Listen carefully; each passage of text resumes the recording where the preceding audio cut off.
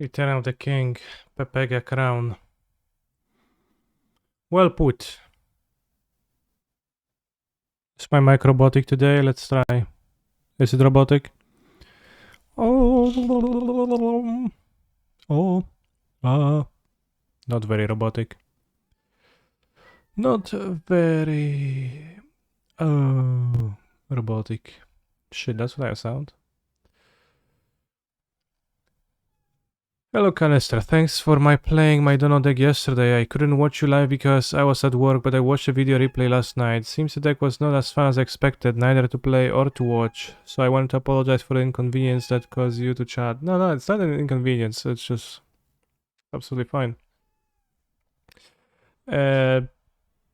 Although I think it's also a matter of taste, but I do think those types of decks always look more fun in paper than they do in gameplay. I think Niv Mizzet kind of falls in a similar camp of throwing cards and hoping it's enough, which I don't fully vibe with. But also think it's not actually super powerful. Some people play it to some results. Where is it on the list? Like 2.9. So some people have results with that, but not too many. And I think, besides allegedly beating on Rakdos and maybe on Phoenix, it's kind of not great against neither the faster nor the slower parts of the metagame. Like, I could imagine Control being horrifying.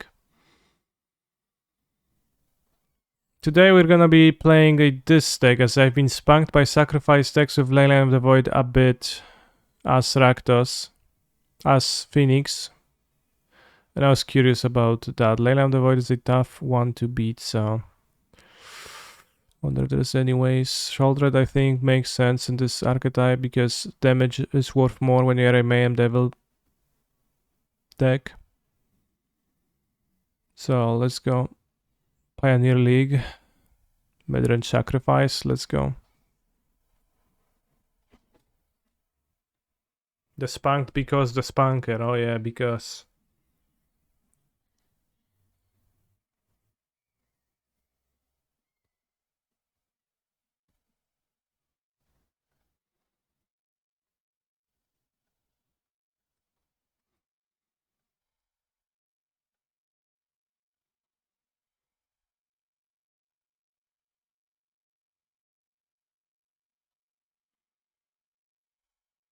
Well, I mean, this is probably a keep.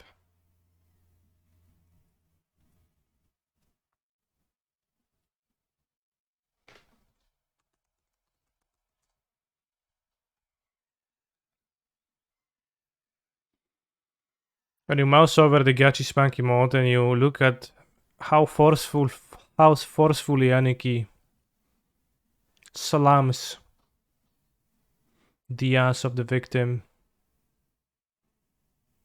It's pretty impressive. So I'm gonna keep this because I have the Owen, Mayhem Devil, everything.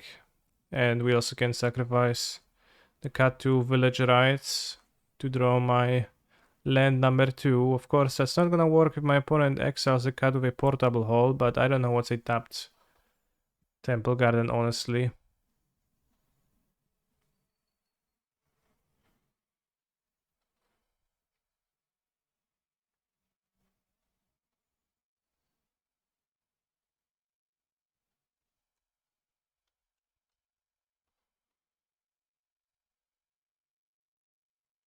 Seems like my opponent, none the wiser, also keeps a one lander. What an absolute fool. And I draw a second land, no issue. Let's go with the Blood Type Harvest, I think. For care about reasons. Abzan. So is it Greasefang?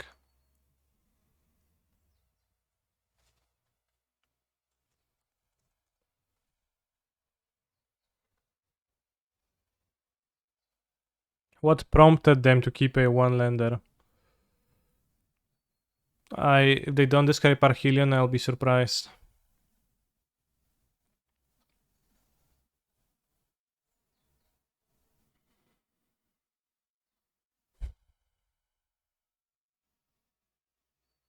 Now we'll die on the next turn.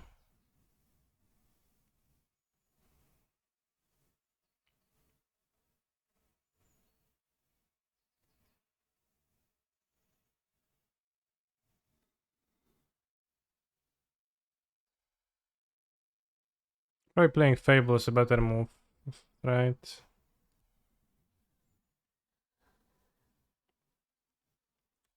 It probably is a better move to play Fable. Am I interested in enabling Joel Jam? I'm interested in enabling literally anything if you link me the list. Because if I Fable...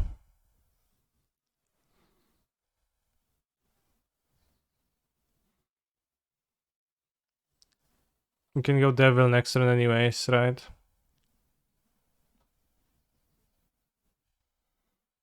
Yeah, literally anything. Portable underscore head. Actually, yeah, anything for now. Show me something that's going to make me regret saying that.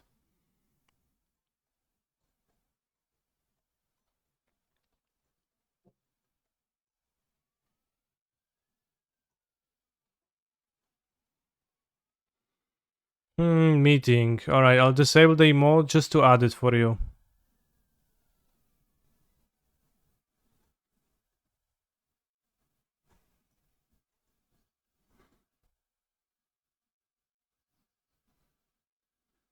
Can deal 3 at instant speed with Oven, I know. Oh, I know.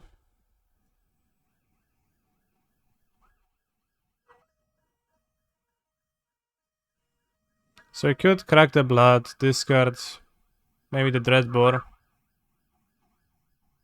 to progress and land drops.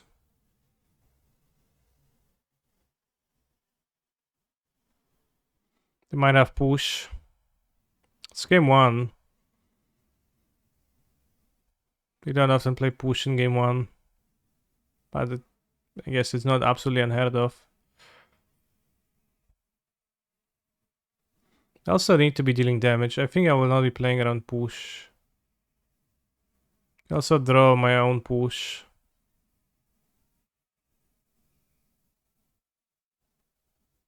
This is it. Because if I don't, like, I need to not attack to play around push.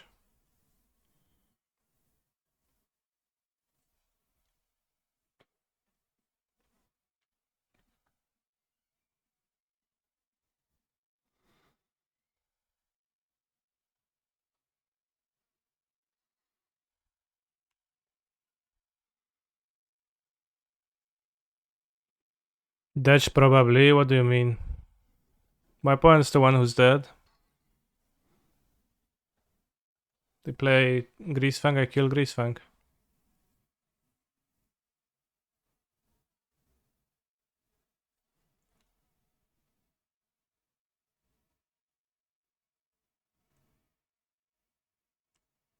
Actually, let them return the vehicle.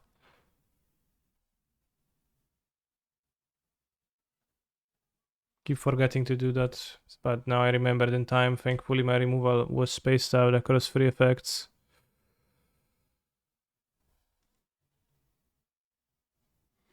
If you draw a Fatal Push, my opponent literally can't win. If I draw Shoulder the Apocalypse, then my opponent literally can't win.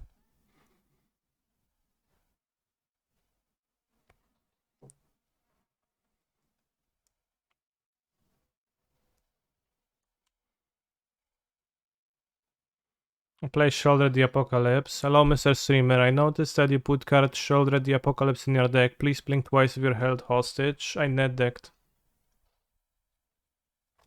But I also think it makes more sense alongside Mayhem Devil because the damage... it's a burn deck, actually. So the damage adds up.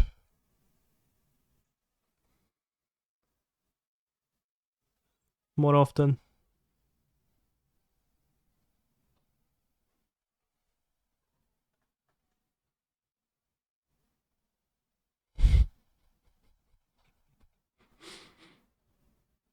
Good emote.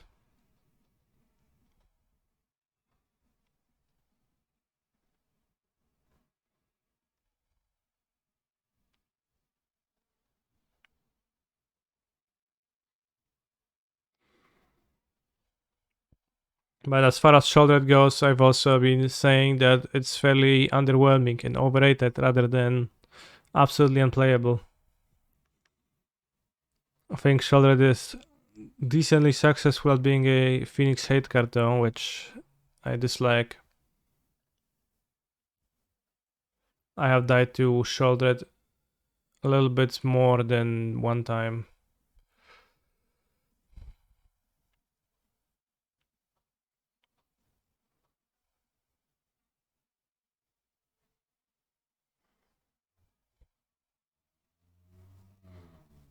So they have Can't Stay Away, they can reanimate Parhelion but then die. Yeah, nice Phoenix Hate that dies to Lightning Axe. Well, it's nice when Lightning Axe is not in hand, right? It has to be in hand immediately. Yes, they're already dead on many levels, so I'll let them equip the Parhelion and make the Angel so they can feel fulfilled with their deck at least.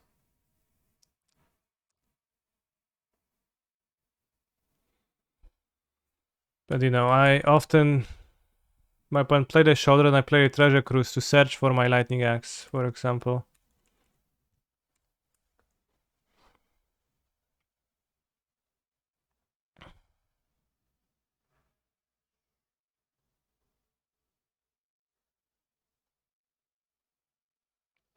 And then sometimes you fail to find and you don't win.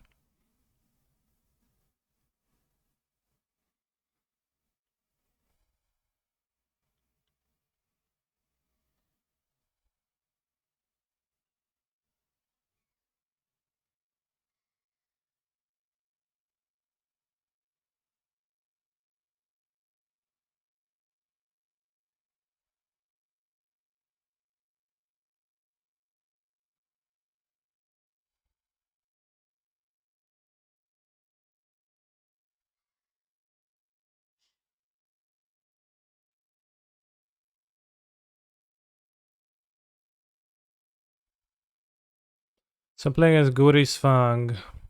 Can employ ley lines. Can cut Dreadbore. Can cut Croxa. Could use Piffing Needle or Thoughtseize. Piffing Needle actually does turn of vehicles. You could use Kolagan's command to fight boats.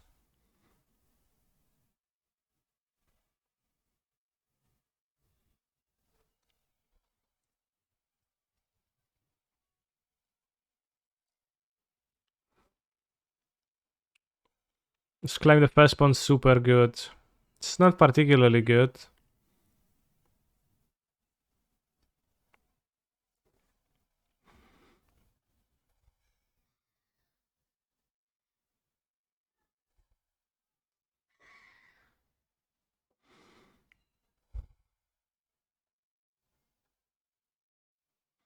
I think we can't make space for boarding in Thoughtseize. And seems low priority. I'm thinking of cutting all the claim the first spawns. There's actually no viable creatures to kill. Greasefang I want to kill at instant speed all the time, and the small creatures other than that.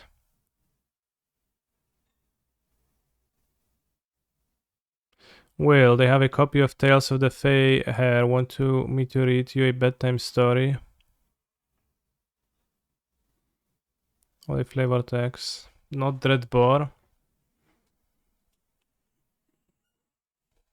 Well, what do you want to Dreadbore? Maybe cut the village, right? I think the claim the first one seems kinda just not well suited for interacting in the matchup.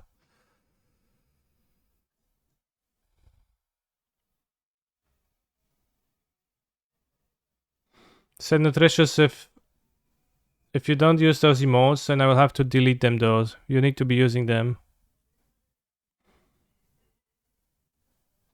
Can take an angel token. What angel token? You'll never make one.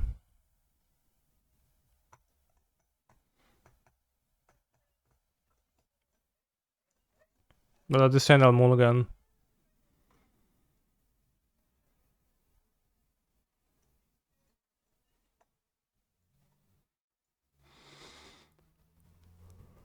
So Layla into Mulligan too.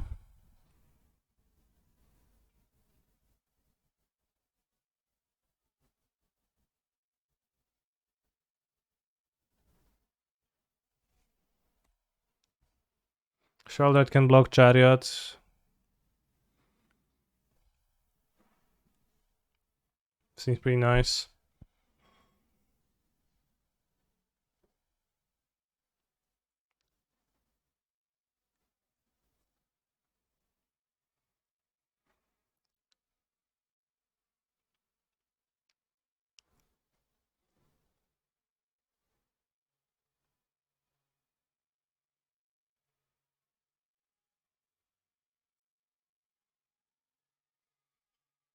I took Sheldred curiously.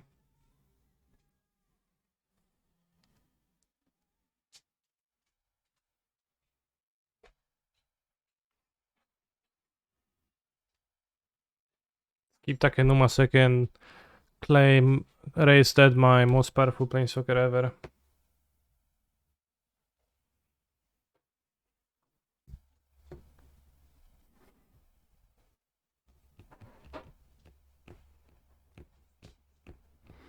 Raffin's Informant, okay.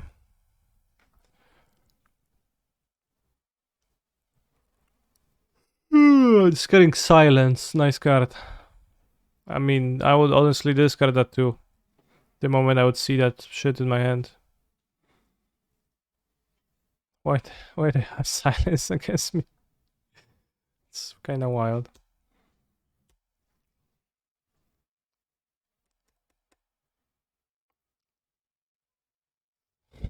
Yeah, Silence versus Witch's Oven. Which is an ability on the battlefield.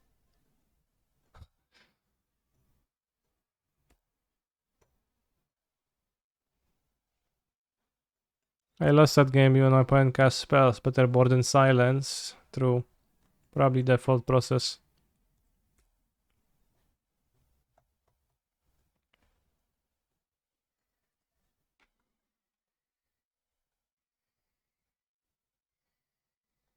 That said, I'll trade away a Mame Devil for a 3-2.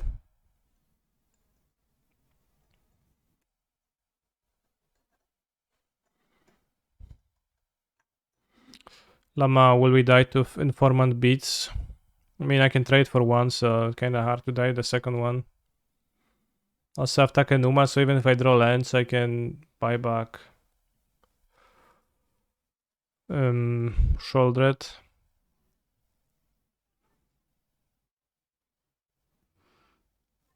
Let's go for the Greasefunk.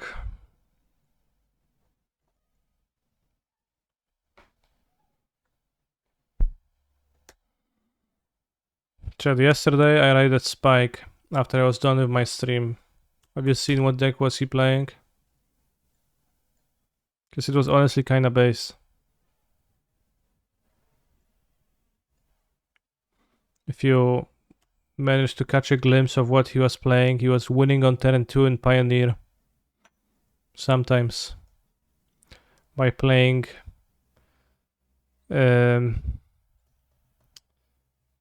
what's the name of the red counter spell? Tybalt's Trickery.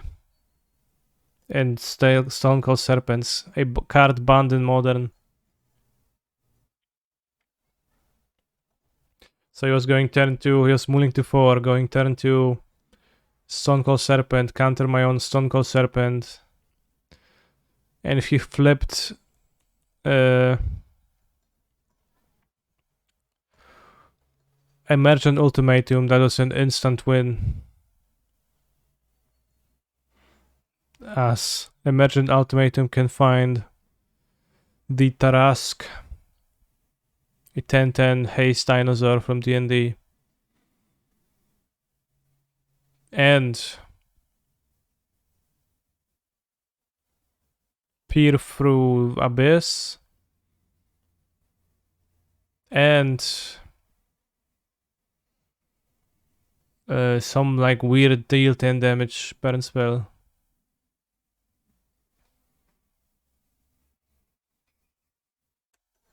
with some extra text. I don't even remember what it says exactly. Apparently mana traders ran out of Ulamox yesterday because of that deck. Funny.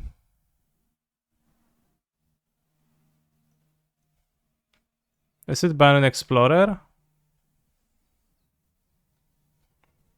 I don't attack. I'm afraid. There's also one other 10 damage spell. Not sure what it is. People complain enough, I think, but it was like it had to be a 20% win rate deck, right? Because Thoughtseize is an arena, so whenever your opponent, like this deck didn't seem to take Thoughtseize too well, for example. So if your opponent keeps a Thoughtseize or a Spell Pierce, you can't win. It's like a Neo form, I guess. Although there is decks like Humans, which kinda can interact, although they can still have Thalia. Hello, Will Hall. Exp. How you doing?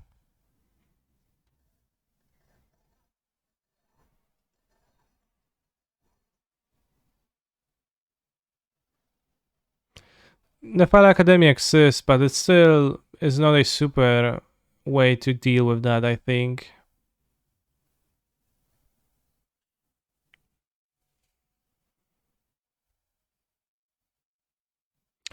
Well, the deck is certainly a deck for content, yeah. But it was pretty funny content.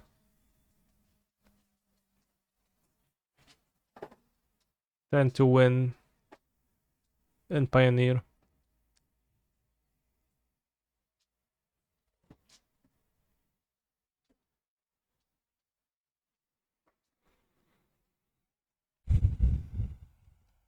Jet lag is 2 a.m. and I'm wide awake. Lol.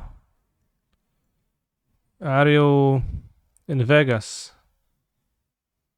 Or is it somewhere else? Why is it 2 a.m.? Yeah, it's not 2 a.m. in Vegas. Wait, -9? 3 a.m.? Any comments on the omission of Haunted Witness? I net decked and the list had no Haunted Witness. I noticed that too before I fired the stream and I thought, I have done really now.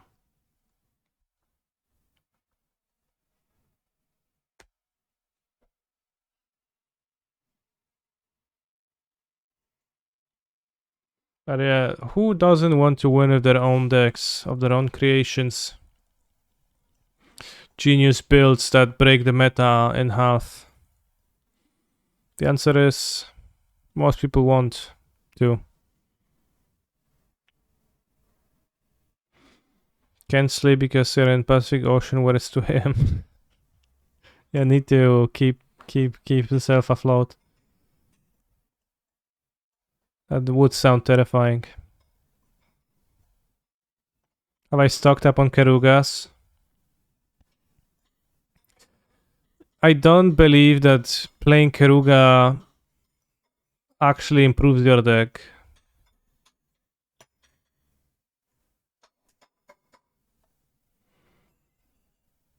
Can't wait to destroy Monergy with Dimmer, Spyback plus Delver, Otherworldly Gaze, consider Treasure Cruise. Well, you might just need to wait for a long time. Making the call that Keruga is better than Ren is very confusing to me. Yeah, I mean, pretty obviously it's not, right?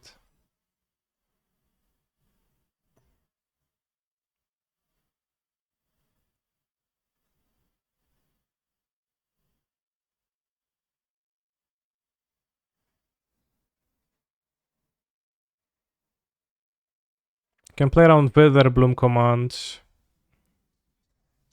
by blocking a 3-2.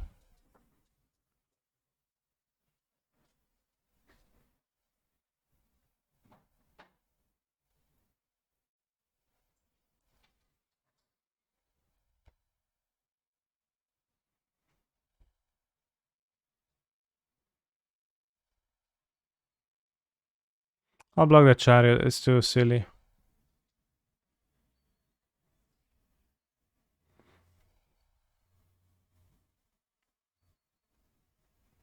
I'll probably draw.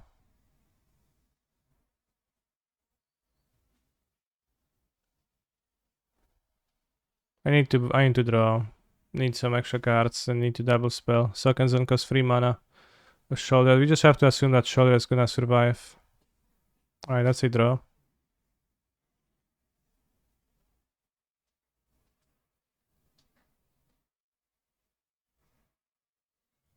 Okay, so I can do that.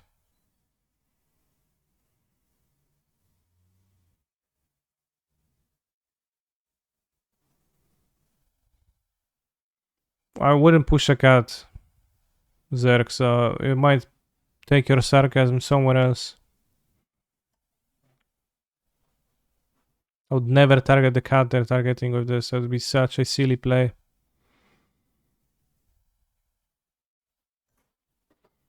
Like, as if I cared about cats. At all.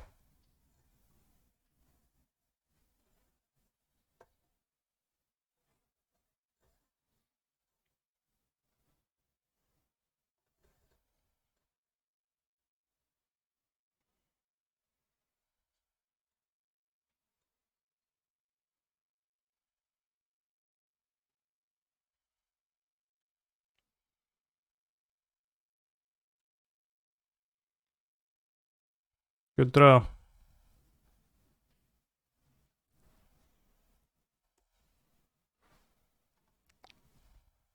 Kill now, smartass. Well, I killed the Greasefang.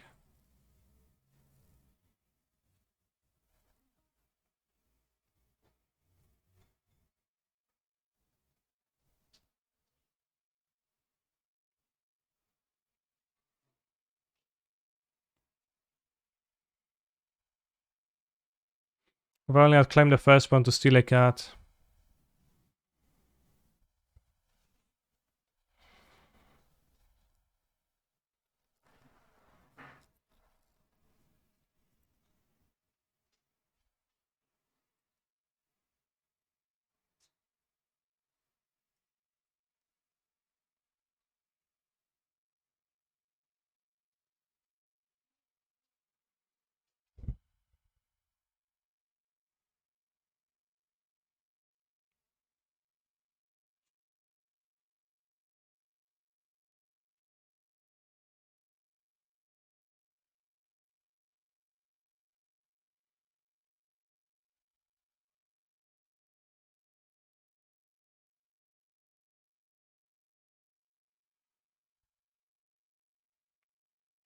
If Greasefang is a rat and Familiar is a cat, is this game literally Tom and Jerry?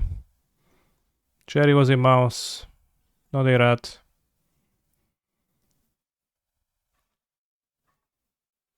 It's pretty significantly different in my view.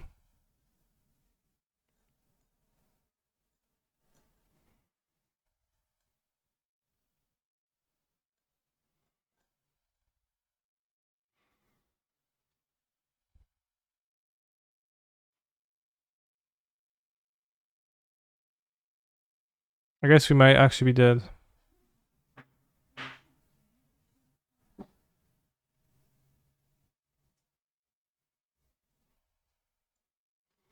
Block, block, take 6.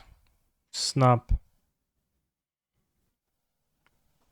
Should have pushed a cat that was targeted by the ability, but I will not admit that because Zerg 4 would then be validated in the chat.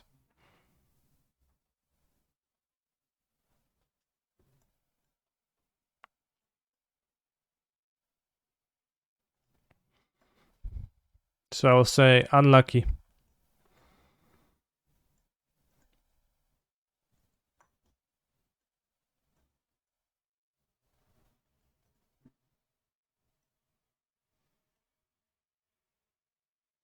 What's the difference between mouse and rat? Well, what is the difference between a human and a chimpanzee? This has no leyline, but I'll keep. Seems functional enough. I'm honest. I don't know. Well, these are two different species of animals.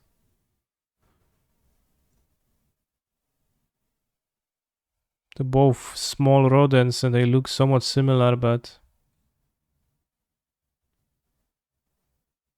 they're just two different species of animals. Even higher difference in species than what?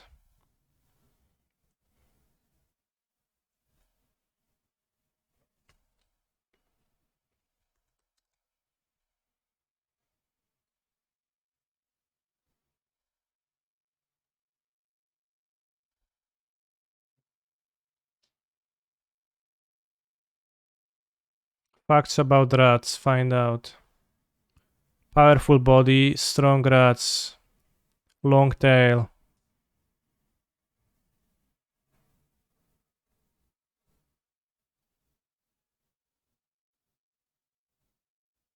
Beavers, see, those are beavers. Are beavers the same as rats to you too? And here you have mice. Mice are way smaller than rats.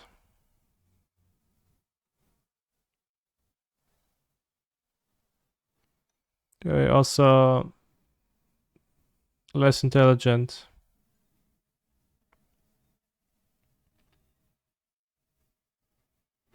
Because they're smaller and they can't fit that as much of a brain in their head, that's why.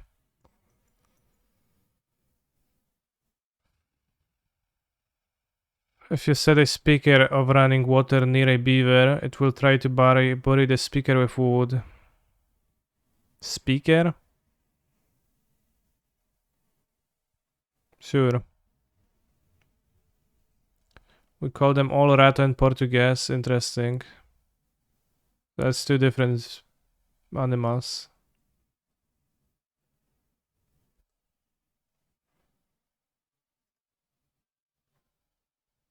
I had a pet rat when I was a kid. His name was Eustache. He was pretty based until he died of old age. Towards the end of his life, he was pretty.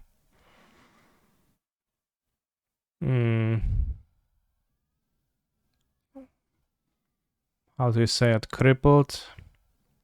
Couldn't move his lower legs. Unfortunately. So it's kind of just pulling them himself.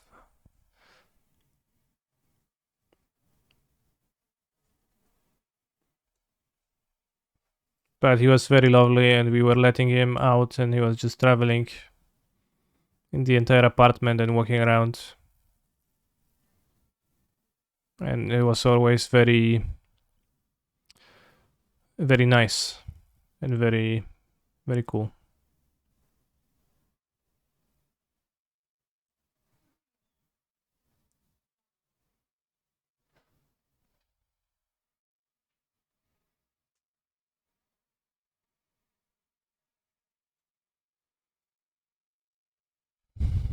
I'll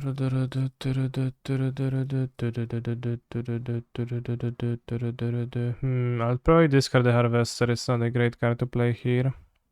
Much better.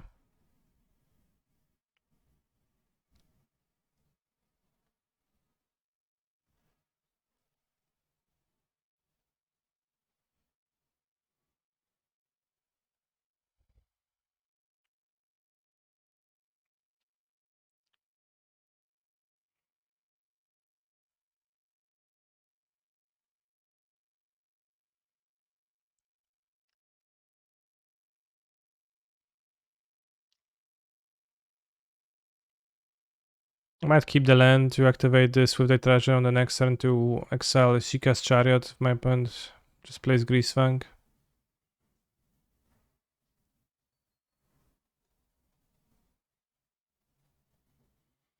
In a format that seems like it revolves around Fotzi's decks, what draws you towards a synergy deck that doesn't win the game instantly?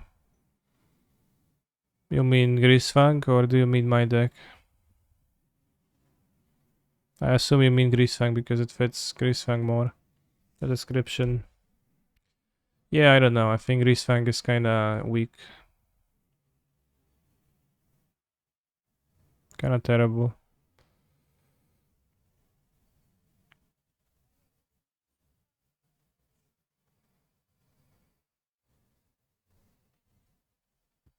Let's the Esika's Chariot.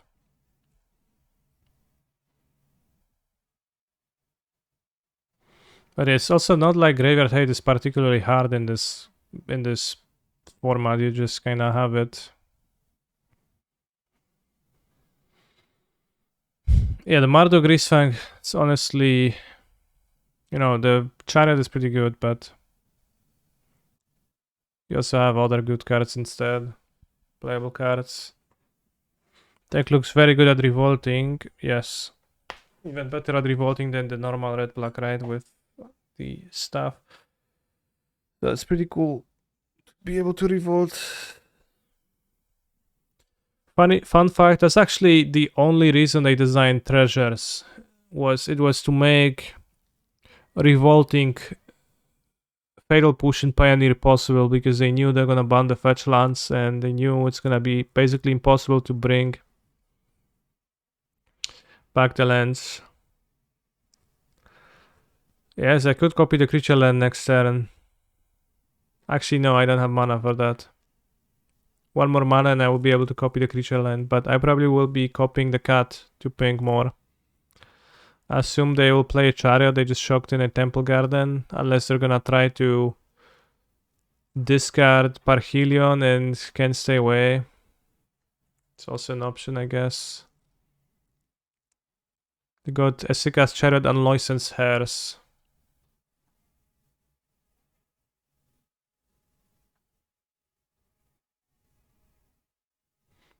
Maybe people should rebuild Mardu of the Connive instead of Epicure. That sounds good. But that deck would be horrible at finding Greasefang too. Don't know if you're sarcastic, but copying Manlands is not desirable. I know, it was just... When we were covering Warsaw, Will suggested the play of copying Manland one time, and I let him know that it wasn't as good as he thought. And he's still shaken by that fact. It's still kind of much for him.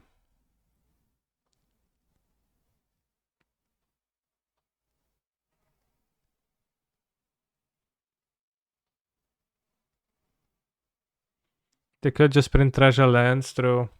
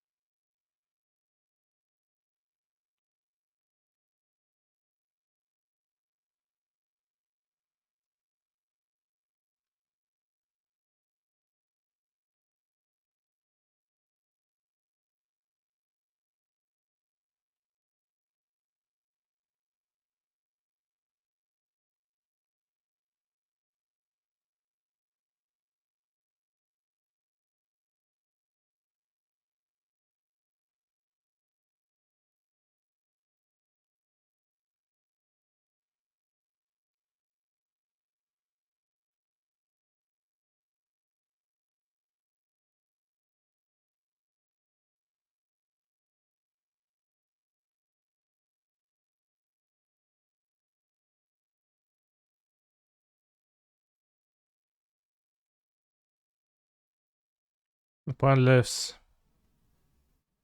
a tiny bit.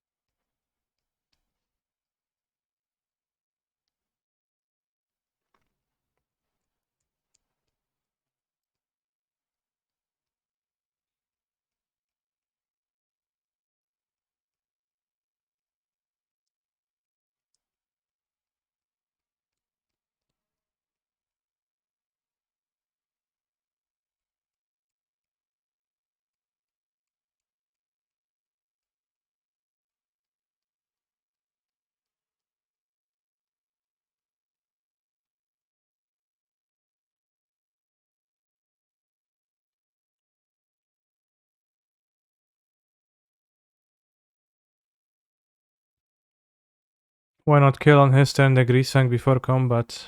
Same thing, really.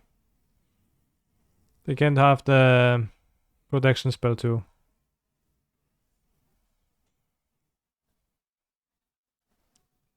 But... So yeah, well... If I kill on their turn, they still have their main phase to cast the other Griefsfang, so... What's the upside of waiting?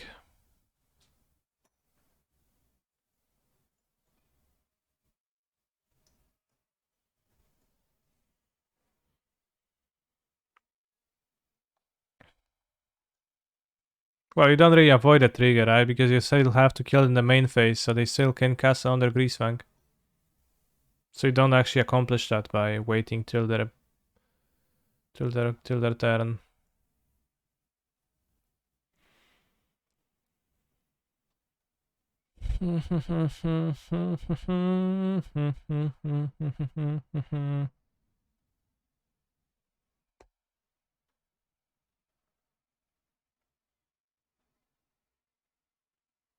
It would be true if you could kill Griefsfang beginning of combat, but in the beginning of combat it's already too late because you already targeted the thing.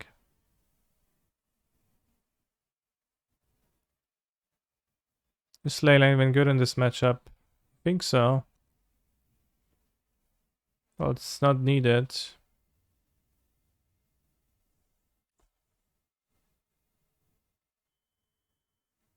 Bro's Shoulder is so good, I wouldn't have won without that.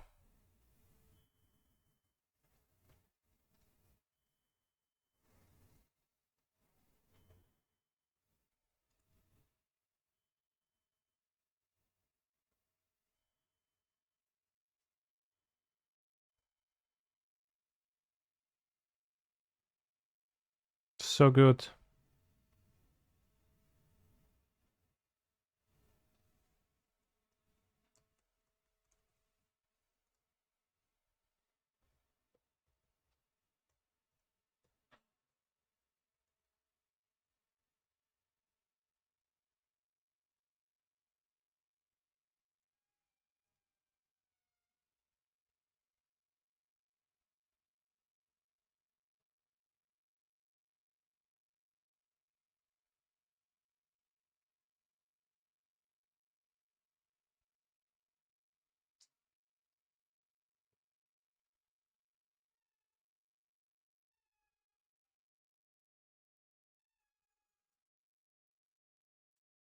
Hashtag mango screenshot.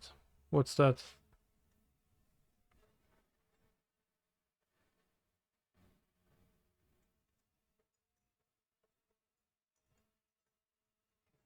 Shoulder won the match alone. TBH, exactly. Proof?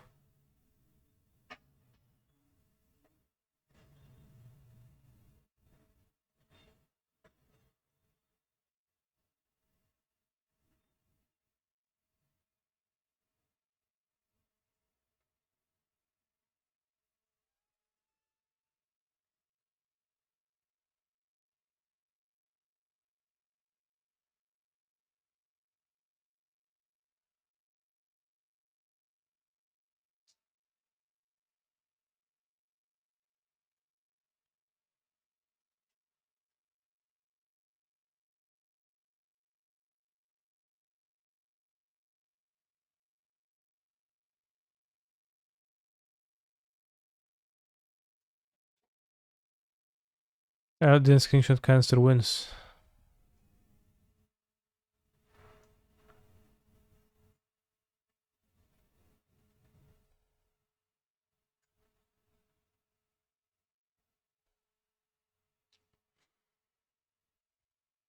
What's that coaching?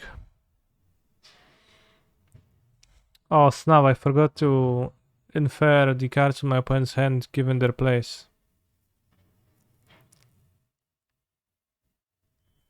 Thank you for reminding me.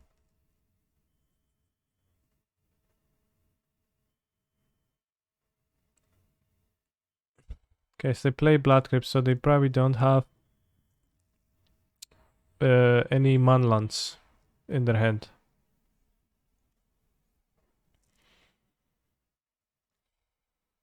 And they're playing Sacrifice.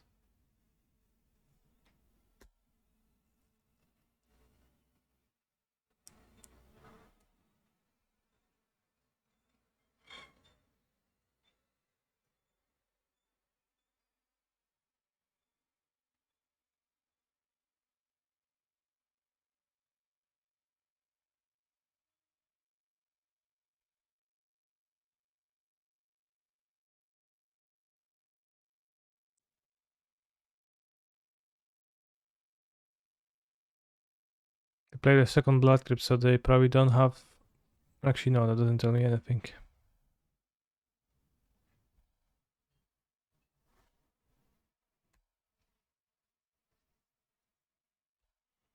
Not sure of playing Village Rites without...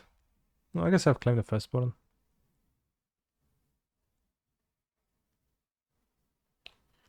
The devil's in the details.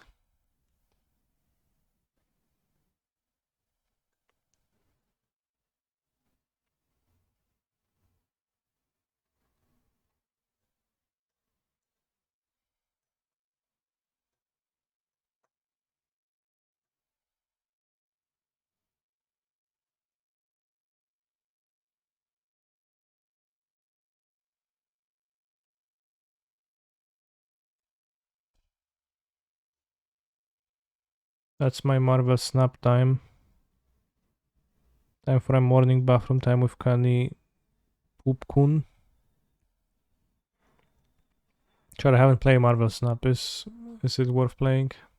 Is it good fun? Probably isn't, because I only enjoy games if I can then maniacally play them for the next half a year and not do anything else. So I actually probably don't want to play Snap. I know you can't buy cards in there, right? The only way to collect is to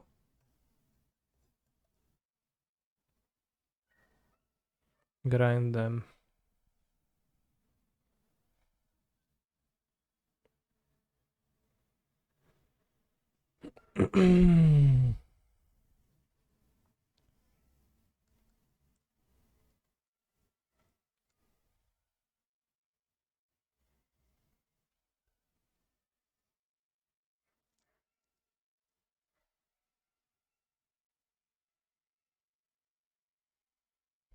Seems like they're playing Corval because they play the green land. So if they play Corval to the next turn, I will be in trouble.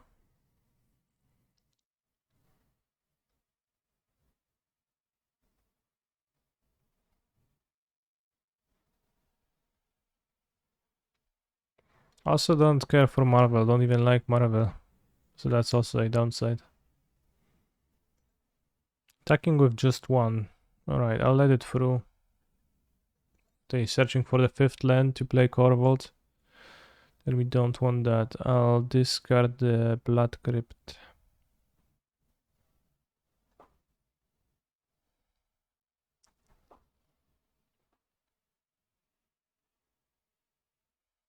Have one card. Setting up Mayhem Devil seems okay.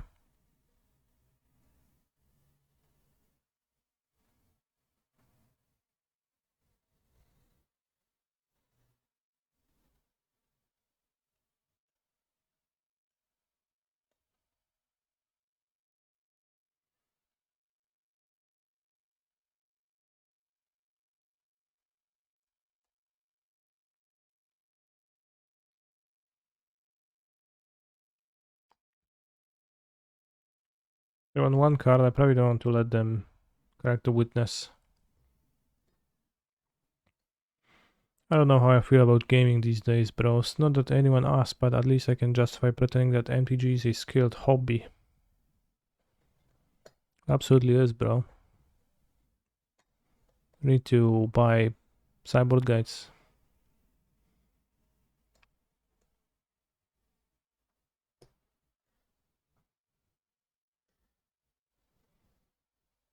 The circles I socialize with outside of this chat are just too normie.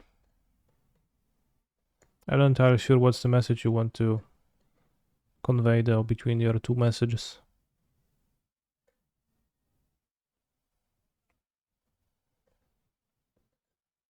What, gaming bad, normies bad? It's all true, but I don't quite get what's the deeper message.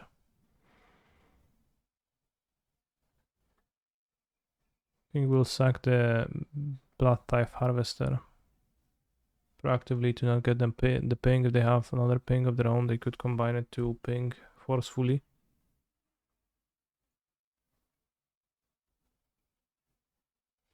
What I mean is I can't be a gamer guy around the football bros. Sure.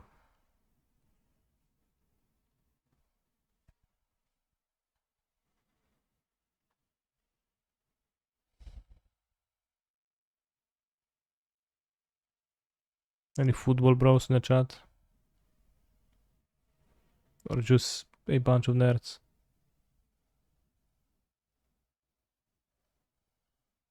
There's a football channel in my Discord and I have it muted.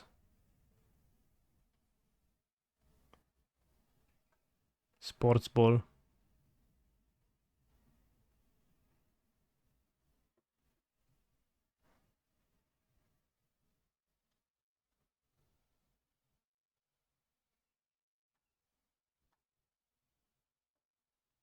What other chance do you have muted? I think just that. Just football in my own Discord. And also Canny Science I have muted. Let's see, it seems it's still going strong. Emote spam channel. It's pretty good to let people express themselves. What was your favorite team-based game in WF? Spanie na WF było moje ulubione, jak mówiłem, nie mam stroju. I wtedy Siekierski, WF-ista, mówił: oj tam kurwa Piotrek, niedobrze, że nie przynosisz do stroju cały czas. I potem sobie spałem w szatni, bo był na rano. A miałeś strój? No nie miałem, ale czy go zapomniałem, czy celowo nie wziąłem? To już pozostanie tajemnicą.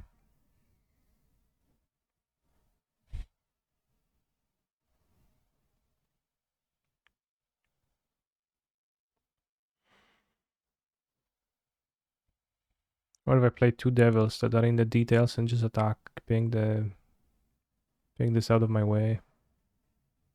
But I can also draw. No, I don't want to let them draw because they'll draw answers, and I will just start pinging them on the next turn by casting Deadly Dispute for immense damage.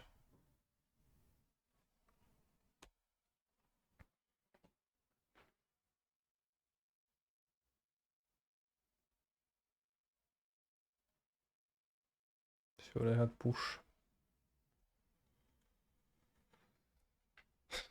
No to prawda, Gburek. It's very true. Who would have suspected?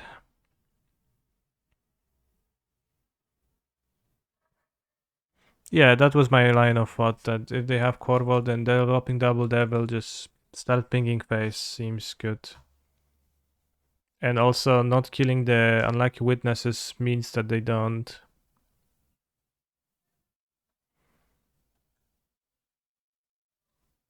You know, they don't do stuff.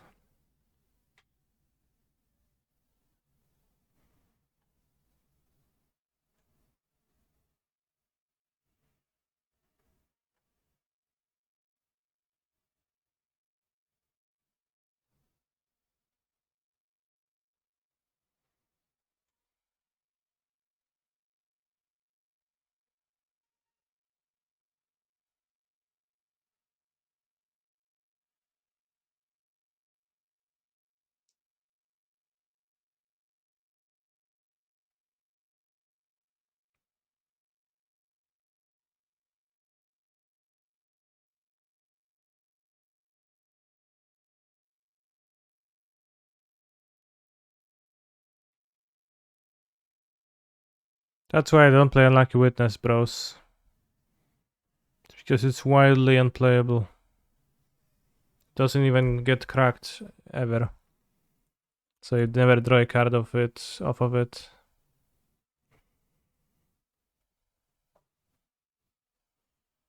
You manage not to kill them then. I mean, they're pretty unlucky that for them never draw a Deadly Disputer and Owen, but you get the idea. So if they play green mana, they play Corval, that's for sure.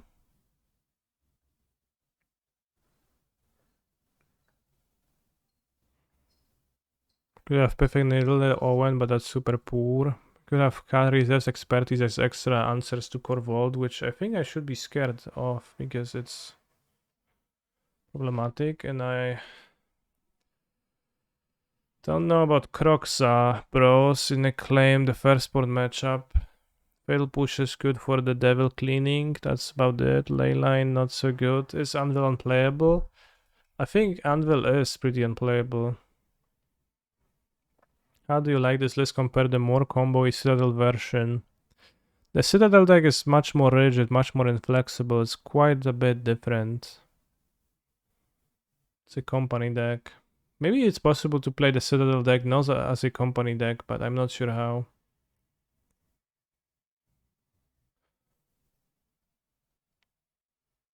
Harvester's pretty bad in a claim matchup too, that's true. Shoulder is kinda poor against Field Push, but has big butt versus Devil and can... So maybe Kroxa is better than Harvester. I think I'll have Karizev. Fotsy seems not so great. I need some sacrifice outlets. Leyline against Card. We can put in one cheeky Leyline.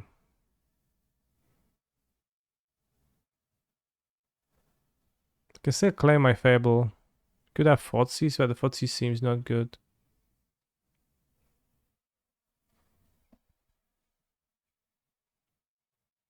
Mountain. Black, red. Nice hand.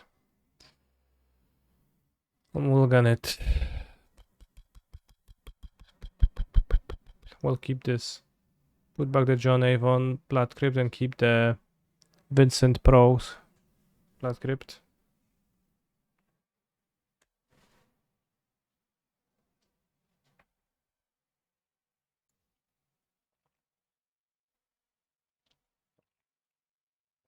For a little while, people were putting one or two Rakdos in place of Corvalds.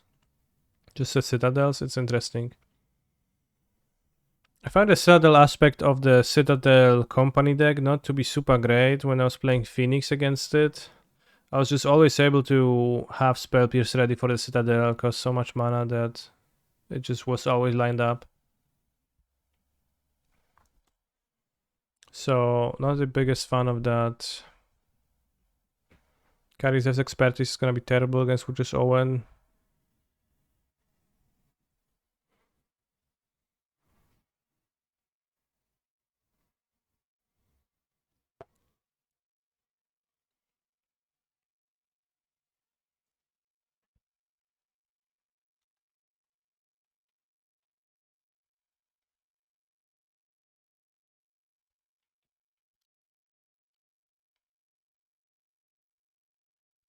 Example, add quote, those damn shells playing Mario Kart.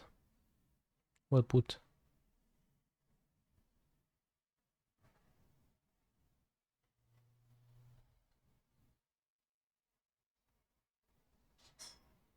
Well, devil is in the details, I guess.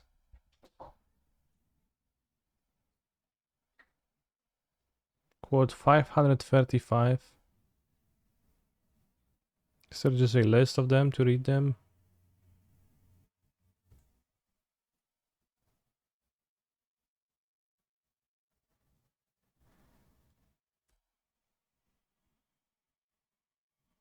Let's buy an extra Shutterstorm. Good quote. Frenchmen are the worst. Nice quote. Bum also said that, I guess. Maybe. Seemed like Lesser was on the quest of filling the quota of infinite quotes, I guess.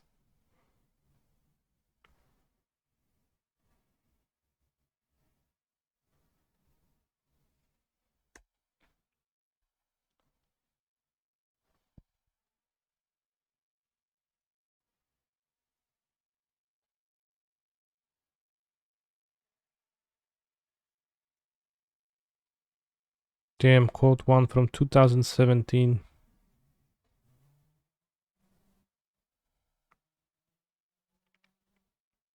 Please stop your oven. No, they're too smart. We won't get the Cora Vault.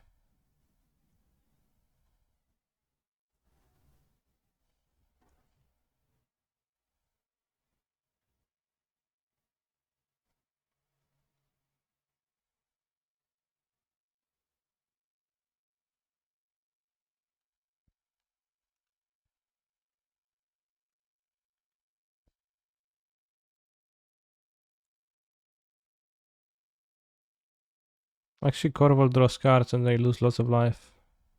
It's kinda okay.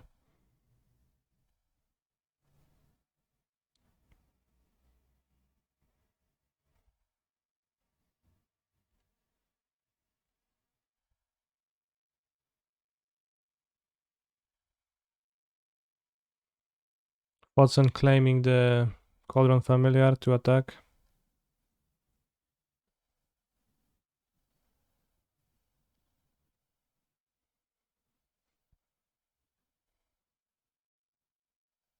Otherwise they just block, so they are at infinite life instead of being at 11, which is still very high. And go to 9.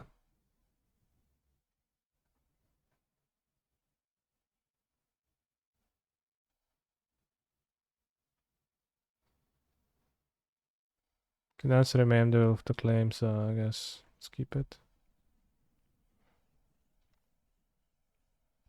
By the way, do we know if we get a new Yawgmoth card in Bro?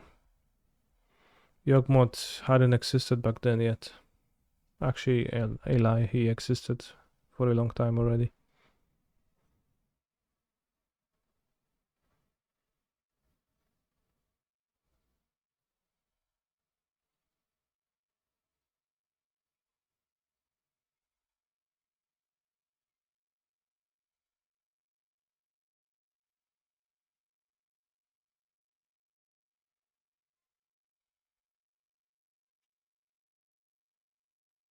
Maybe Mishra, question mark. There's already revealed 3 Mishra cards, so we do get a Mishra card, yeah.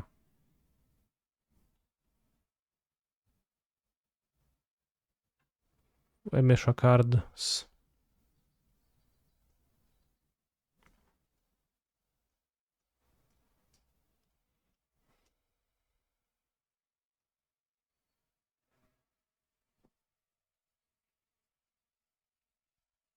A fusion, he's not fusing with Yawgmoth. Brothers Wall is a story that's already been told. There was a book about it, so it's relatively known what's happening in there. But it was just never depicted on cards, so that's not gonna be happening. Meta snapshot May 2017. Interesting that you sent that.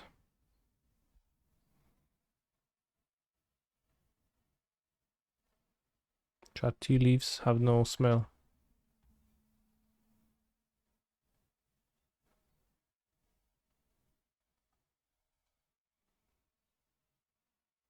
The decks to beat May 2017. Abs and Company by Roberto Gonzalez. Nice name. 2 Malaria Silog Outcast, 1 Fiend Hunter, 2 Eternal Witness, 1 Archangel of Thun, 2 Anafenza, 2 Renegade Rallier.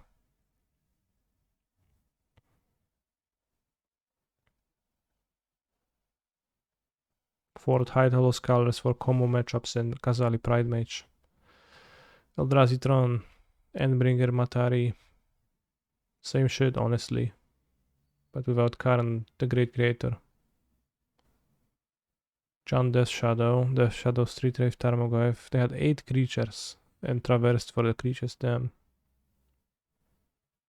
That was so little stuff to attack with, actually. Those decks were actually weak to people having removal.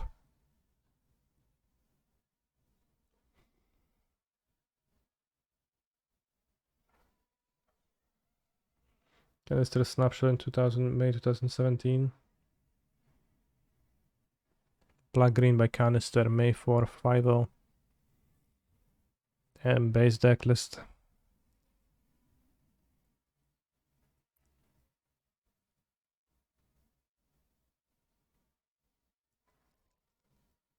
Infernal Tutor. Infernal Tutor was pretty good.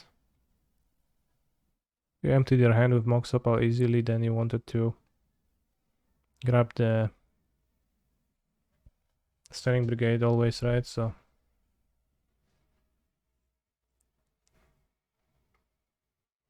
just needed more stuff.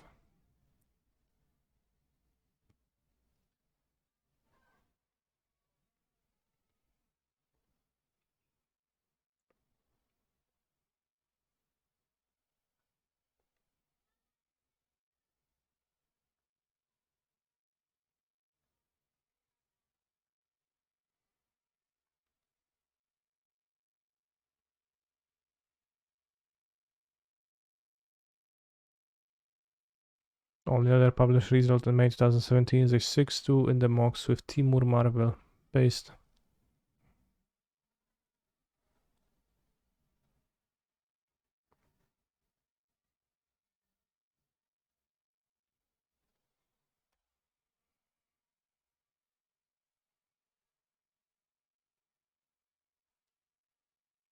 There was a time where the Mox tournaments were fixed at 8 rounds and you had to go 6-2 or more.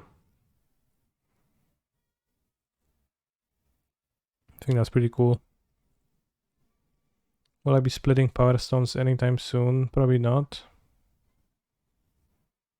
What was the win condition of that black-green deck? It's Lantern Control. The win condition was locking your opponent out. Eventually they will run out of cards in their deck. And you will win because they got milled.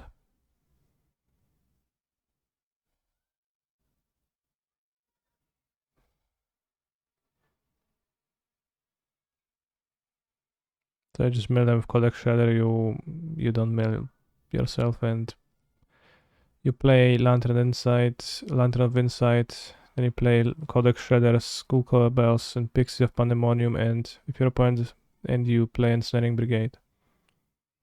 If you reach a situation where your opponent doesn't have a winning situation on board, you just make sure that they'll never draw a way to get out of the lock, and that's it.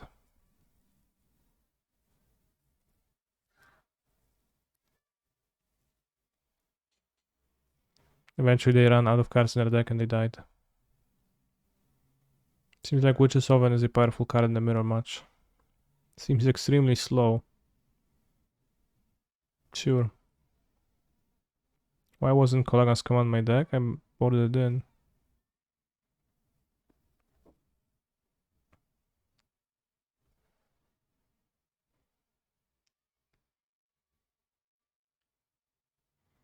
Gotta push because I have so many answers to the devil. And I need proactive stuff too a bit.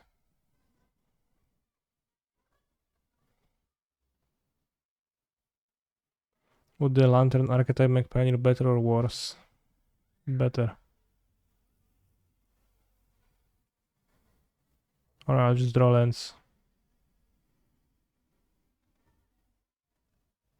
Lantern is cool as a concept, but really not good as repeated experience. I would argue it's better for repeated experience than this for first time experience against it. But depends on the willingness and ability of a player to go deep on it.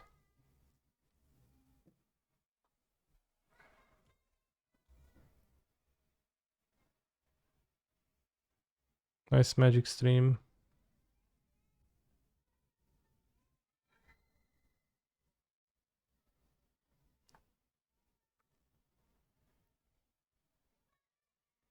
Magic the Gathering World Championship XXV. Yeah, if you know when to consider, you know how to play, because for example,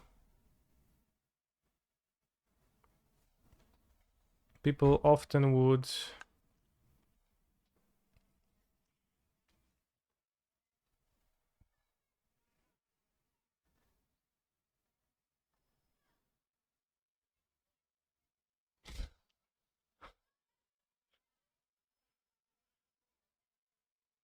get sound.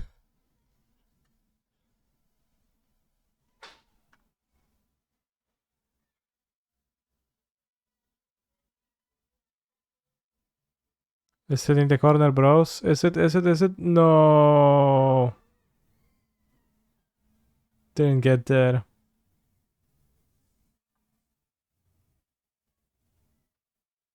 Still better than Pioneer streams. Bros, is it in the corner? Oh, it hit the corner.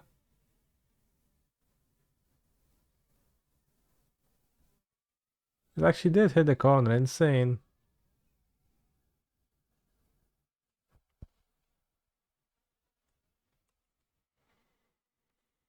But yeah, speaking of Lantern again, like the intuition of players was often to, when a card that you would want to draw was about to be mailed, I will activate the fetch land to shuffle it deeper into my deck to draw it later. While it was most often the plainly wrong move, because what you actually would need to do is to just let the mill effect happen and then draw, like try to save the fetch land effect to just have a reshuffle to take another look for when the mill pieces are exhausted. So like saving a card to draw it later was actually pointless most of the time. That was like intuition of most players I have experienced.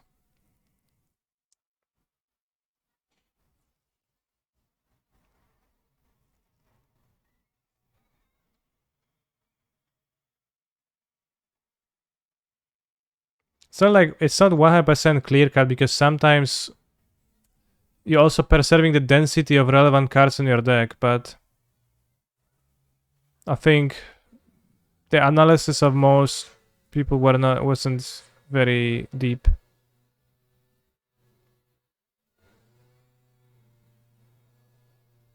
Like hoping for that minimal chance of a useful sequence is fine. There were also situations where it was deterministically, you would need to have 7 good cards stacked on top, and it was literally impossible to draw 7 cards stacked on top because your deck only had 3, right?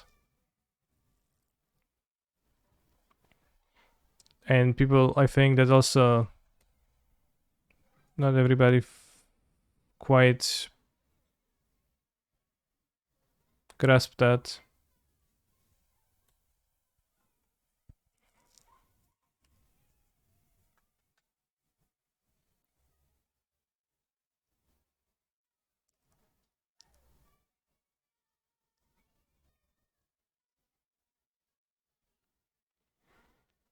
But it was pretty unique, and it was pretty cool to think about, and I enjoy unique and cool to think about stuff in the game of Magic the Gathering, which is not always available.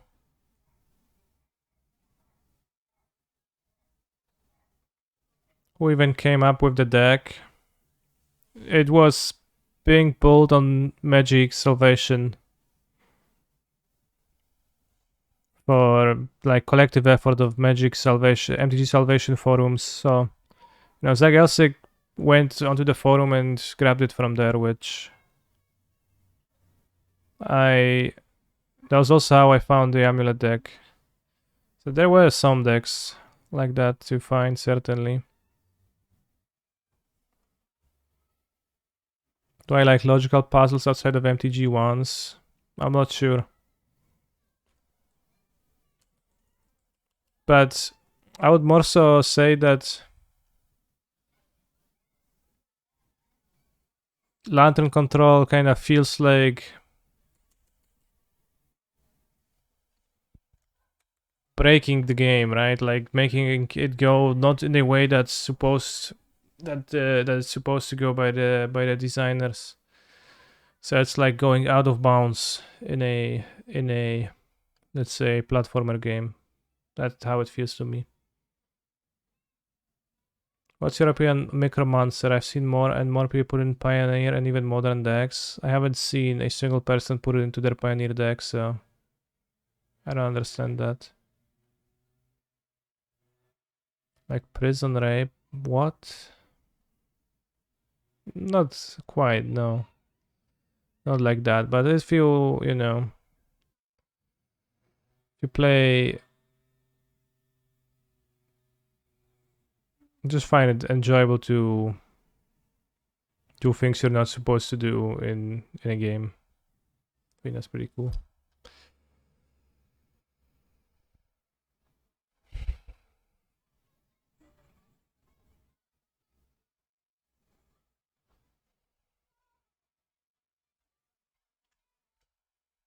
Not always possible and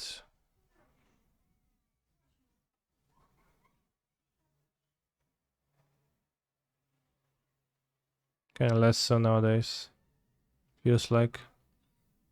Wow, Shoulder's so good. Traded for a 1 mana removal spell after dealing 2 damage.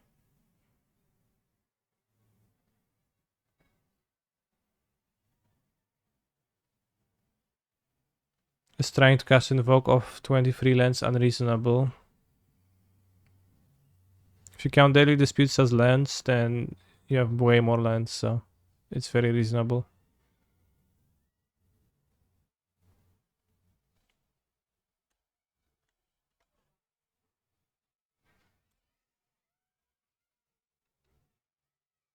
I'll struggle against Corvold.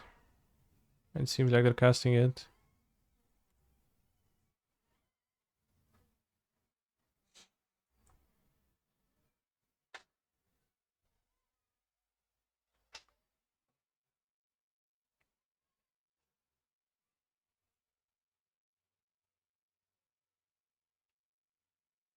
Somehow they ping the reflection. Ała. O kurwa.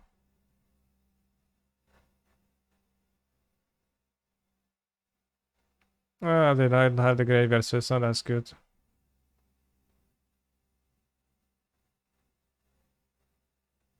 They sacrifice the cat, it's gone.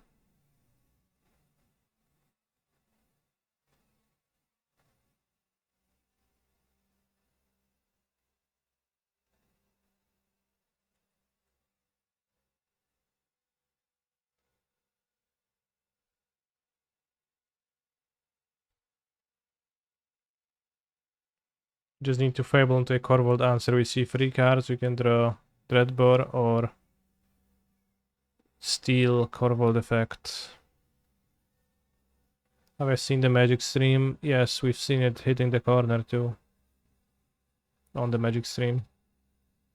It actually did hit the corner.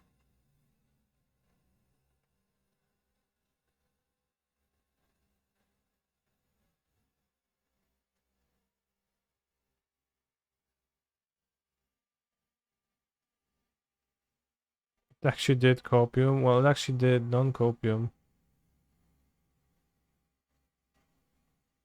What is Magic 30 outside of Wars? Why are people going to Vegas? I'm not sure exactly, but they do.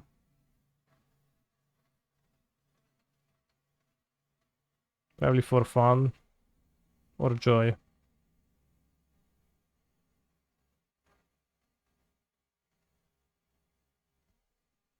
Can steal the devil.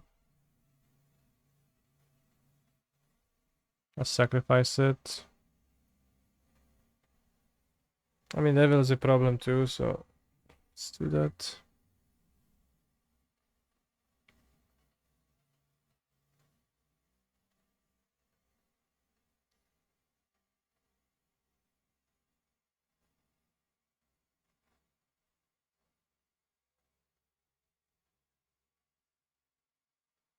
Isn't there some modern side even that feeds into a better drought? Well, maybe there is. Who knows? You can sack 5 things easy, right? Well, there Witch's Oven and the Devil, so it's not as easy. We don't actually get the Devil, we just get to kill it. But that means there's no Devil, so that's better.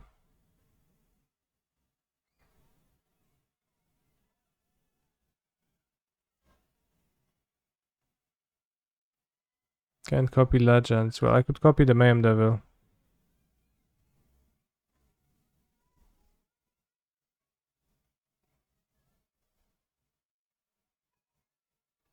How do you feel about the cube on a rainbow background having more viewers than you?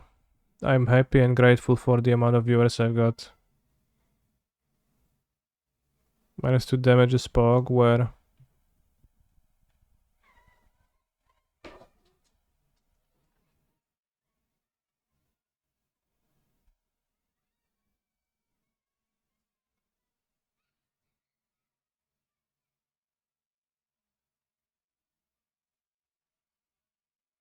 Yeah, they did paint for 1 damage twice. I mean, this kind of matters because they can block with cat hits. Do you feel blessed with the amount of viewers? No, blessed, not really.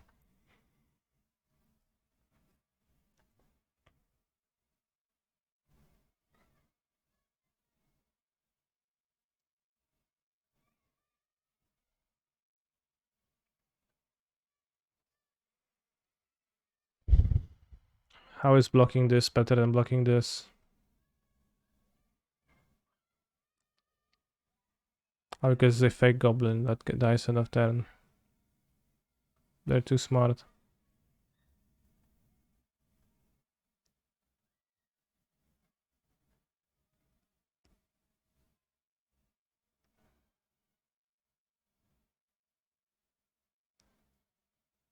My Corvold now.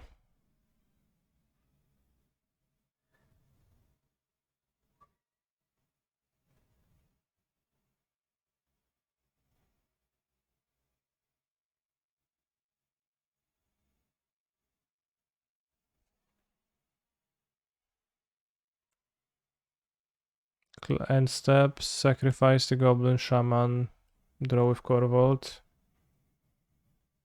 Sacrifice Corvold.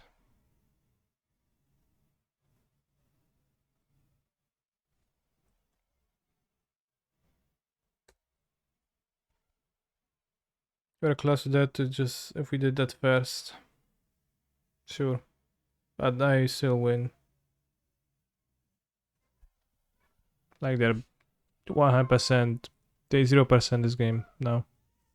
Unless they play second Corvold, then they're actually better than 0% maybe. We also didn't have the mana, yeah. True. I mean, I could like Deadly Dispute and foresee that I'm going to draw a Karizevs, but didn't know that, right?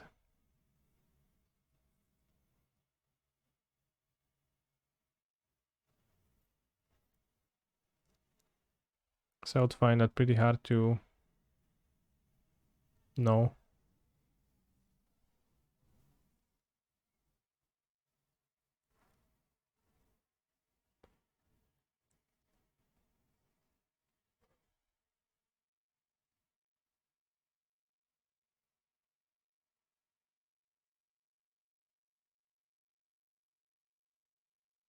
Is there no playable 2-cost threaten?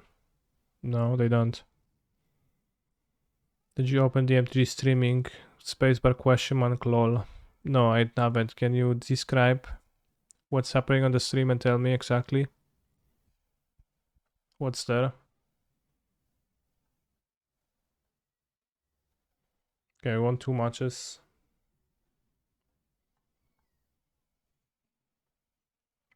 I think Leyline helped. But I wouldn't want to board more than 1 because it sounds way too bad to draw multiples.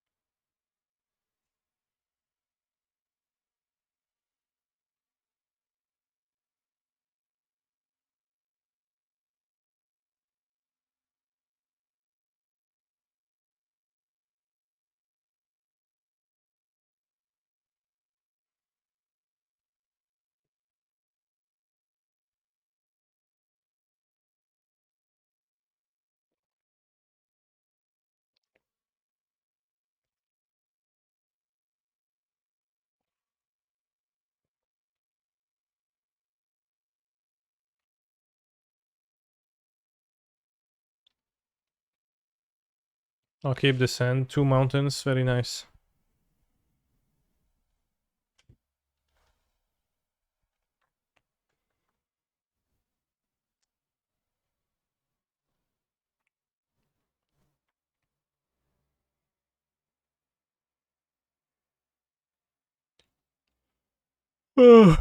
Birthday harvesters. Outfit is very nice, chat.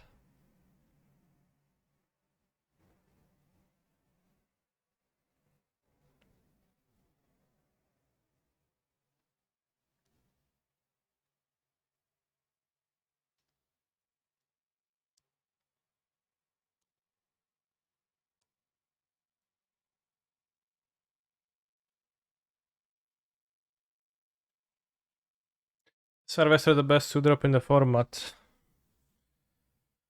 I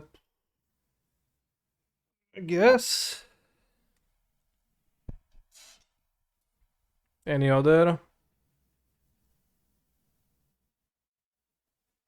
ideas? Candidates? Certainly better than Ledger Shredder, I think, but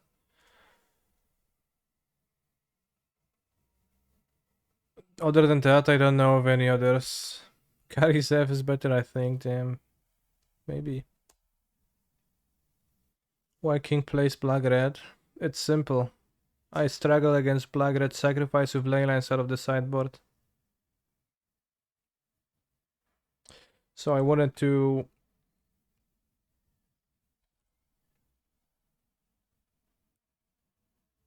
know the enemy.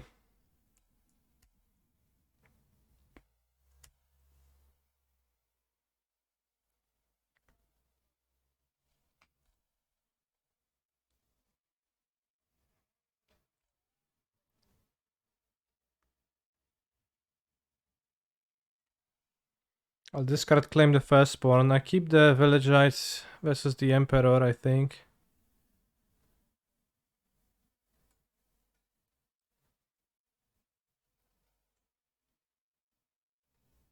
Turn to Kiora is the best to drop. That's probably true. But also kinda fake.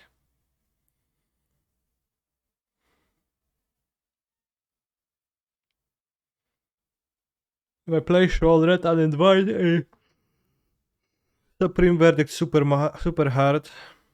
If I play Fable, I need to counter that.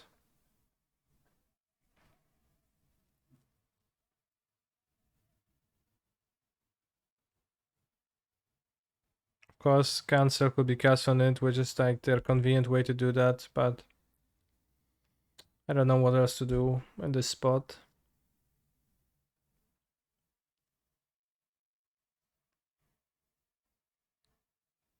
They behold the multiverse, okay.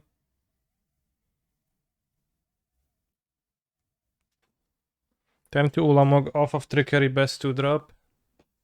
Turn to Ulamog is pretty good, yeah. Turn to Tarask, honestly probably still better than Kiora. 2 Shouldreds. Are the invokes against Rakdos? I don't know. I net decked, but I'll bring them against Rakdos and I'll bring them against this opponent too.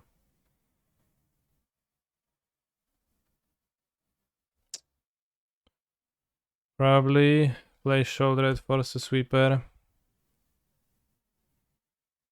Then play the second one afterwards. Not pretty bad. I mean, that's why they still go to 6 and they take go to 4. What the hell? They don't.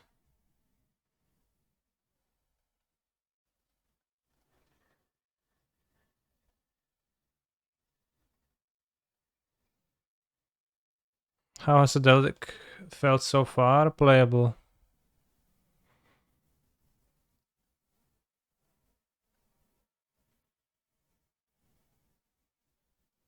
I wish Villagites I could make my opponent draw the cards instead.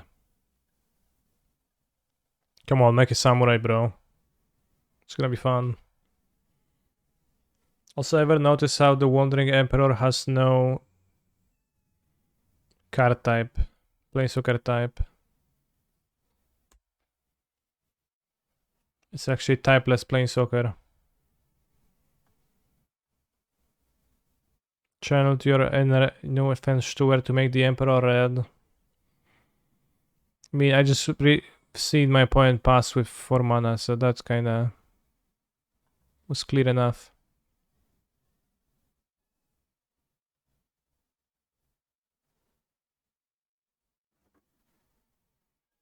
Do we need any removal? Do we have anything? We have the Red Burst ×2. Piffy Needle for Terraferi or Wandering Empress. Error. Kolagan's command is probably kinda mid. Should I add a Kappa when I'm kidding? Or what makes you assume I don't know that you're kidding? You have subbed this Sure Patreon, say that rough. I am considering taking a coaching lesson. But I think he's playing Worlds right now. So probably afterwards. I have not contacted him.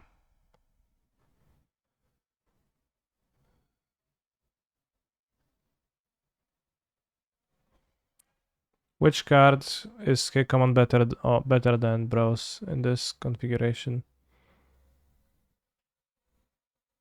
Was he the square bouncing around the screen?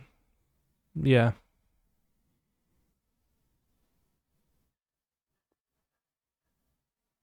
Sheoldred? Sheoldred seems nice in that she does not attack into Emperor and does stuff. Cutting Cat I don't like with Deadly Dispute.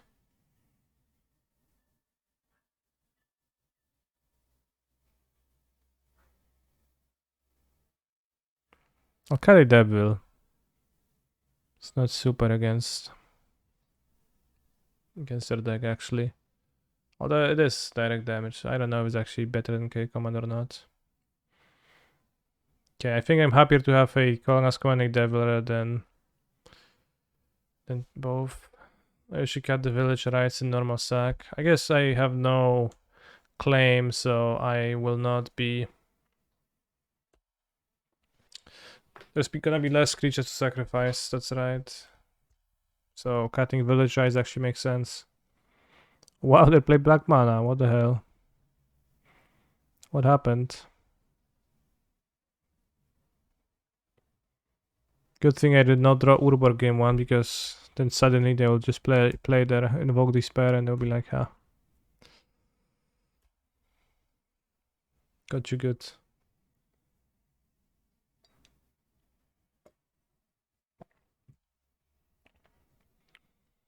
I've liked playing Thoughtseize in main over push to balance against the bad matchups. Okay. You sure did.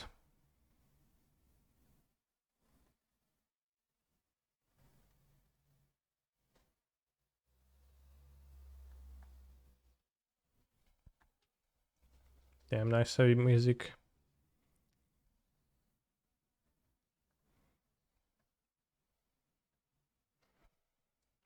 Thank you for your advice, Johnston. I'll consider it heavily.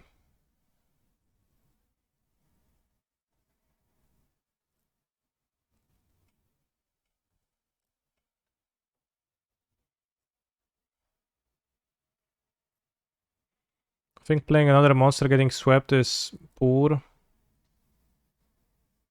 Let's do this instead. Next time I'm gonna play 2-drop and the dispute. Yeah.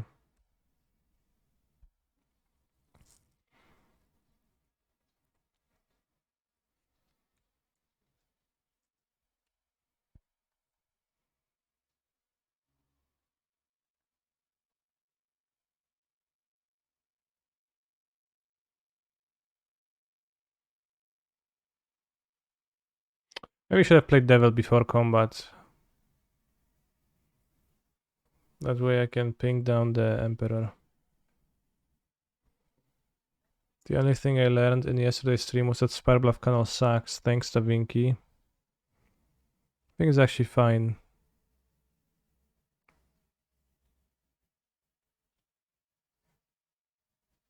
It kinda gets me.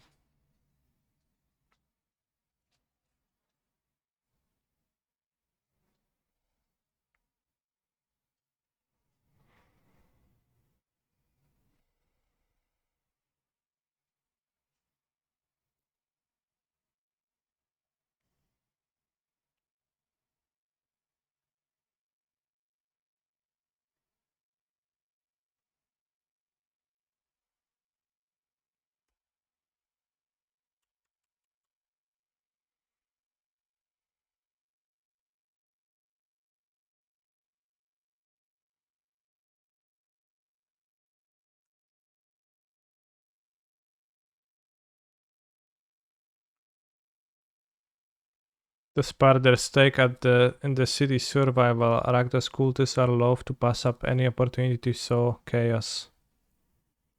I never read the flavor text of Mayhem Devil somehow. Despite playing with the card numerous times. What if okay command attack and kill Wanderer with Harvester? I would also need to magically change the target that my Harvester is attacking, which is not possible. Do you watch Worlds between rounds? We already watched. It already hit the square. For this left arm was the head. Okay.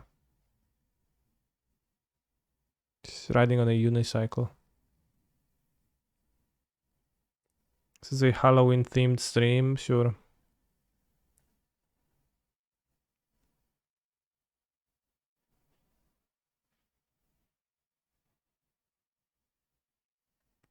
Chad, you never noticed that Mayhem Devil has a face?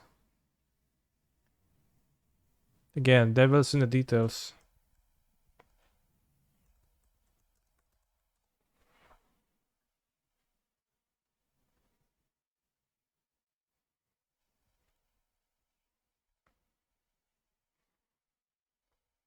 Spend over a unicycle, driving and creating mayhem and chaos. It's a spiked unicycle too. Seems pretty dangerous, but like with spikes, it seems like they would scratch your, they would like rip off your balls if you were to drive like this. But maybe that's the part of the fun. Please watch the Magic stream for 10 seconds. I already did. I've seen it. It's ridiculous. Very funny. Good stuff, bro. He's a phenomenal control player.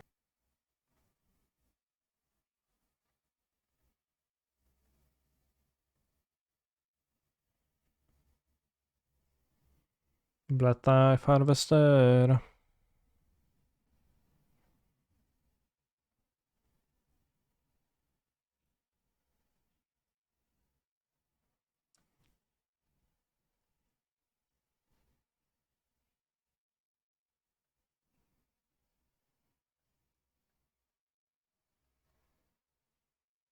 You're so face of Strangled Geist.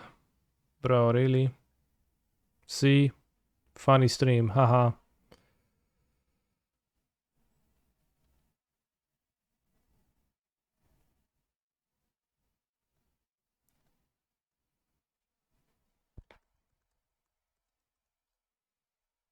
What did you say? We haven't seen the face.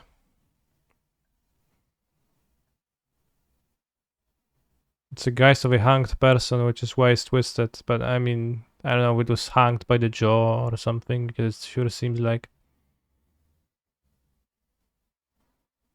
A Strangleroot? I think it says about hanged people. Geist of the hanged often haunt the tree on which they have died, yeah.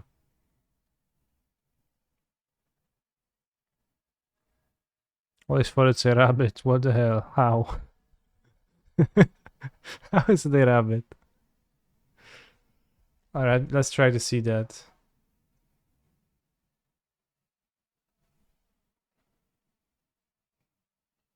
Okay, I see that. That's the ear of the rabbit.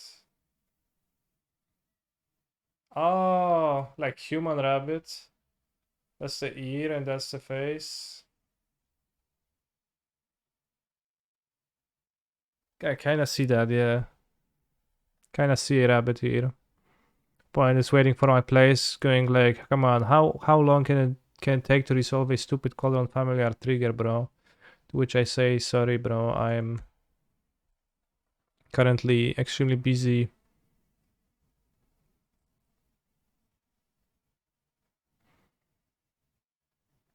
Doing stuff.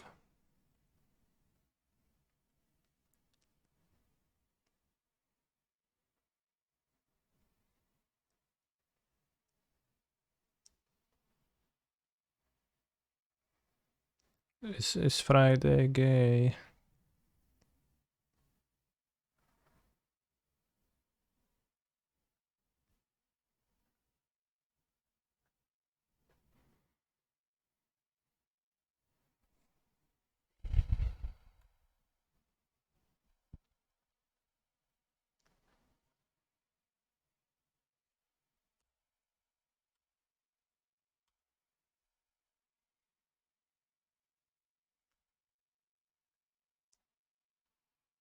Signal pass, yeah, we've I showed you, chat. Not even that one time, but I did that periodically on the stream and it always works.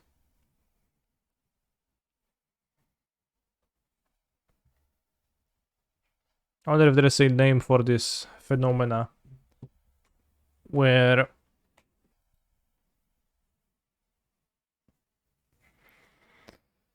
you like perceive the small artwork as something else than it actually is.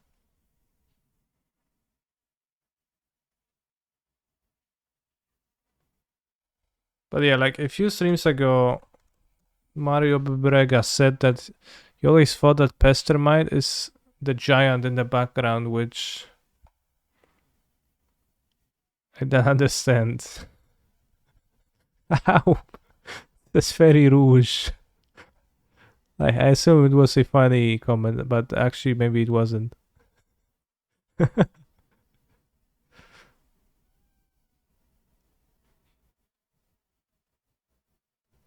The ferry. The ferry, it's Friday, Sunday,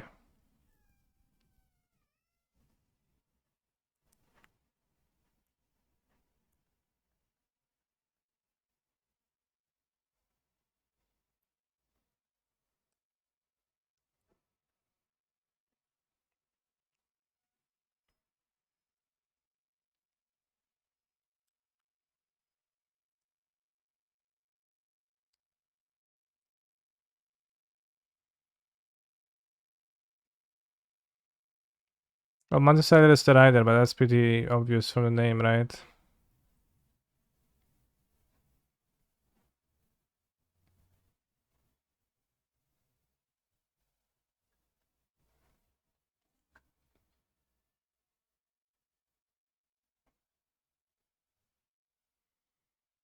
Wow. They clang to dust, bros.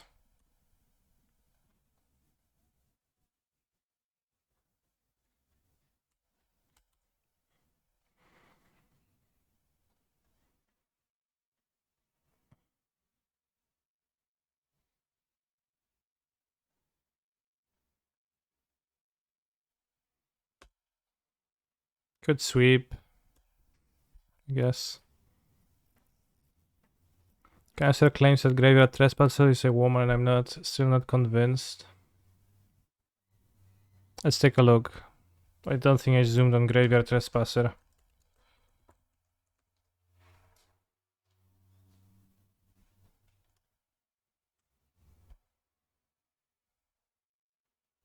I think I see breasts here.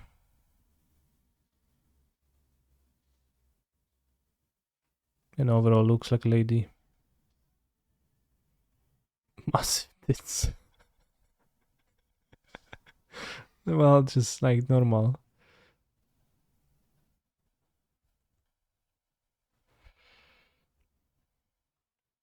Hard to say.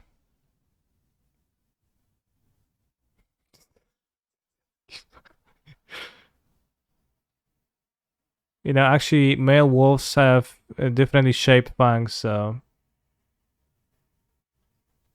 you can tell that it's a wolfress.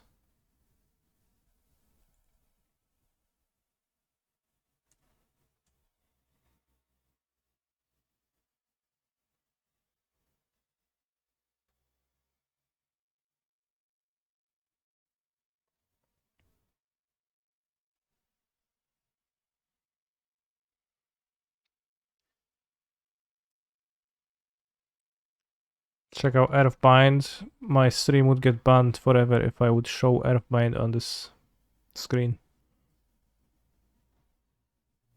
They have 2 draw spells anyway, so I guess you're gonna take the ferry.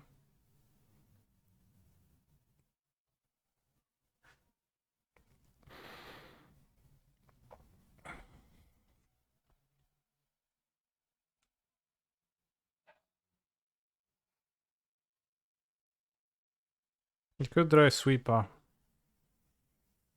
Maybe I should have activated. Maybe I should activate the Monlong.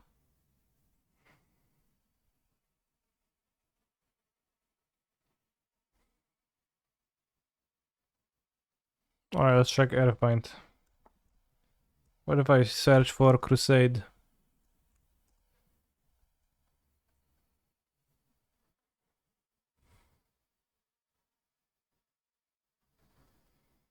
Seems like no such card exists. It doesn't find it at all.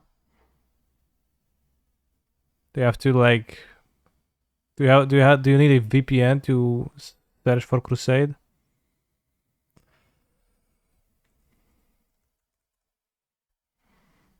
Earthbind.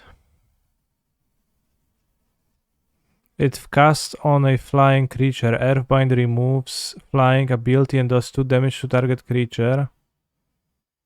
This damage occurs only once. At the time Earthbind is cast. If another spell or effect later gives target creature flying ability, Earthbind does not affect this. Earthbind has no effect on non-flying creatures.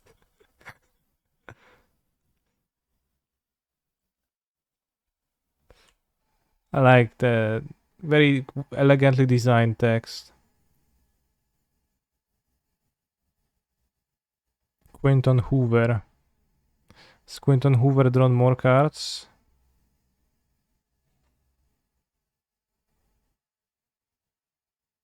Seems like a fairy.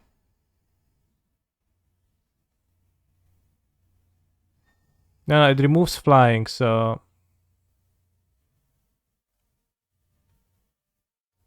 there is a point in being an aura.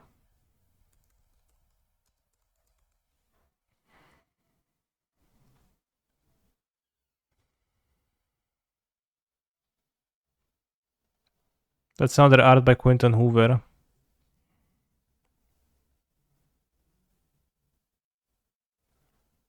Damn. Manhassi style.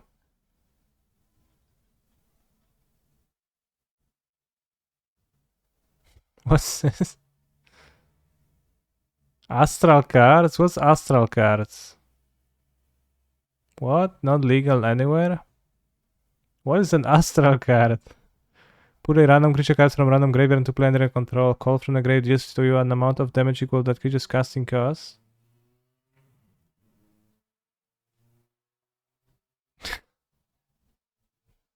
Astral cards.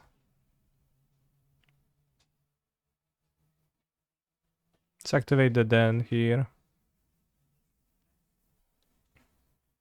Steal damage, and then we have Frights up, and you can play Shouldered afterwards. It's Alchemy before Alchemy, damn. You cast in Shark Typhoon X1. Impressive. Actually, I could have killed it. Yeah, it's fine. 6 life. It's effectively 4.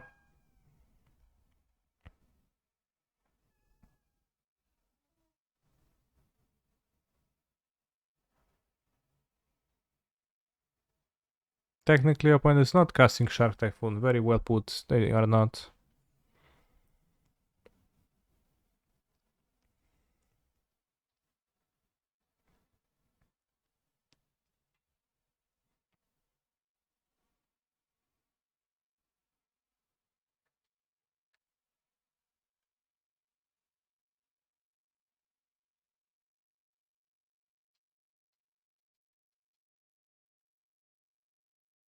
Oops, I closed my Chrome tab with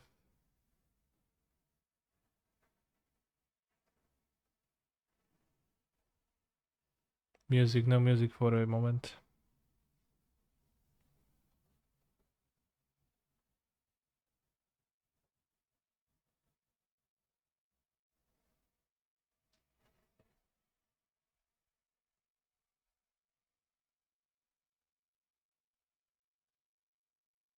Alright, we're back.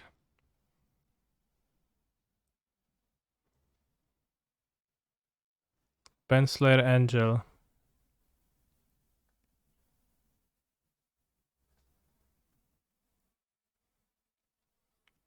Can needle the Penslayer.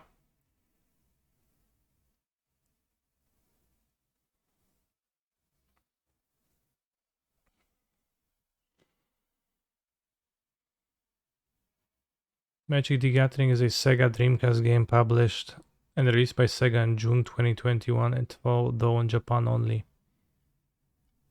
Has unique cards. 3D adaptation of the popular trading card game. The game takes place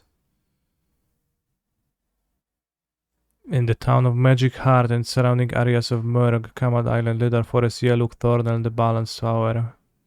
Each representing a basic land at the opponent's deck will be based around 10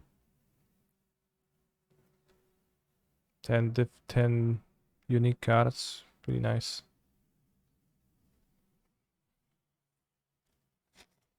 If I activate then, they'll block my 3/2. Then they take 2 damage, they go to 2. Don't want to do that. Therefore, I'll just seize my opponent's thoughts. Take the Deluge. Play the Shouldered.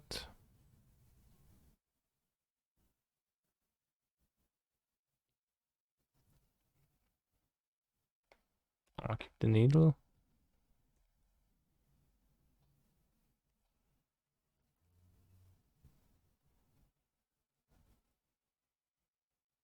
Good Needle defense, but it's also a chump attack. So they won't even activate it.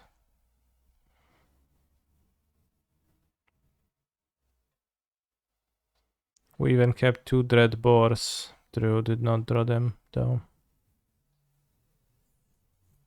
Cycle Sensor, okay.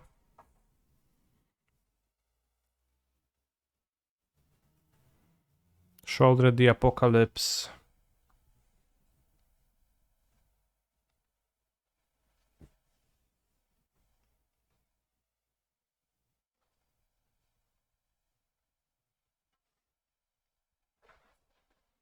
Control does not seem too good to me.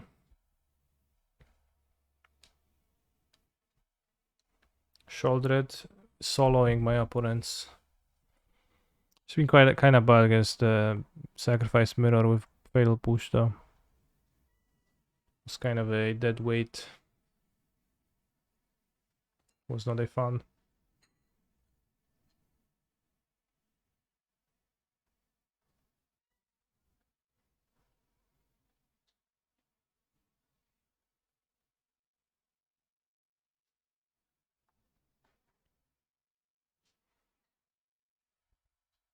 Spalduvian Shaman. Similar vibes to Earthbind. Actually pretty similar style. Very similar style. Although it's a man.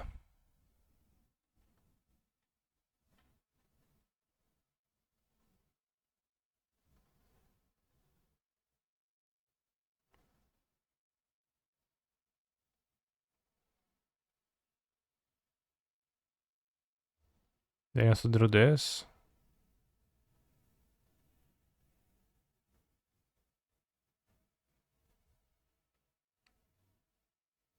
Homarid.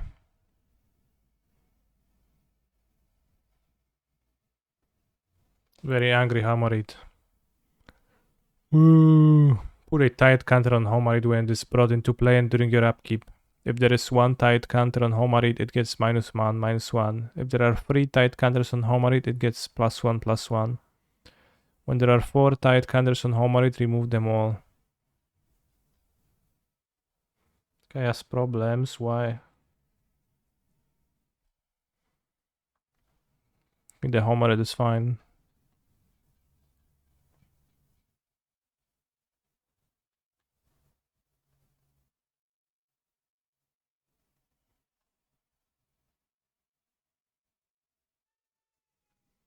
MC.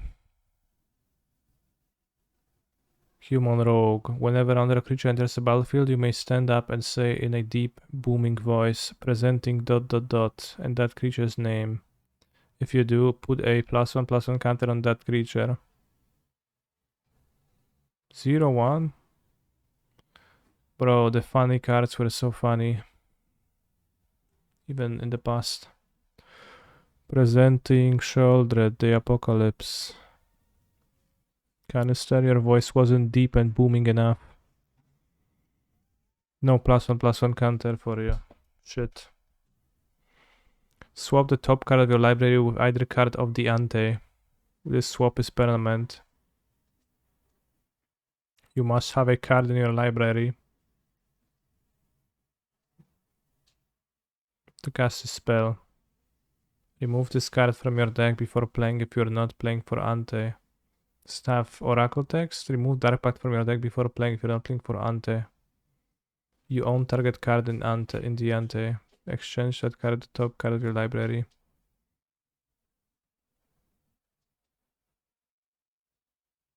You own?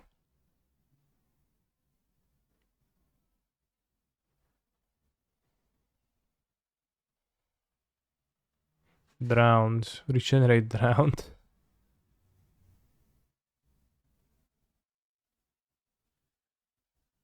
1/1. Black regenerates, drowns. Yeah, that's pretty neat. Pretty like simple. Drowned, regenerates. Deny, that's a funny card. What's this? Come. Interrupt.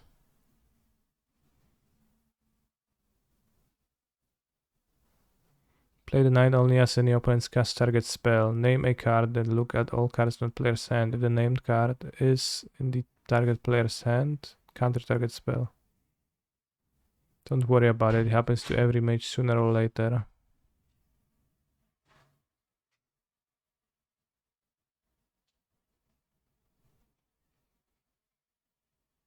We got denied for too long.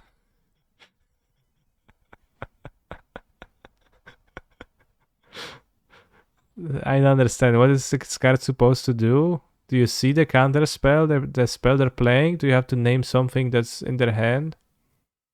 That's not the spell that they're playing?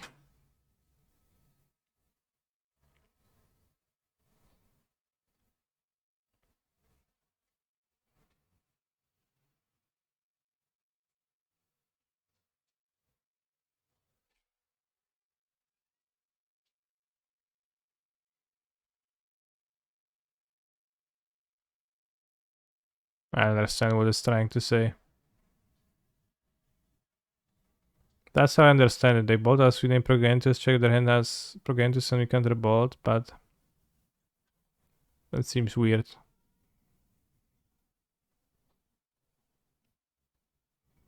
For this next card, Quinton, just again covered in bunch of cam.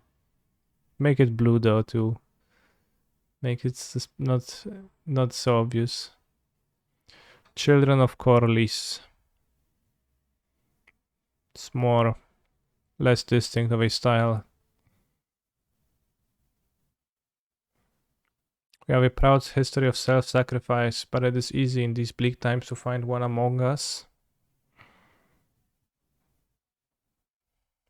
who is eager to die for any cause.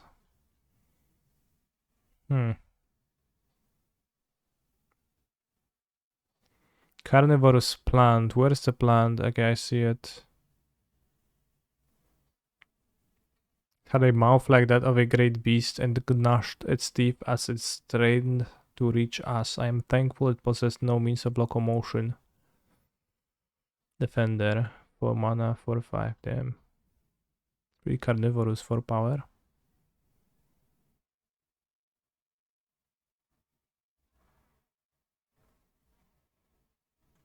Canyon Drake. Discard card at random. These runes are tough enough without distraction. Ertai muttered, one eye on the Drake.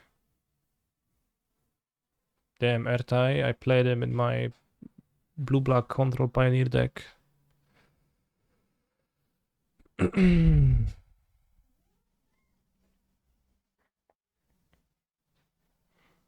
What's brine?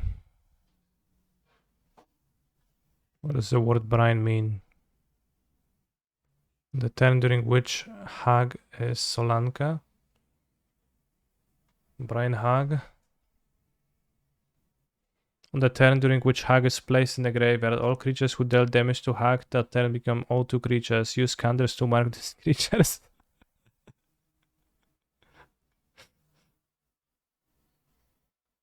Use scanners to mark those creatures, bros. Other funny card. Incoming. 4 green, green, green, green. Each player searches his or her library for a number of artifacts, creatures, enchantments, and lands and puts those cards into play. Each player shuffles his or her library afterwards. Very funny. Payout for Gamba. I need to actually play the game though. This could be a normal card, yeah.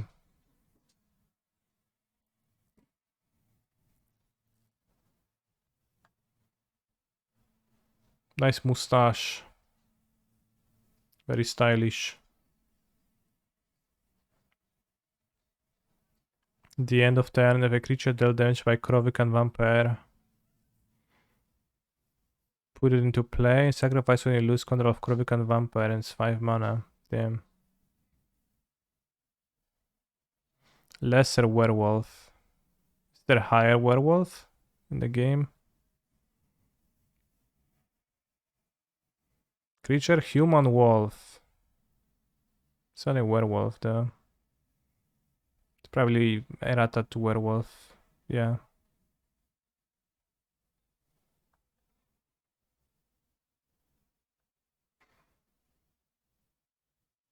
Well, we have a new prediction for the 4-0, so you missed out.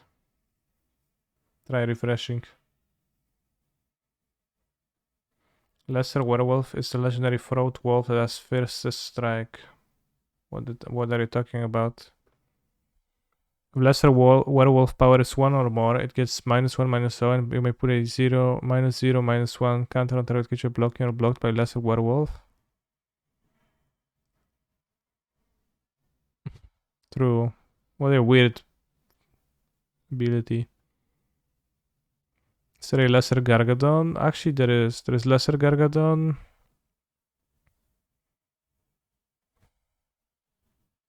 Greater Gargadon and just Gargadon. This card does not meet Magic community standards. I'm afraid to click, bros. So I'll click on the Pixie Queen.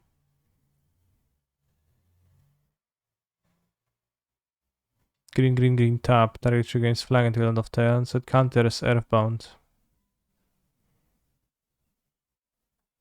I'm afraid of clicking, bros. Should I click? What's gonna happen? More information. Alright, not reading that. Pow. Pradesh Gypsy. Gypsies. Mysterious people indeed. Their origins are as secret as their traditions. Lord Magnus of Llanowar. Sacrificial gypsy.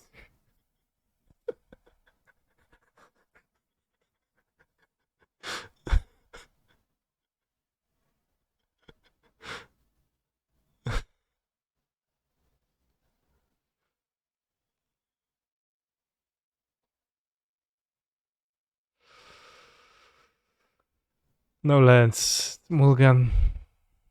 Lands, let's keep.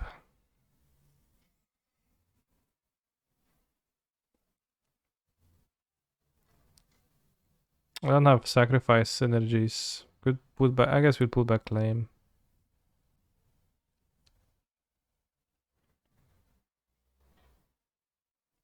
Twitch algorithms will sniff you and ban you. Come at me, bros. I've done nothing wrong. Ban me.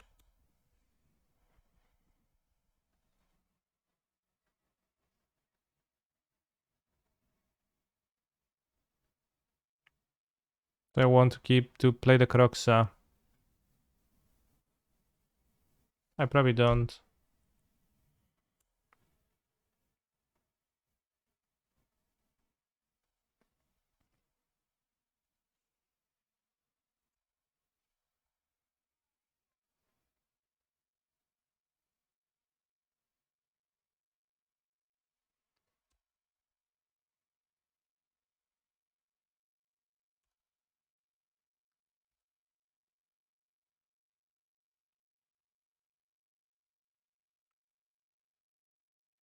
We are getting trolled. We want to draw a sacrificial outlet.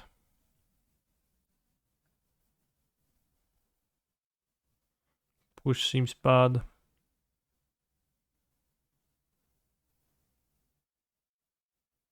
Does it? I think it does. With pitch Kroxari land.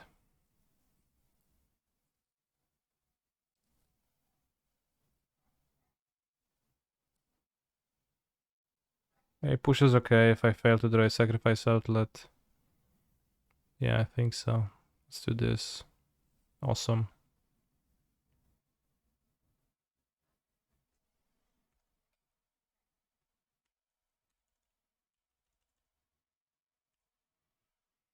Yes, I've seen the 2-turn kill combo. I've watched a little bit of that. It was pretty based and enjoyable.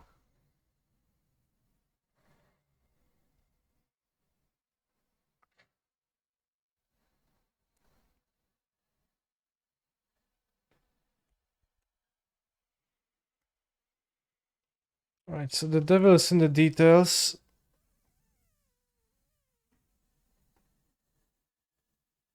Put some forest in deck for this scenario. I actually thought about this and decided not to. Oh no, Cavalier. Very nice.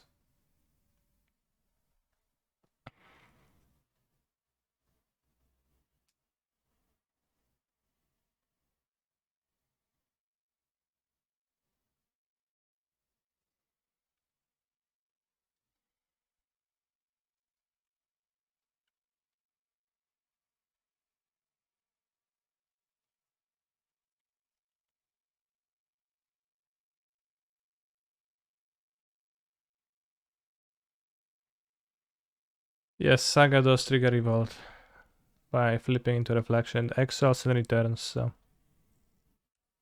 it actually functions.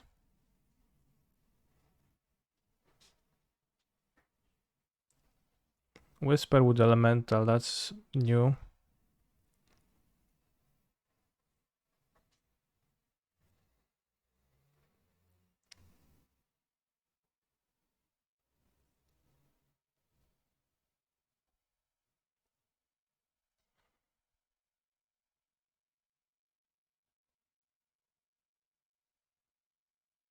In the Daily Dispute.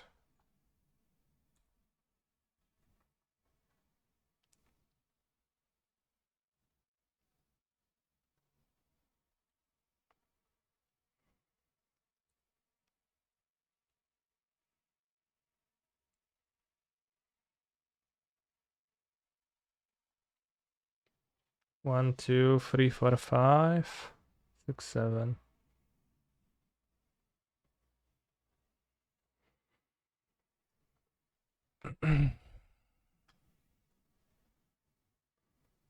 What happens if I attack with everyone?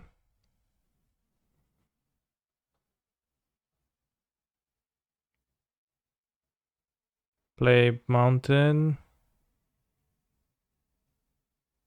Push Manifest. Activate then, attack with everyone.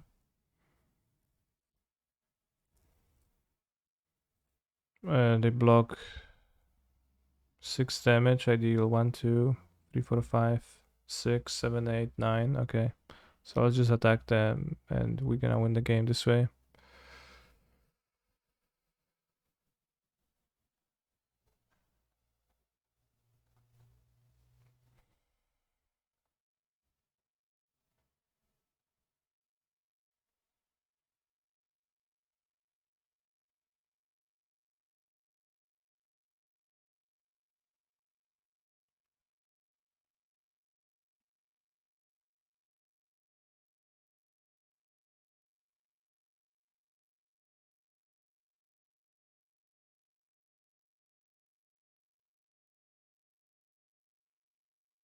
Rose Mono Green is so broken, it's insane.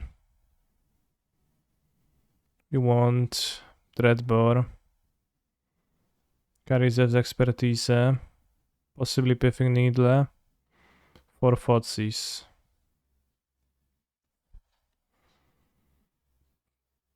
I don't actually know how to sideboard though. Because we have to make plenty of cuts then. And I want Kolaghan's Command. Maybe let's skip Pithing Needle. They're playing Whisper with the Elemental, so deck is a little bit wild. I'm gonna probably cut Sheoldred for being mediocre here and overall.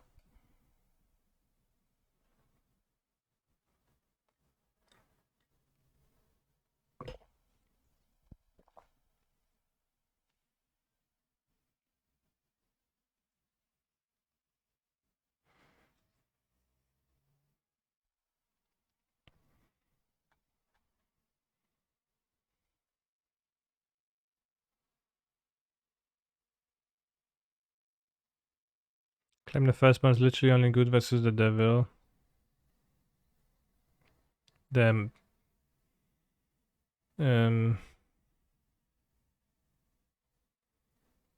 not the Devil, you know which card I am speaking about.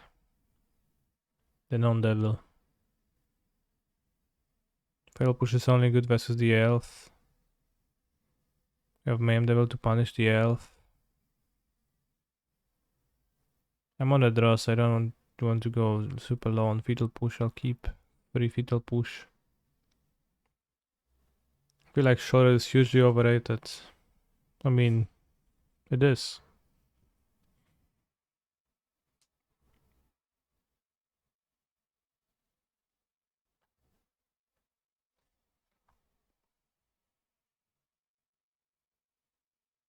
I'll do random cuts of cards.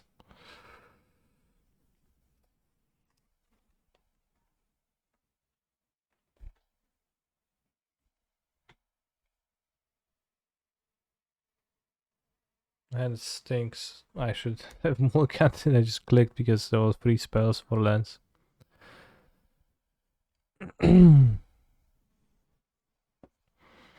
Kroxa is kinda not very often relevant, but when it is, it's pretty good too. Hard for me to say exactly. I like Kroxa or I hate Kroxa.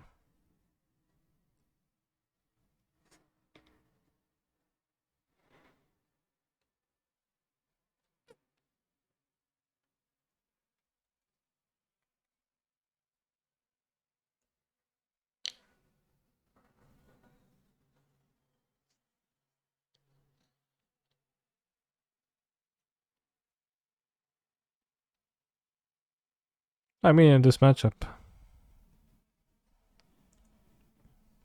sometimes their hand becomes small.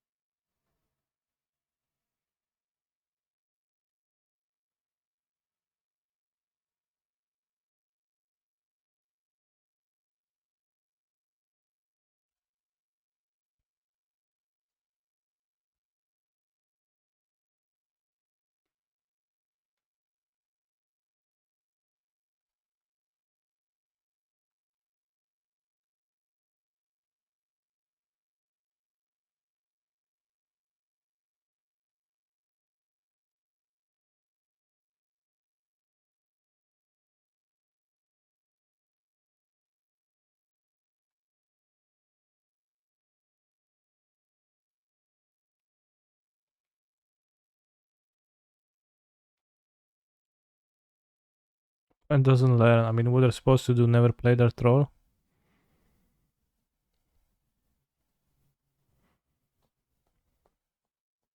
I think they, you know, in mono green, just play your cards, and whatever your opponent does to your cards, it happens.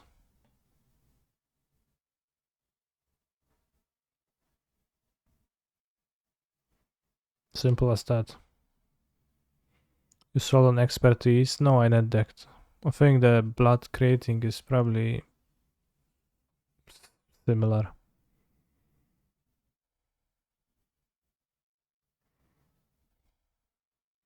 But in this deck, it's not the only thing locking Giganta. So, like, if I would definitely not play like, it's very fine. Expertise might be a bit better than the other or they're threatened, but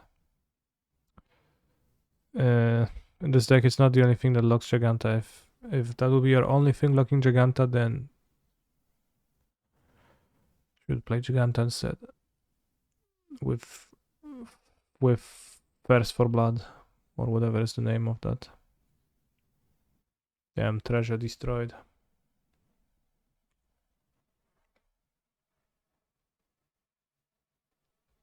Shouldn't troll be attached to one of the opponent's forest? Why would it be attached to one of my opponent's forest?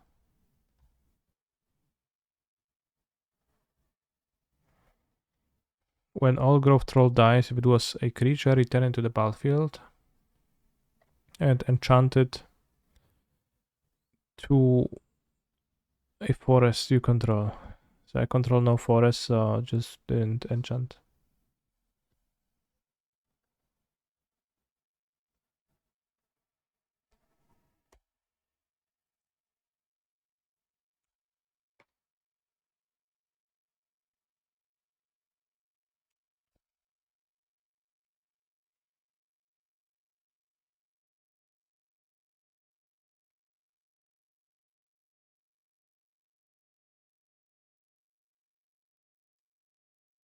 Land, not the boat, good for me. Przystojny kawaler, okay.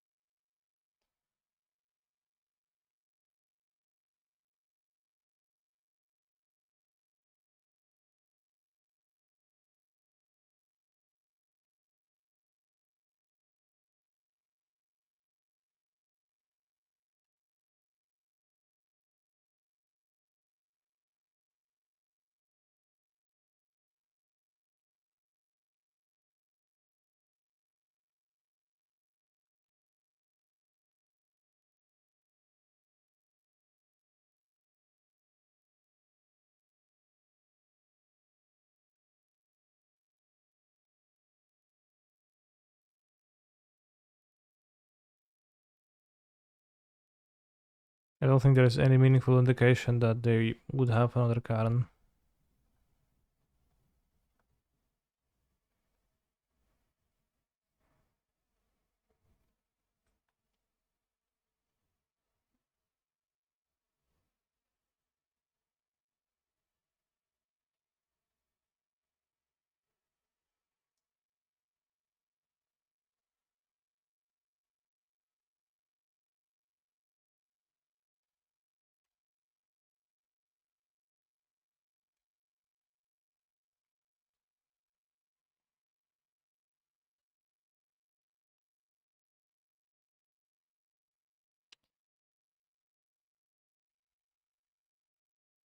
Feel they're holding another Karen for the +1. Maybe they're just playing bad.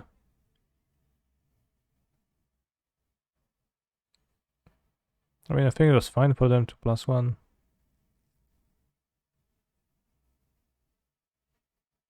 Not necessarily bad on an empty board, but I guess I can see not liking that play.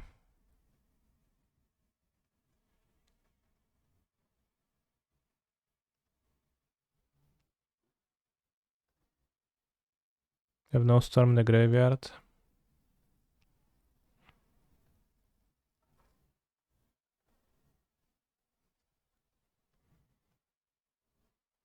But yeah, if they needed the land, they probably could have just minused, because it's not gonna die, and then they minus twice immediately. So they would be able to get the boat too, for example. Kroxa looking okay here. Sky Whisper with Elemental. And can block the Cavalier now.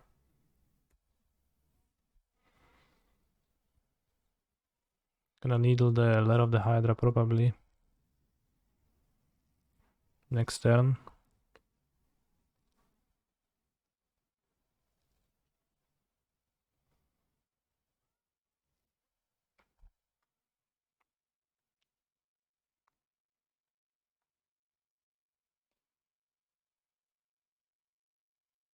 Actually, I should have counted for lethal because Kroxa deals 9. So if I kept the guy, I had 9, 12. Well, I have lethal still, so just kill them. They have a card in hand, so Kroxa does not necessarily deal 9.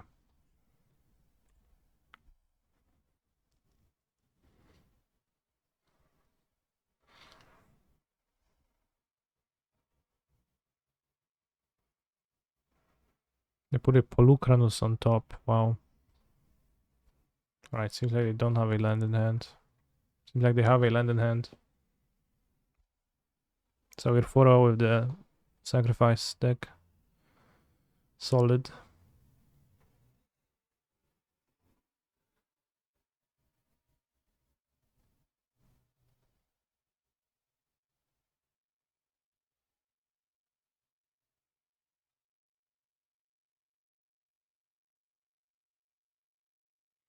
What have you beaten so far in this league?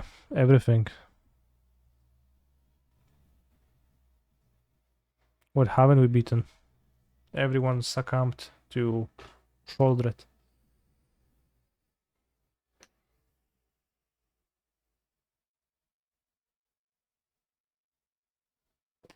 How's the matchup against Phoenix?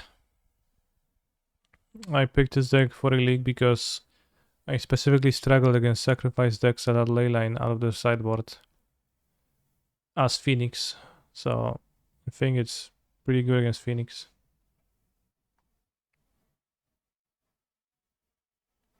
I'm going to take a quick bathroom break before we demolish the league, bros.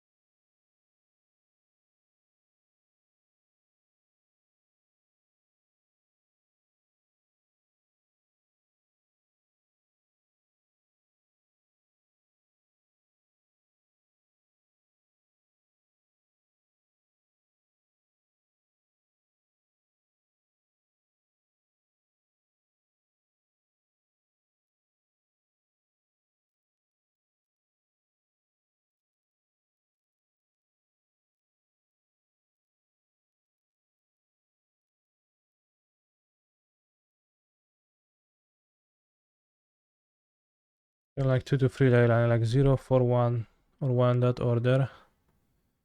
Sure, but that's just your human brain, fallacious human brain showing, revealing the flaws and not actual stuff.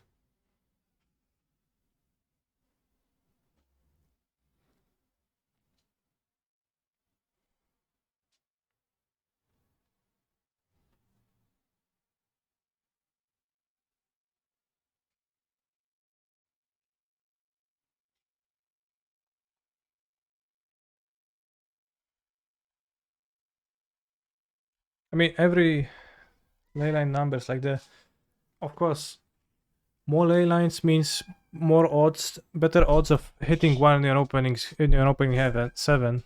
Do you just not play against a person of this avatar? No, it's a different person.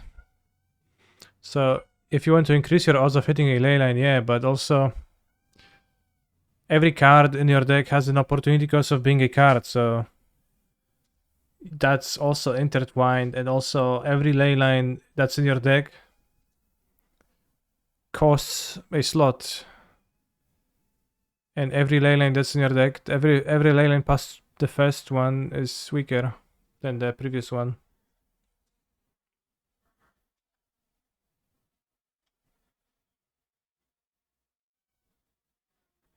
Nice 5-0 prediction. Yeah, bros, we need one. Any mods?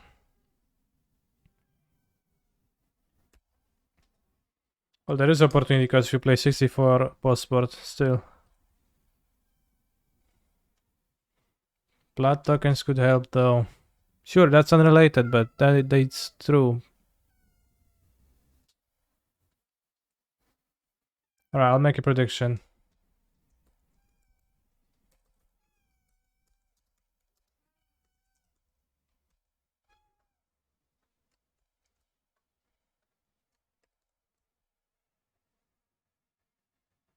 Two minutes. Error creating prediction. Alright, suddenly mod appeared to spare me.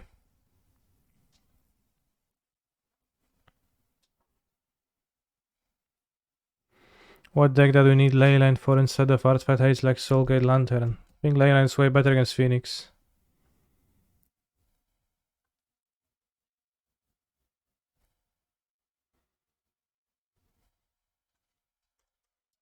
Play this because removal doesn't kill it.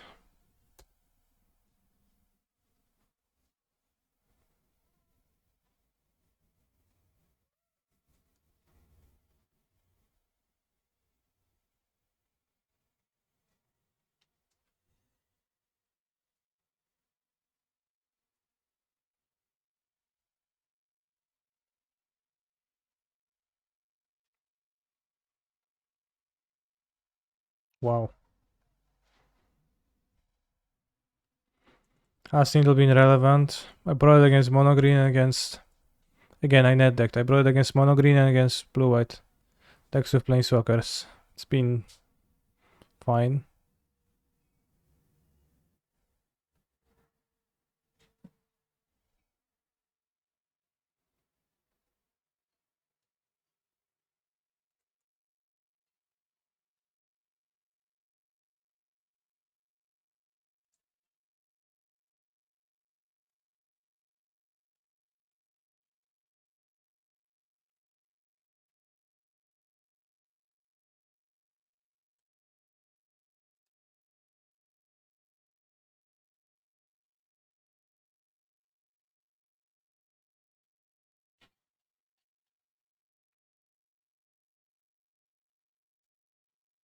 If you win this match, will Rakdos Sacrifice become your new best friend? Maybe.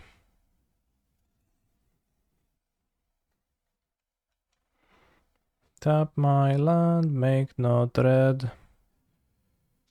A blood moon.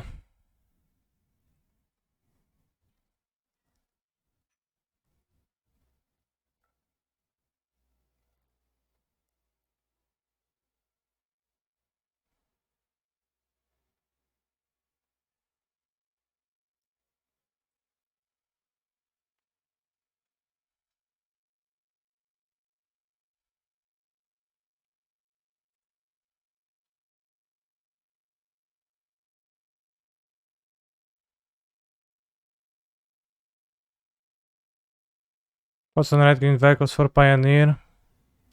It's a okay positioned, terrible, intrinsically terribly built deck. I will not play it, but I will not hold it against you if you play it. You sack Shredder to delay dispute as your second spell, do you connive? No. Shredder is no longer on the battlefield to see the spell being cast because sacrifice has a cost. I swear I've seen this turn a couple of times before, yeah. Did they discard Lightning Axe? Interesting. Pretty good for me.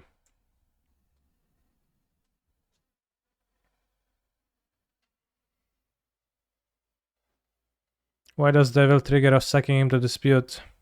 That is because it's different. Because of the order you cast a spell at. Or I am mistaken, but I think it is different.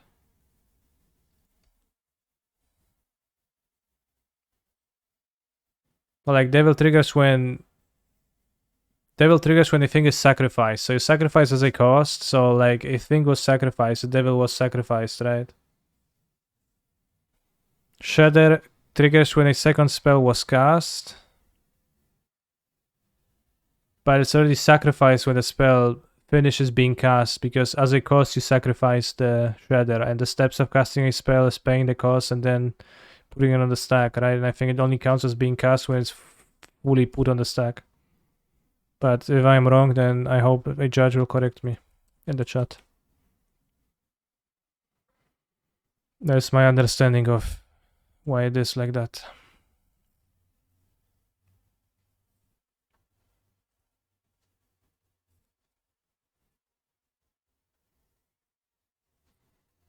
Well, it's put on the stack before the costs are paid. It is not, no.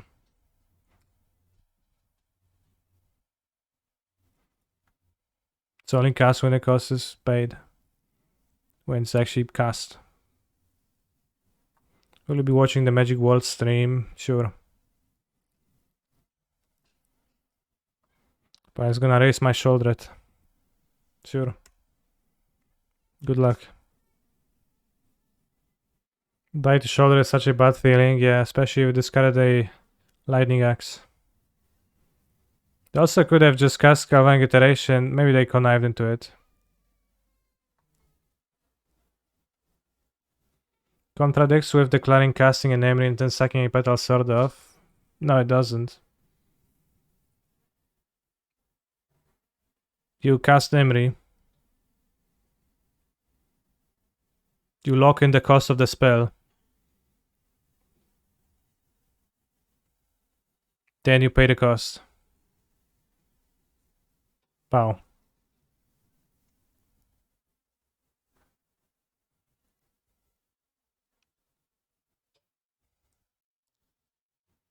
Oh, Phoenix blocks, okay.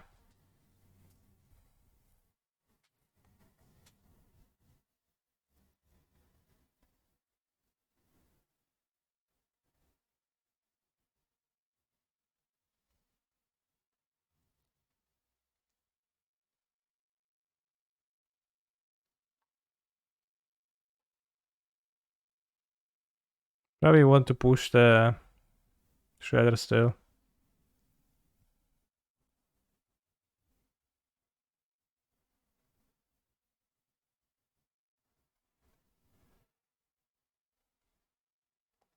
I don't think this is child attack and play second. I don't really want to play a second. He's a phenomenal control player. Free Twitch Prime subs. I don't think that's quite beneficial because they'll die to the Shouldered otherwise if it doesn't die. Yeah, but if the first step of casting a spell is declaring the spell.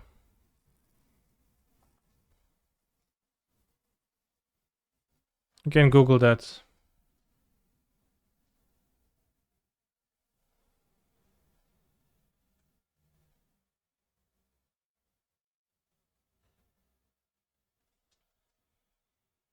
Like they can activate the halls, they can just sit there, right? And they're gonna draw considers.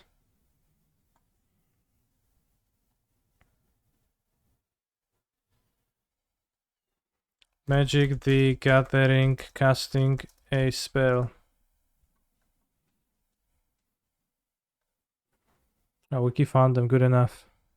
To cast a spell is to take a card from where it is, usually the hand, put it on the stack and pay its cost so that it actually... Okay, so I put it on the stack first. So it will eventually resolve and have its effect. Previously, the action of casting a spell was referred as playing. To cast a spell, to take it from there with this, put in a stack and pay its cost, blah blah yada yada. The player must be legally allowed to cast a spell to begin this process. If a player is unable to comply with the requirements of a step listed below while performing that step, the casting of the spell is illegal. The game returns to the moment before the casting of that spell was proposed. To propose the casting of a spell, a player first moves that card or that copy of a card from where it is to the stack. It becomes the topmost object on the stack that has all the characteristics of the card or the copy of the card associated. Alright, not reading that because it's boring, but I'll board my ley lines.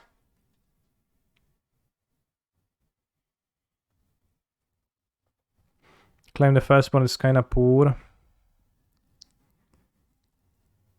Push is okay. Can also kill the Crackling Drake. Dreadbore for Jace, at best, kinda weak. Village Rights kinda boardable. Kolagan's command to buy back Sheoldred, Thoughtseizes. Drinking that it's boring and proves me wrong. It won't way. Well, it proves me wrong, but not in the relevant way. That's fine. Scary push. We don't need as many. Croc says SAS 2. I think Croc says excellent. For some definitions of excellent. I'll have 2 Thoughtseize.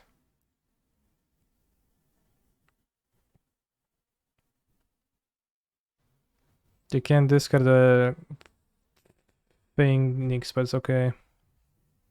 Should have 2 Crocs at least, damn. Croc says SAS, but also I want 2 Crocs. Conflicted.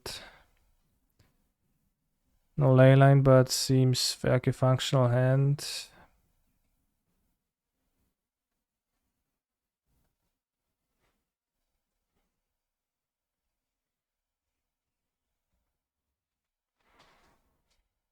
Or duality of chat, rather.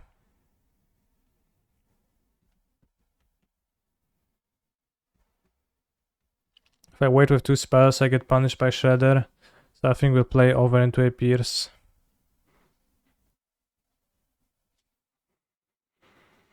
So play red, sears the pathway to draw Thoughtseize and get punished.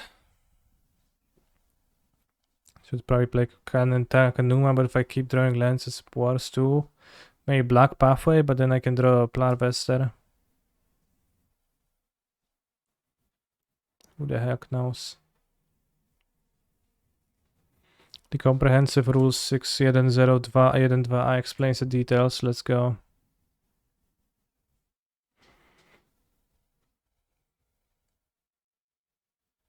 Oh, we read this.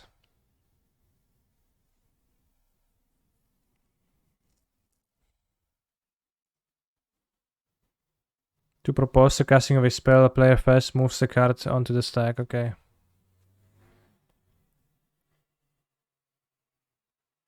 Pogs. Sideboard card in the first draw step. I mean, I'll cast it for 4 mana. I'll be happy about it.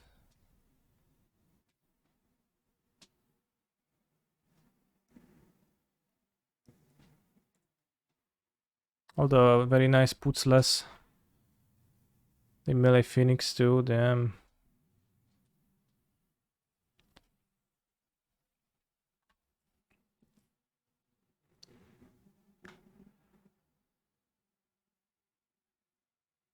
Just consider an opt. Okay.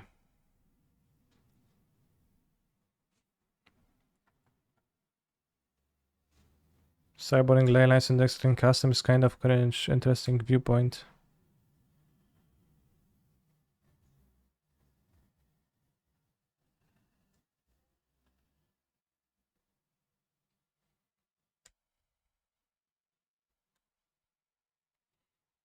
Thank you for clarifying the rules question, Hawk Feather.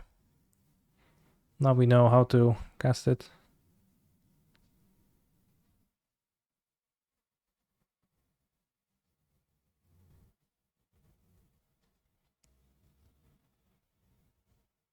Oh shit.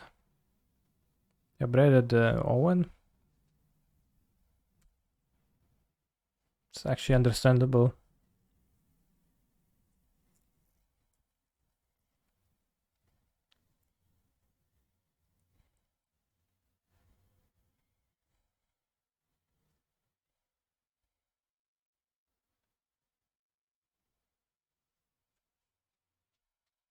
Damn, devil's in the details.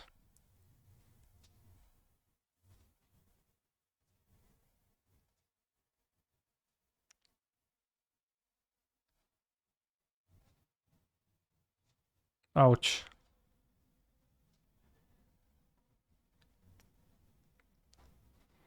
So the reason for Shouldered? I think the reason for Shouldered in this deck is to play the more proactive card. And because Shouldered deals burn damage to your opponent.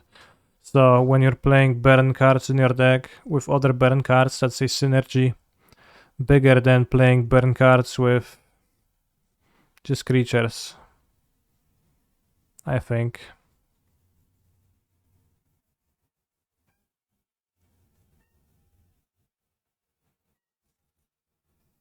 What if Obnexus is good now with Shouldered 2? It very well might be.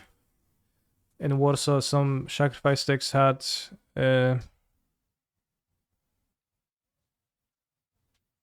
Shouldered. No Shouldered, but Obnexus. What Shouldered is a Bunslayer Angel, not a Lava Spike. It's both. What it is not is a Muldrifter. That's my issue. Not being a Muldrifter in a Muldrifter matchup. I think the Leyline of the Void is a bad cast right now. We should pitch it.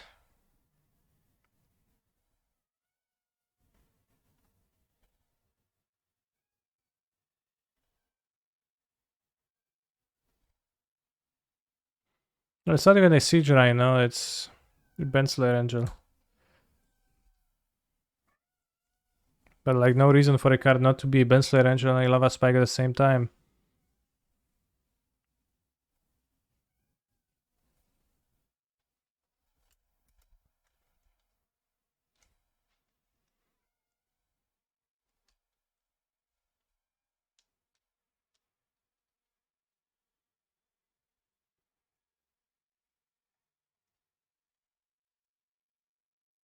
Can be a creature, Bunslayer, Lava Spike, and Muldrifter at once. Well, creature is a different thing whatsoever.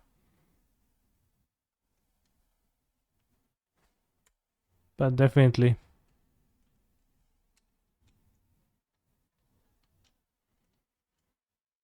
If Shouldered had a Siege Giant effect, would it be better than the current effect? I don't think so. As Shouldered has a niche now, the niche being hating on Treasure Cruise.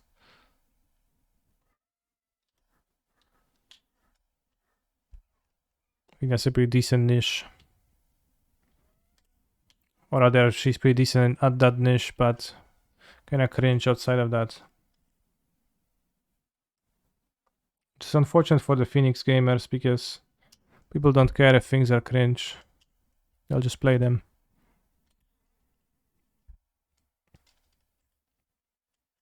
Is CGI better than Shouldered? Well, look 3 messages ahead of yours where I responded by saying no, it's not.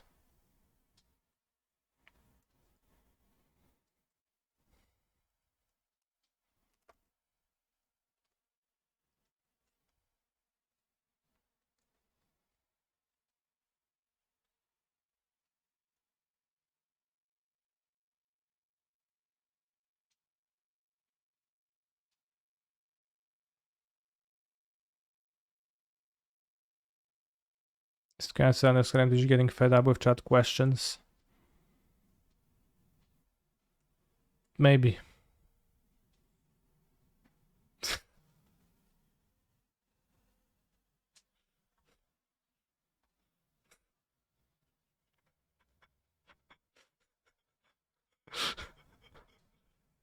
Good song.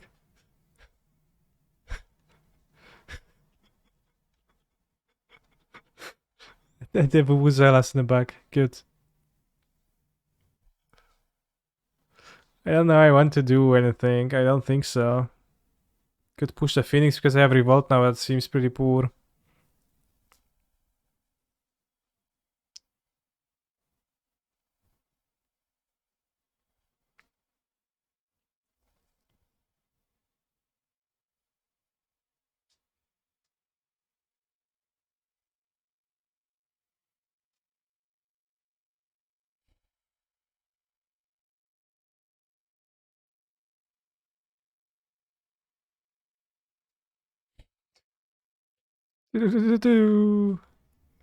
Would surely be better if it played the song as an ETB effect.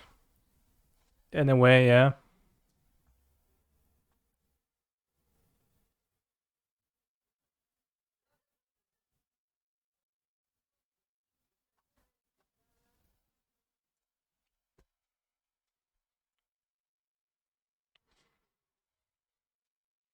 Speaking of,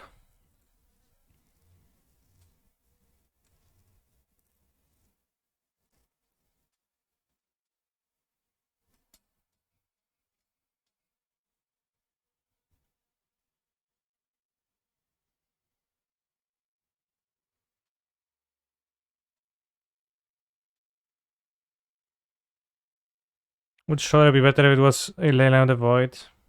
Already have 4 ley lines, so the nature of your questions is a little bit elusive.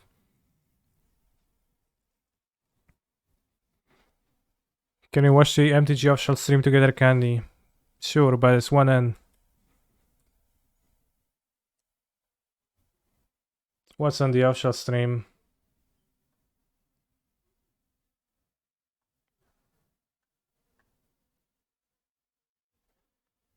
Still this.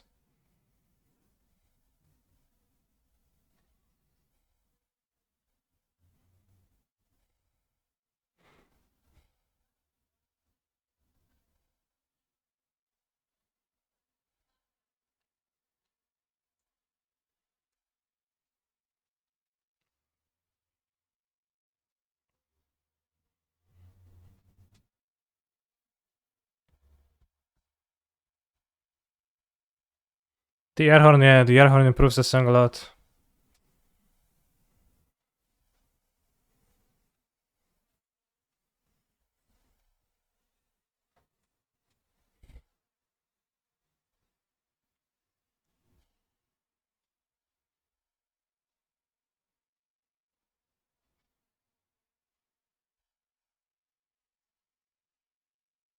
Ross, does anyone know if Sophia is going to be open deckless?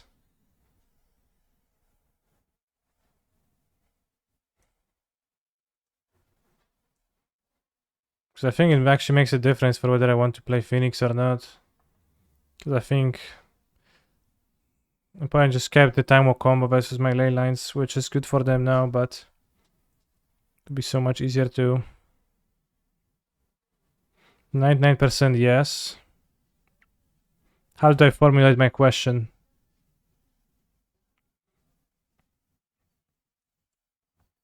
Is Sophia going to have the new set lethal? It's going to have it legal, yeah. Yes, open, okay. They said on Twitter they will announce it in a few days, did they?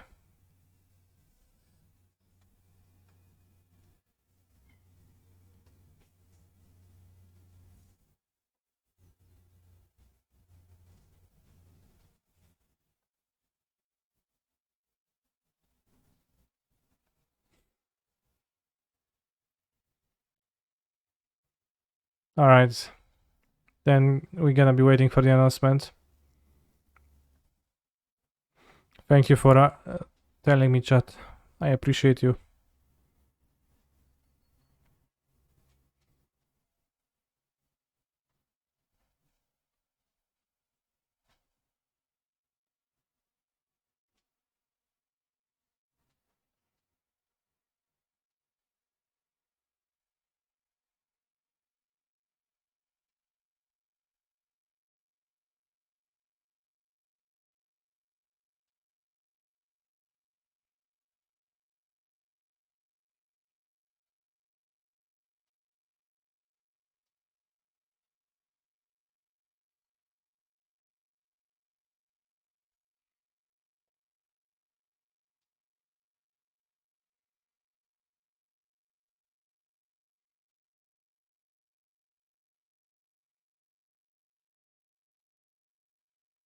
Do you think that announcement will depend on how many people reply their Twitter they wanted to? Yes. What announcement are you waiting for? Whether Sofia is open deckless or not. Because if it's open deckless, I play Phoenix, and if it's closed deckless, I don't play at all.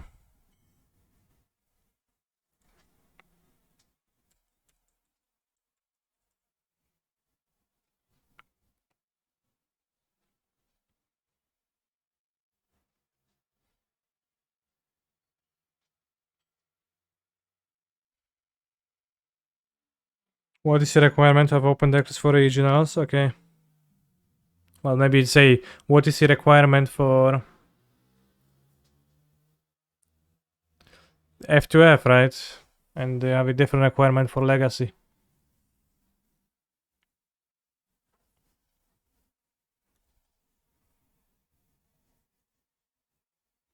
Why? Sofia is regional, right? Well, it could have a different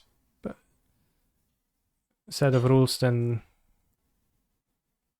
Why not activate Manland, bro? I guess to avoid getting bounced by push, but... Very good song, very good King Crimson song, bros. I liked it. If you win in Sofia, will you greet Twitch and winners interview? Probably. It has word lol, but this doesn't, so... Actually, it doesn't make a difference. I had 5 life. They did miss lethal, yeah. Not like I can win with a top deck, though. I can top deck anything to win.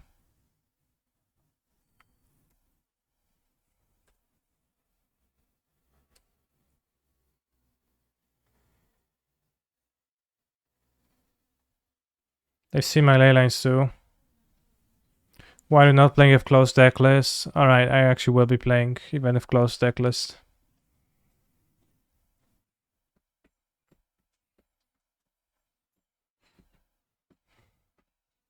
What if I want for Fotsies and less devils?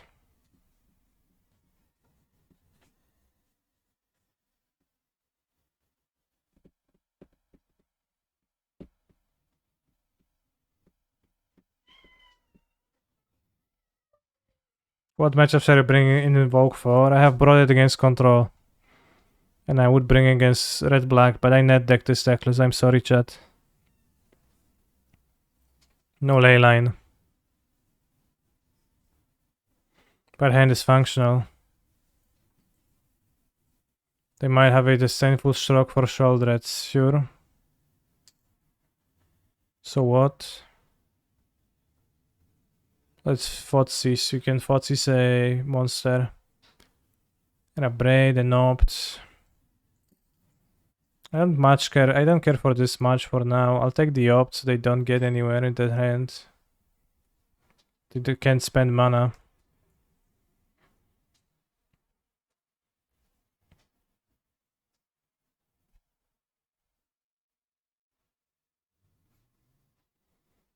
I have read online that card advantage actually doesn't matter if you can't spend mana.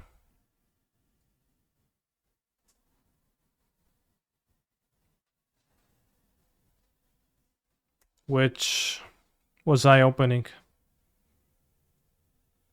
So we're gonna take Opt and they will not spend mana. So we gain card advantage. What's that supposed to mean? Well, cards in hand don't actually do anything, right? Playing cards from hand does something.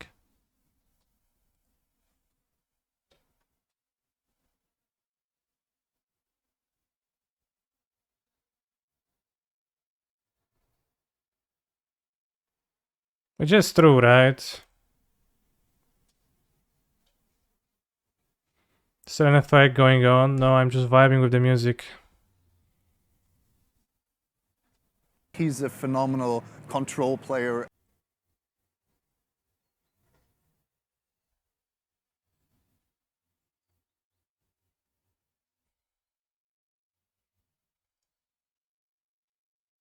Nothing wrong with considering a little mana now and again. Yes. It's not that it's always like the case that you can't spend mana.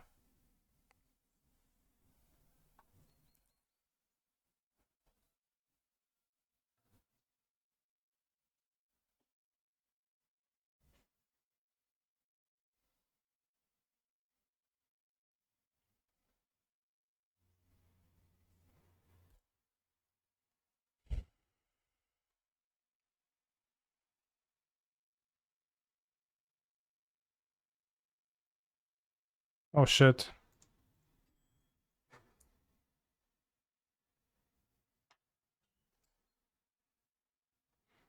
Leyline's a bit frustrating.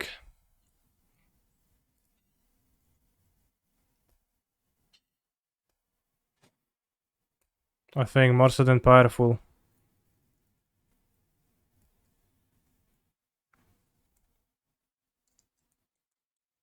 Well, I might win this game still.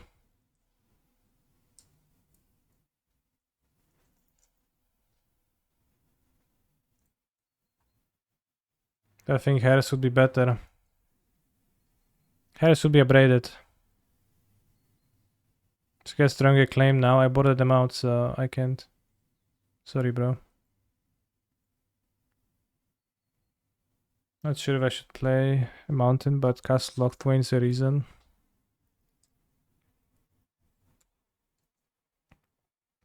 Leyline high variance when it is deployed on turn 0. It's very powerful though.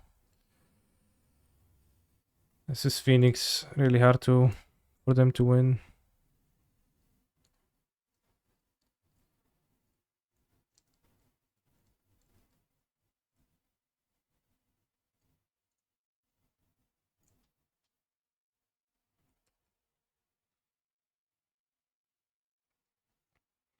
But if you follow up Leyline with removal, and maybe I should have more removal. Maybe I should have no devil at all. It's kinda poor and have more removal. Their draws. What do you mean? They just casting considers. After conniving twice, conniving a lot. So you're gonna say, oh yeah, my opponent's so lucky because they're casting a consider in their Phoenix deck, which is literally just considers. So lucky, bro.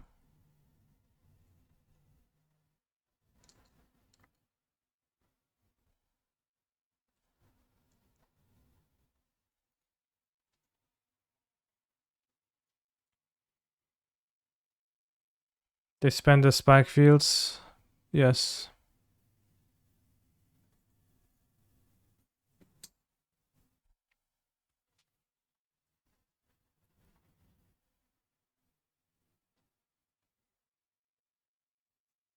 I think I need to draw extras.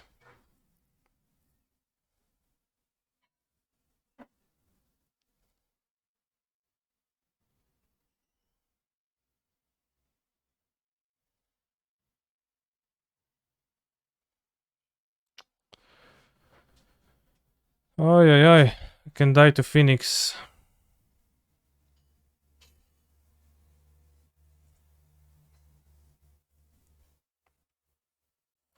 Can play Phoenix for can play Cauldron for a life point. It seems like it's gonna be relevant, honestly.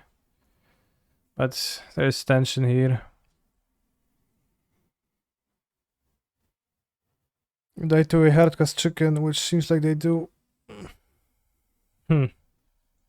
They kept Galvang iteration regardless of Leyline. I think I should have had more removal, yeah. Because with Leyline you need removal, you have Leyline plus removal, you're gonna win. If you have Leyline plus devils, they can just kill your devils. That's not good. I got too much removal. Should have had 4 push for the shredders.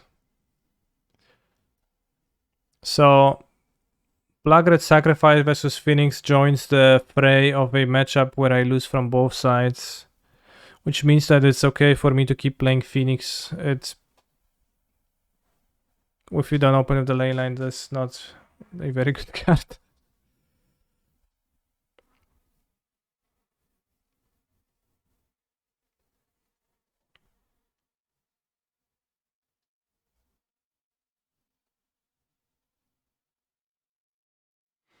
Always thought that match against Phoenix is hard.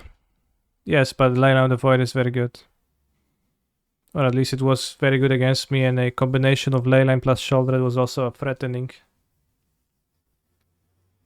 Where Leyline makes it so that spending an extra card on Axe is very punishing.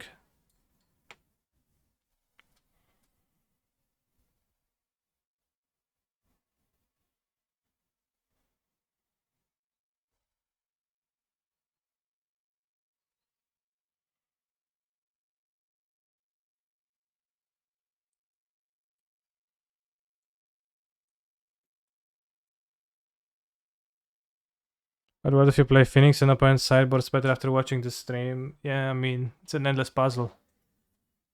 WTF, Magic Stream still going for 2H. Yeah. Potrzebujesz dekodera. To watch. It's like Canal Plus. You have 700 viewers, why would they stop? Bros, what's actually happening with Worlds? Is it starting today? They're playing Explorer and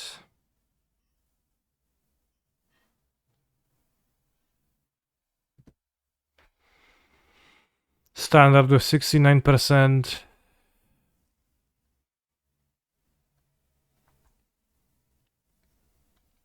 Hey, what happened?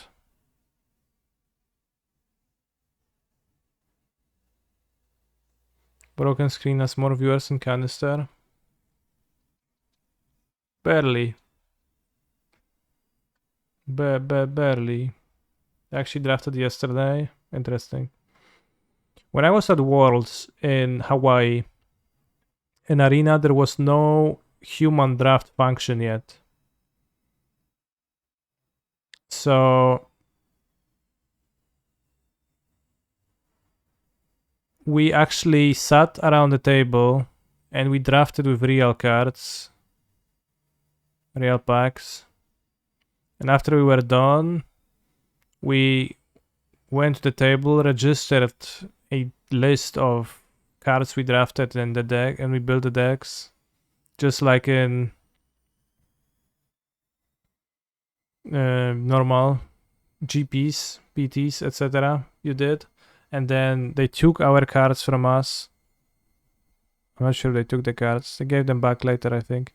They took the decks from us, and they have inputted it into our MTG Arena accounts that we were using during the tournament.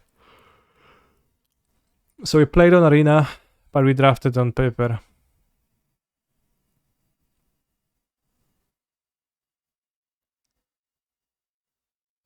Did I stamp the real draft cards for an event played on Arena? I think so, yeah. I think I have a stamped Oxovagonus from that draft.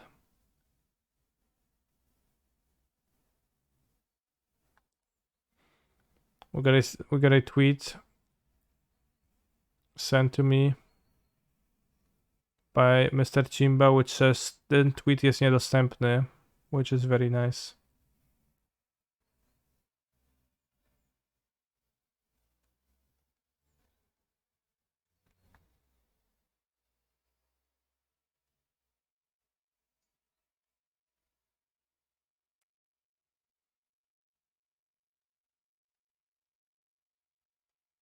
That Ox is now officially listed as damage if you put it on card market.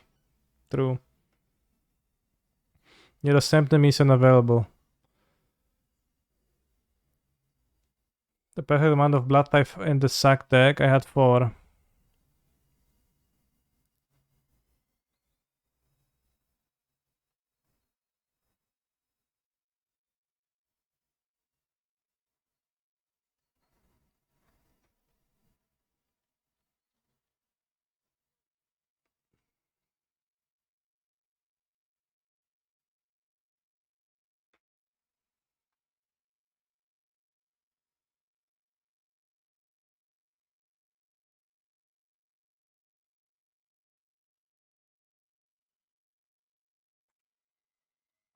Did you guys notice Brothers War is basically Avengers Endgame ripoff? They already ripped off Avengers Endgame in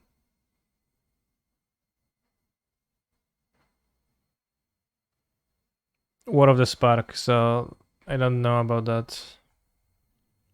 How you split shredders and tits in main with Blue Red Phoenix? I play 4 shredders.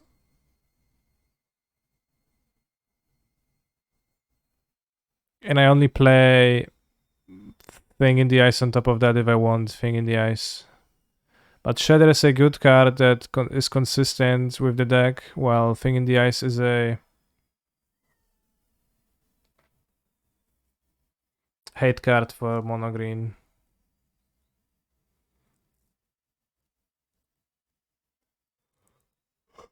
The new war, in which way does it really is it Avengers like?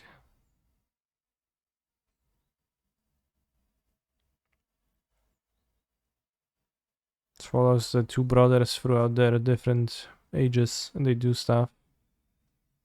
So what do I think of the red black sack list? Not sure, it seemed playable. Send the fairy back in time to recover some artifact to win an unwinnable battle. Sure. It's kind of a wider trope, I think. Also, I thought about Phoenix and I came to a conclusion that playing Unlicensed Heirs is just kind of unkind to all the other Phoenix players, and it's probably a bad use of a slot because you shouldn't focus on the mirror so much. I feel like can't focus on the mirror so much, so I'll cut the Unlicensed Heirs, but every Phoenix players, please promise me to also cut the Unlicensed Heirs, okay? Then we don't play it. For example, we play a good list too. Dispute is similar. Yeah, Dispute is a bit wider, but it's similar. It's pretty bad. What about the Greasefang matchup? How do you want to lose the Greasefang matchup anyways with Fire Impulse just killing the rat every time? You can't.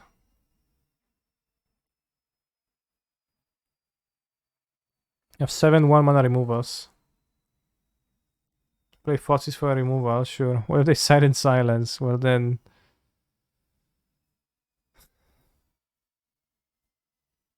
When you hold removal, I play Chariot. Well, then there's a skill issue. You're gonna be fine. If they play Silence, you're gonna be utterly wrecked. Unless you Spell Pierce it.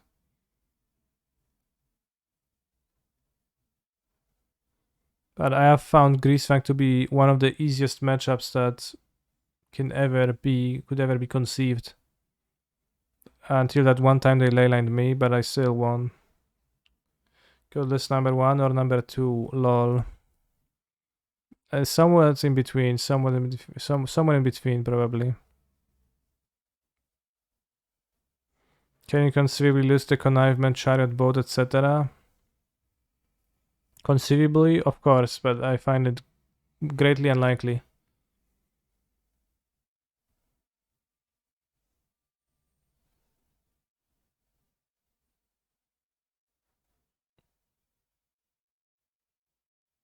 What about Brazil Borrower over TT? I had Brazil Borrower ×1 in the sideboard of the good list number 1. And so it's an option, I guess. Brazil is okay, I think. I felt like I wanted the Thing in the Ice for mono green. I cut the Disdainful Stroke from the board to have the Thing in the Ice to have enough stuff versus mono green. Versus mono green, the one thing that really matters is to play a turn 2 monster. If you play a turn 2 monster, you win that matchup. If you don't, then things can get shaky. But Disdainful Stroke is not really a great plan for the Phoenix deck because it just works kind of poorly. Ethergas much better because even if it misses Carnold, it does not miss the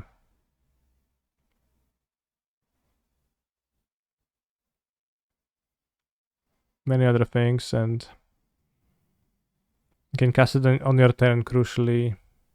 And you're not super punished if you decide not to keep it up for a turn, because you can still cast it. I'm gonna make a poll now. New poll. What deck next? Rakdos suck Rifice again? Or is non-Phoenix Blood not good enough? Get to cut bad cards like Relay Timok pieces. I think your premise is flawed here because those cards are not actually bad. I think pieces is actually kind of excellent. Is Sprite Dragon better or worse against Greed and Thing in the Eyes? I think way worse. Cavalier has reach.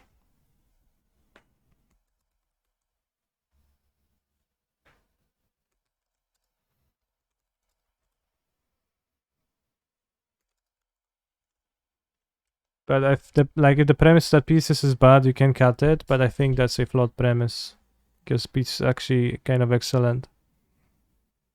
So it depends on your point of view.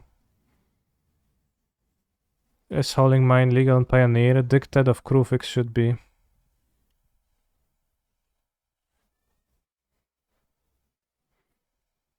Also, don't think the Time Walk is bad, and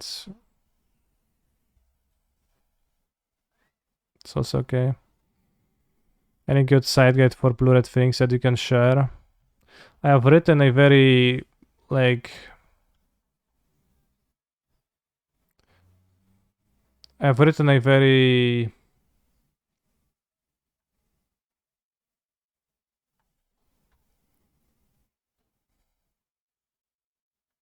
like...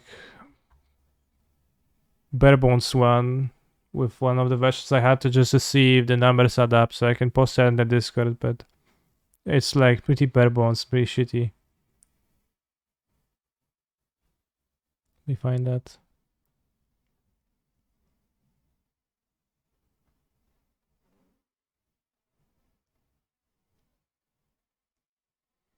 You'd like to sneak a pair of Bongrasha Giants in the deck. Okay. Bongrasha Giant not it's the adventure creatures don't working with pieces of the puzzle is a big problem.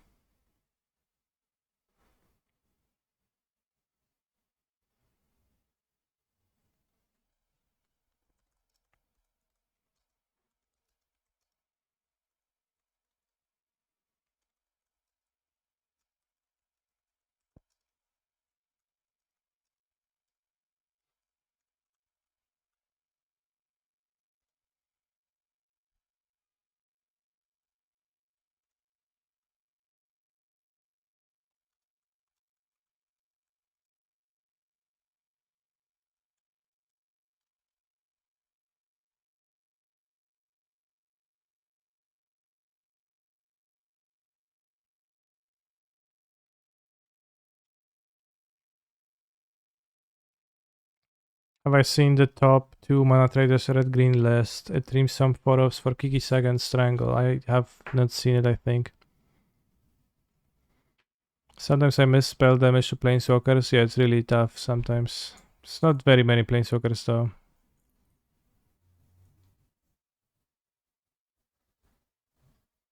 So I went 5-0, I went 4-1.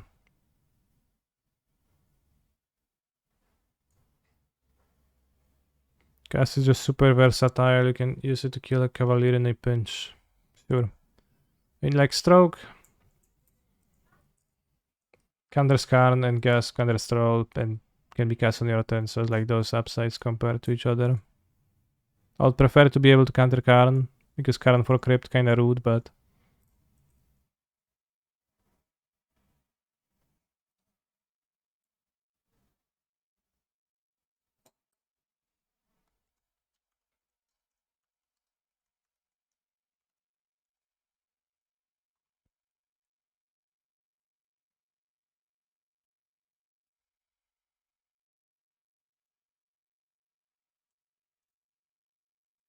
Alright, how's the poll doing? Red-green boats versus blue-red Phoenix, battling it out.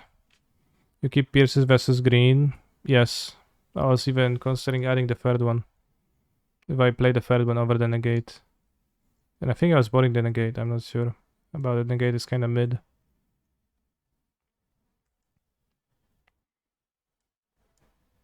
I have found Spell Pierce to be pretty great. Yeah, you're covered in some way versus Carnal, which also makes me lean towards Ghast. Because I've had games where I didn't play turn 2 monster, and I had like Pierces and Strokes, my opponent played Troll, and then they play another Troll. And I'm like, well, I'm dead. I die. Cool.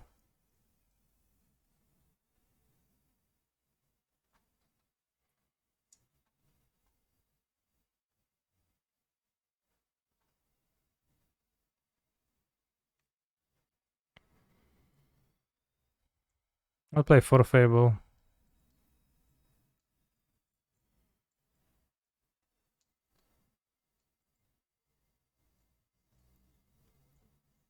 Nissa's defeat. Nissa's defeat is so unbelievably, insanely bad. Just have no words for that.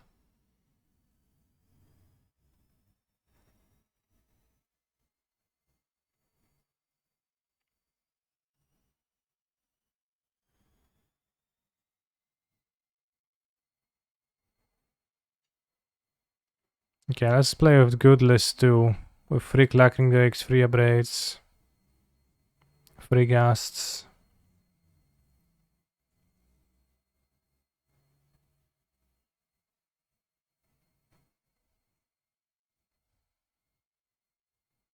Well, it's there because people play the first person who played that deck played this card. Did I see yesterday's prelim list from Pioneer? I did not. Let's take a look.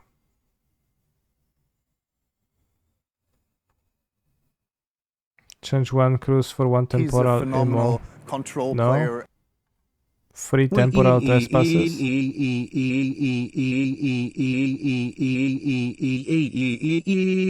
It's absolutely insane. How competitive are prelims compared to side challenge? I think prelims have high average gamer level.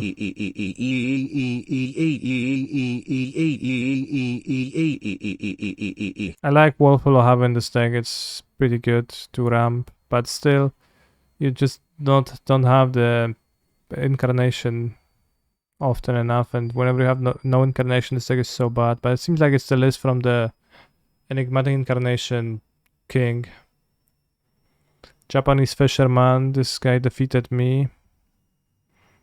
3 Lantern of the Lost, I haven't seen that card even. And 2 Hairs. Maybe it's just Lantern of the... I guess that's Relic of Progenitus. There was no Relic of Progenitus in Pioneer, but there now is. Damn.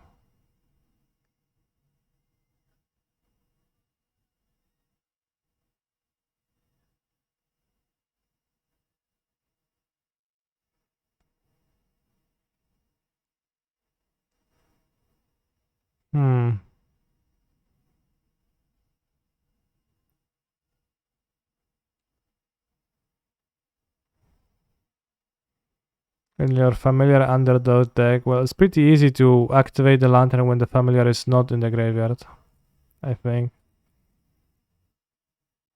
An underdog, well, I mean, a bit awkward, but tough luck. Have you formulated an opinion on the Tybalt's Trickery deck that is running around Pioneer yet? I find it to be pretty funny. It's a pretty funny deck.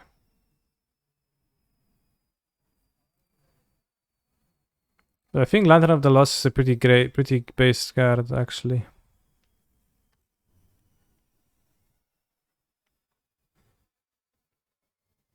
It was irrelevant for Modern because it's just weaker than Relic, but it's actually relevant for this format.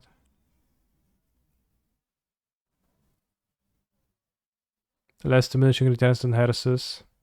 Better than Soul Guide. Well, okay, so imagine like Doomblade. No, imagine like discard a card versus don't discard a card, right? What is better? Because Soul Guide is discard a card. Lantern of the Lost is you draw a card.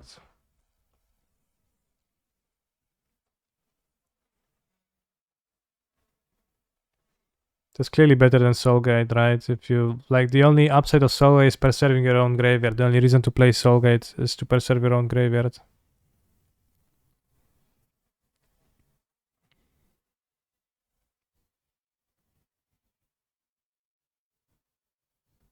Just pay 1 generic mana to not discard a card. Exactly. A fair price to me.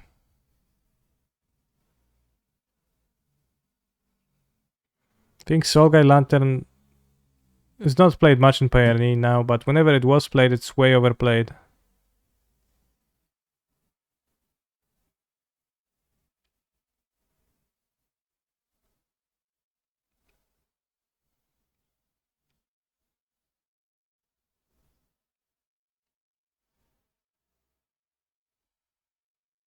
Bros, it's a Relic of Progentus. Relic of Progentus is great. Like, you speak as people who like played with Tormod script for an entire life and couldn't imagine playing with a Relic of Progentus, but it's pretty obviously Relic of Progentus is actually the grindy graveyard hate you want, right? And in Pioneer there is no non-grindy matchups.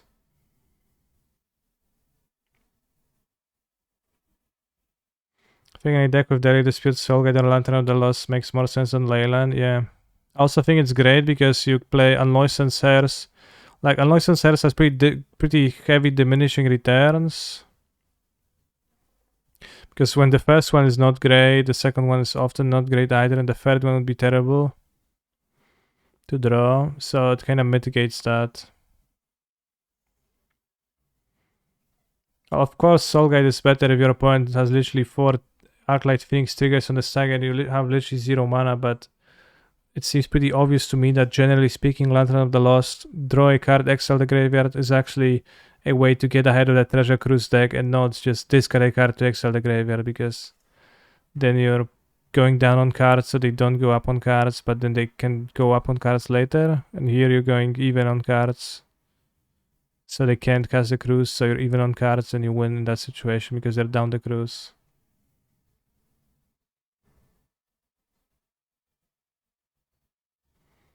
3-1 Phoenix.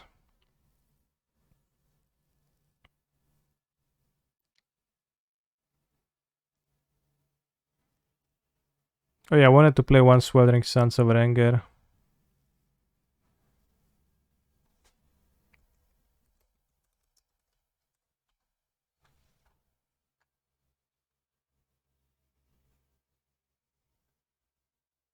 Or maybe even 2 Sweltering Sands. I don't know if there's die triggers that matter. But there is die triggers on my Phoenixes.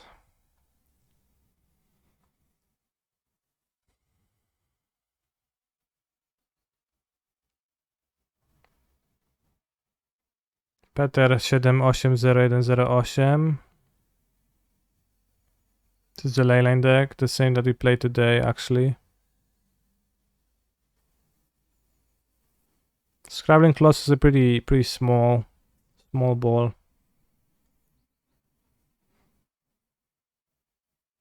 Maybe play one of the jumps and expedites for Drake. No, I don't want that card. It's a nice combo, but I think it's more funny than good.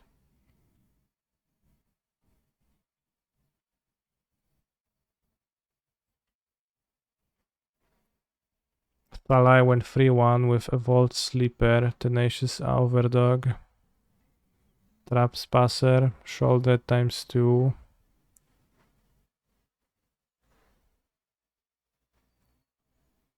So only had 2 Shoulder 2 and somehow he always drew it. For Liliana.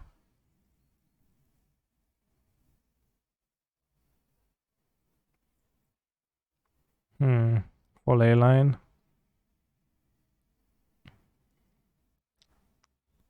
Thalai twice. Yeah, he was double queuing.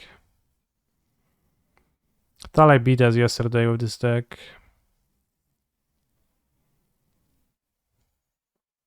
But barely, and I would have beaten the shit out of him if I have not discarded the wrong card, I think.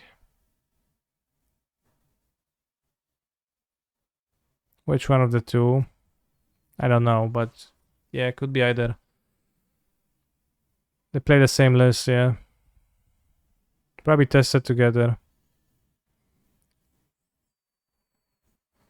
Wait, what? No, one Thalai has Kroxa. And second Thalai has... What happening? Wait, how many Thalais? 3 Thalais?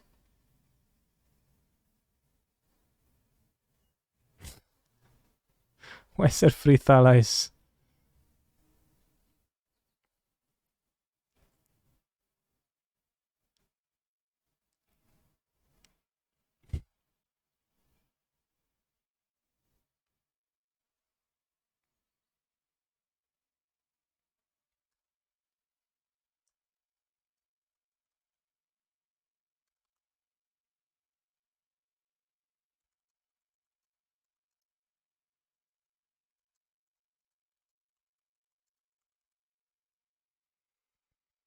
I'll tweet about it in a funny manner.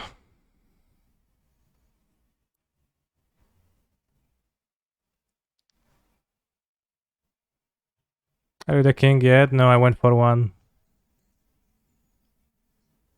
Today I faced 3 world champs in 1 round. Thalai, Thalai, and Thalai.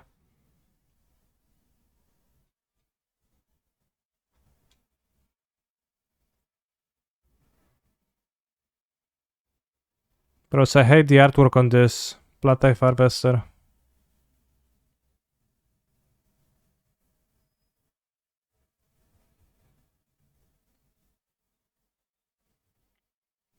On this fancy art. Fancy version.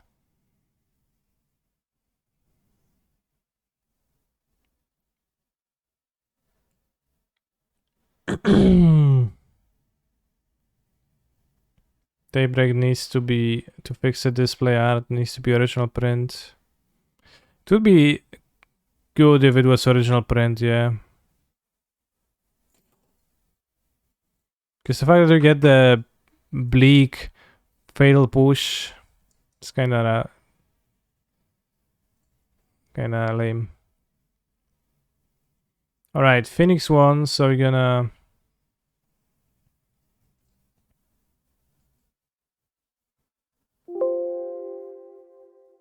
play a league with Phoenix again. Can get the 5-0 now, finally.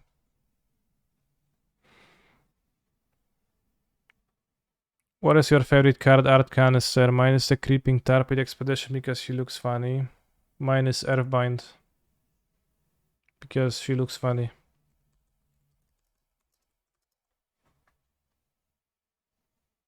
Followed up by the anime Wandering Emperor.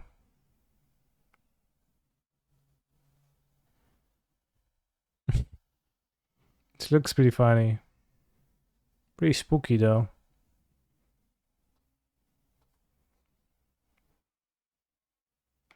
Showcases are technically original, same release date. Sure. But also you know what we are talking about and what is like the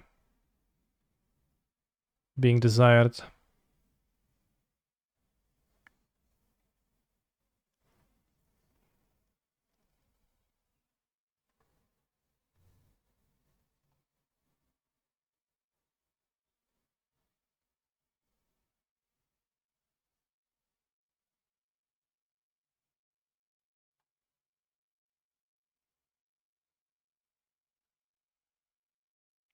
I can't share thoughts on the Zook and metaverse. I don't actually think about Zuckerberg much.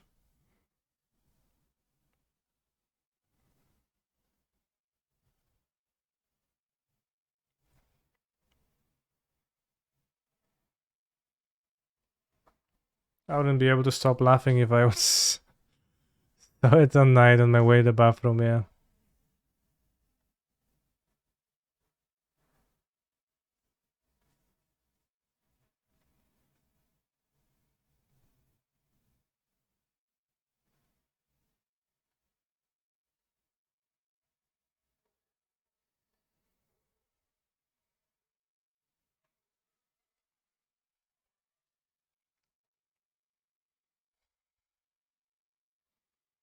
Chad, I made butternut squash soup.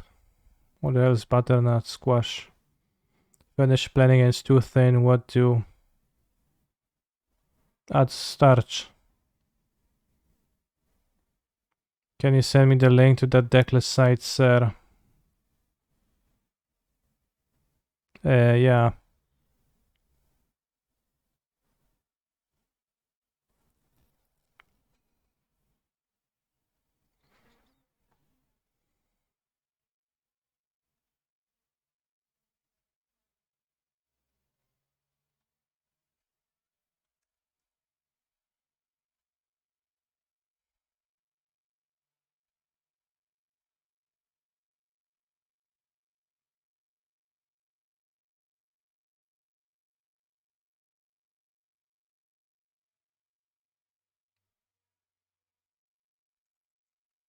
I managed to give my shoulder back to the bot. I failed. Let's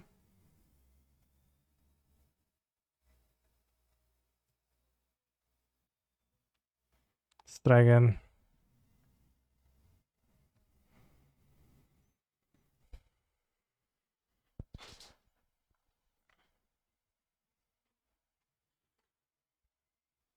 Well, now you have to play Shoulder and Phoenix. Damn, imagine drawing 3 cards and gaining 6 life.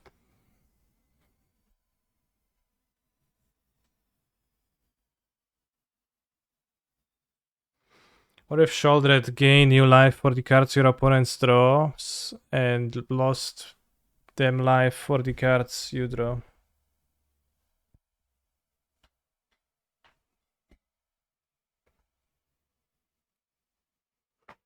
Do you send blue-black Phoenix list? Yeah. Seems to not make much sense to me. And Fatal Push is actually a terrible card and outside of decks that can easily trigger Revolt, which that Phoenix deck wasn't.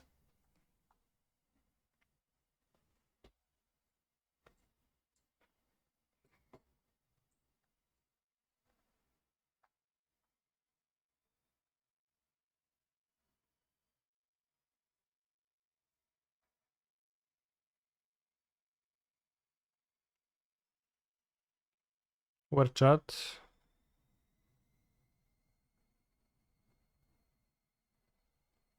My hand doesn't do anything, we have to mulligan it. But Liliana discarding Phoenix? I don't think it played Liliana.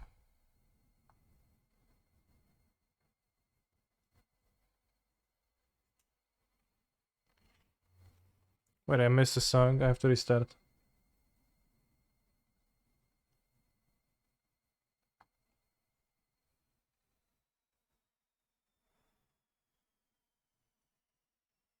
It's a weekend.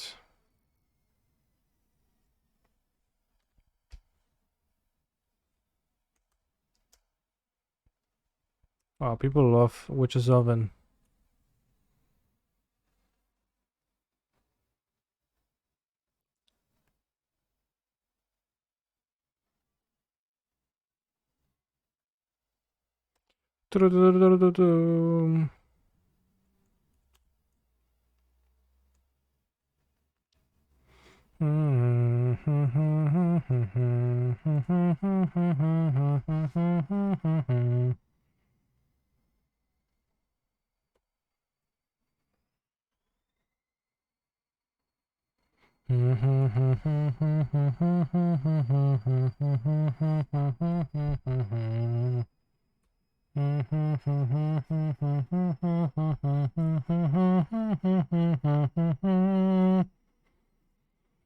Rozumie godność człowieka, chyba nie, a to coś tam, Możesz sobie obrażać tych, co sobie zasłużyli, ale nie naszego papieża Polaka.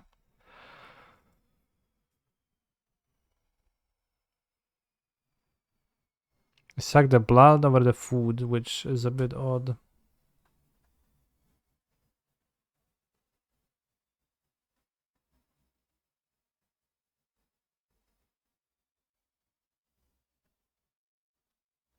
I just want to copy the opt. And I can drop puzzles. Puzzles.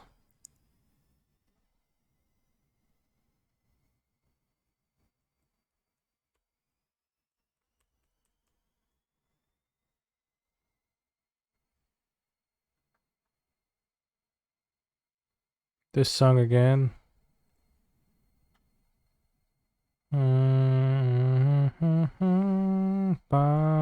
Punished. Sort of. Ah, it's different this time.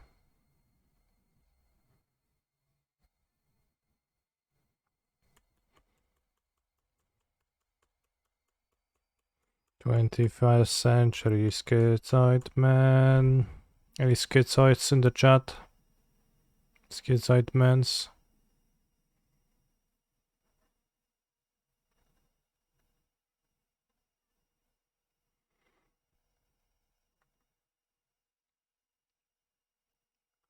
Work when can't she made good music, yeah.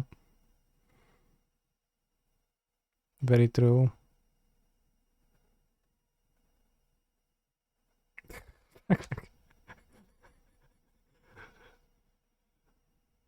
Nice dress.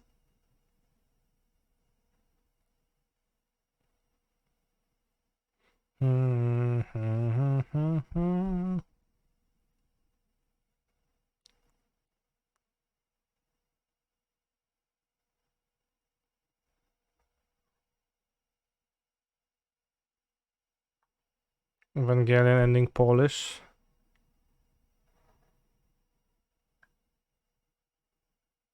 Content warning, spoiling Evangelion.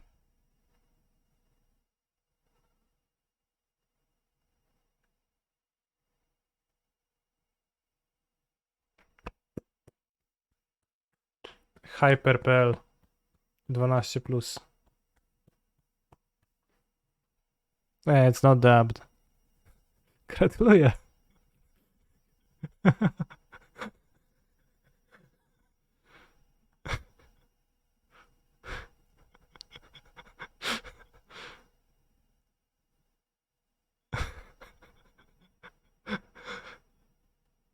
What, they leave the Omedeto? That's common, lector. Kill my ping in the eyes with pings. Oh no, the devil's in the details, we're gonna die. You don't dub everything, just like have a guy say voice over the stuff that's being said.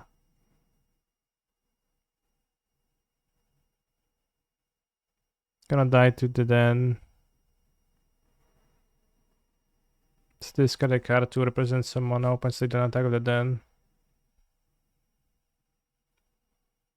How many versions of the ending of Evangelion have you seen? Versions? I've watched the movie End of Evangelion. And I have watched 2.5 movies of the rebuild.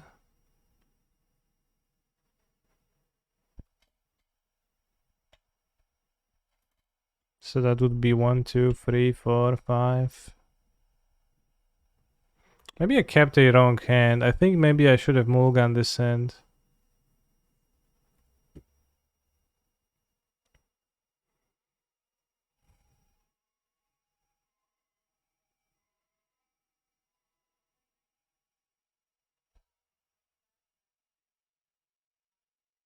Doesn't matter. But I won an extra card in my graveyard. If I draw Time Walk into... If I draw Time Walk into pieces, return 4 phoenixes type stuff.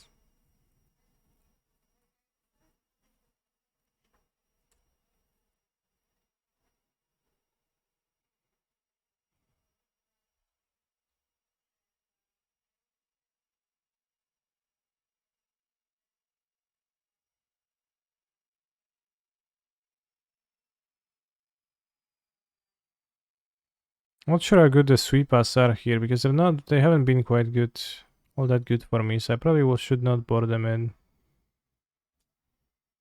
And looking at the deck, they're actually not very good at all.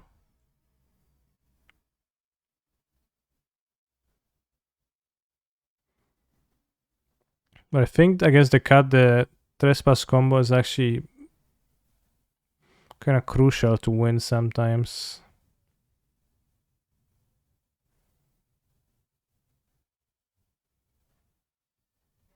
Three spell pierce seems extreme. Two sounds like a good amount.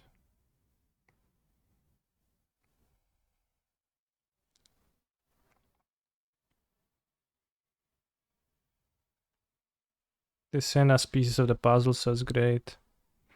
It's kind of common that your hand is great if it has pieces, it's not great if it doesn't, and I think I need to move a bit more aggro. Because, like, I often lose when I don't do anything.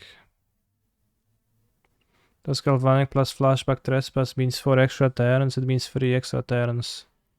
You go Galvanic Iteration, then you flashback the Galvanic Iteration, it gets copied, so you have 2 iterations resolving, and both say your next spell gets copied. So then you play a Trespass with 2 iterations on it, so it goes to 4 to 3 extra turns, because it's copied twice. It's not 2 times 2. But Johnstar said the card was bad. Well, there's many things that Johnstar said. For better or worse. But he was not right about pieces, I think. Phoenix a pieces deck.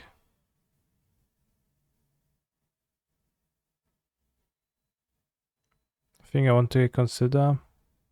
Then draw 2. I'm not calling him a liar, I'm calling him a misguided individual.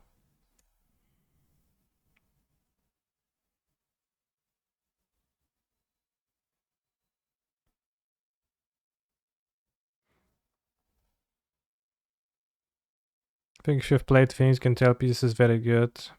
Yeah. Like, also didn't quite maybe understand the like powerfulness of it at first myself, but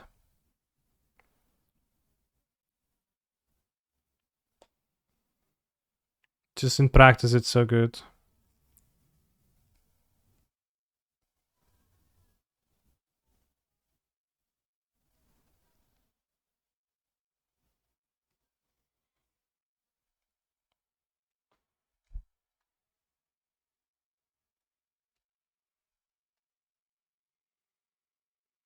It's hard to fuel pieces without... Maybe you can play a Crackling Rake here. But if they play Shouldered, then is that trouble a bit? It might be trouble a bit. They took my Abrade too. We can also get a second Phoenix, maybe. So I think we should be cruising. We have the Axe, good.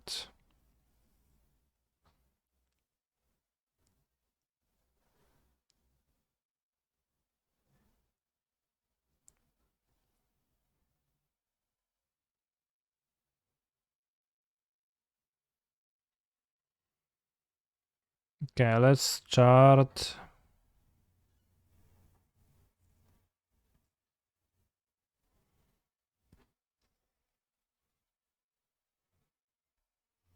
If the Max looks for an extra Phoenix, I'm gonna cast the Impulse on this to not fall behind on board, not take more damage either. Awesome. Can discard the land now. Pow this, pow. Attack for 9.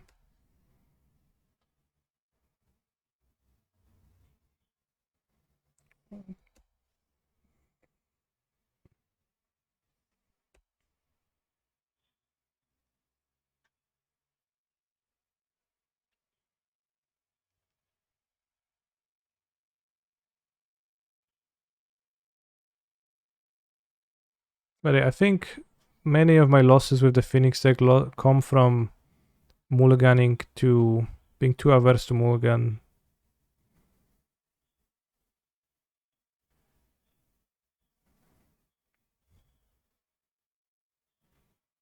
I'm on a draw, so Fire Impulse is technically better.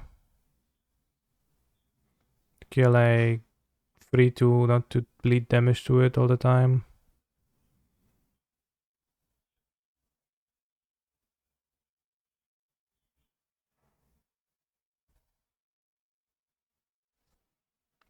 Not sure about this.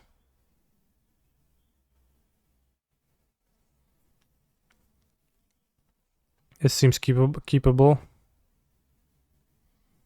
Especially against Graveyard Hate.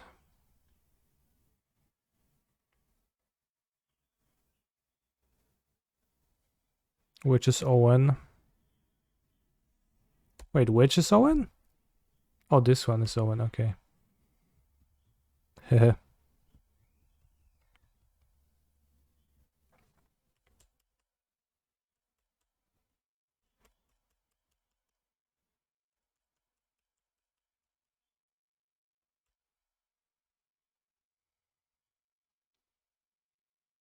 Upgrading a creature on 2 pieces to puzzles on 3. I think I would prefer to play Shredder. Enable Shredder opt next turn for Mega Connive. Put back the pieces as I don't necessarily want to cast it if they follow up with a powerful free drop.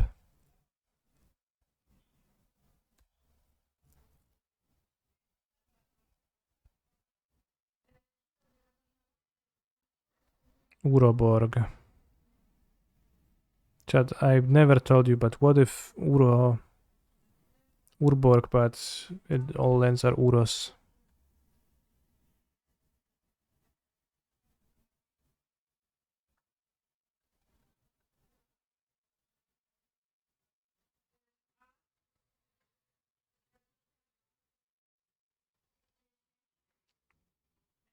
I don't feel like I have time for pieces.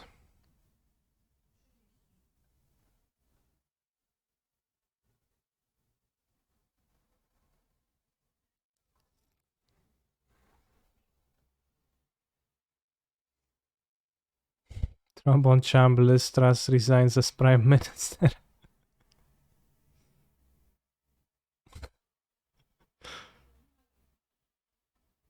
Yes, I would kill all the lands on the battlefield, but you know, play a land, you can just chain them.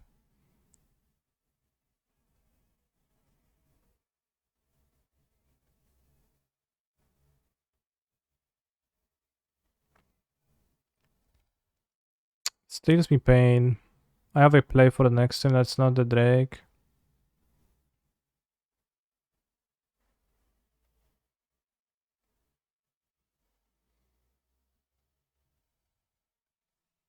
I don't know if I'm happy about this outcome.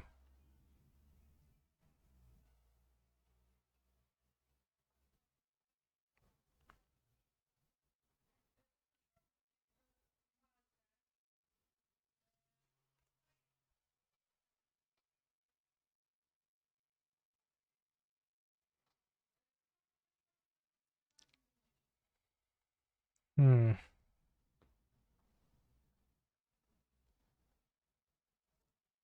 No attacks, good. They have one card only. Typical sacrifice deck, just play some trash and doesn't have cards.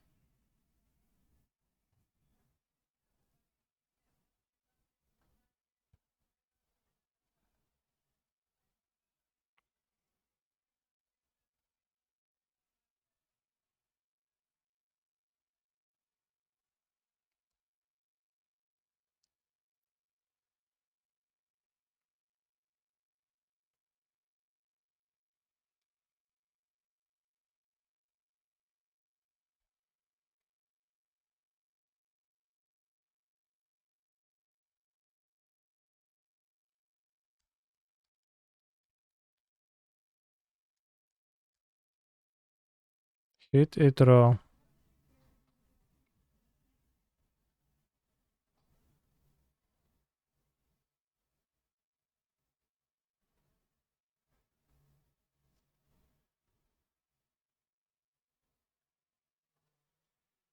Curious.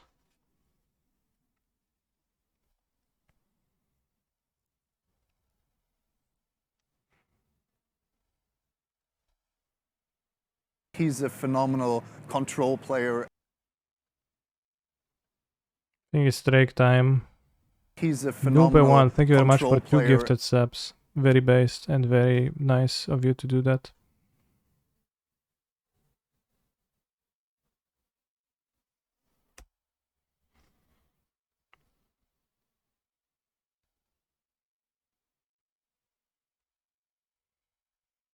React honey to what I imagine Greasefang look like IRL. Alright.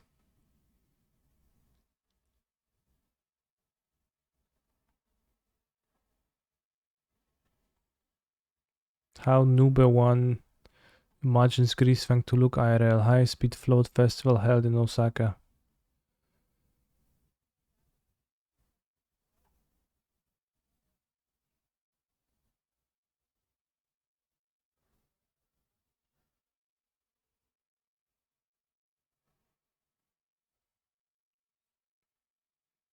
Where's the rat on a motorcycle?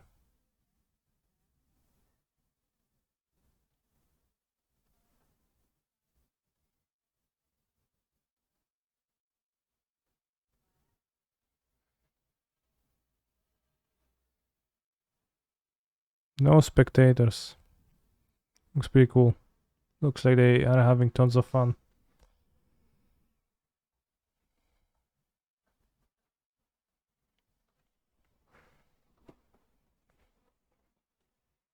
The friction train. Thank you for the subs.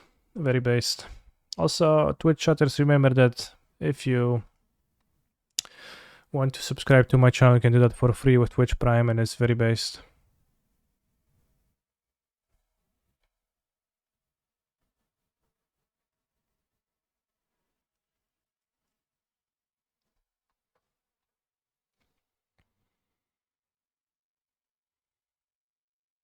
Based on what exactly? Exactly.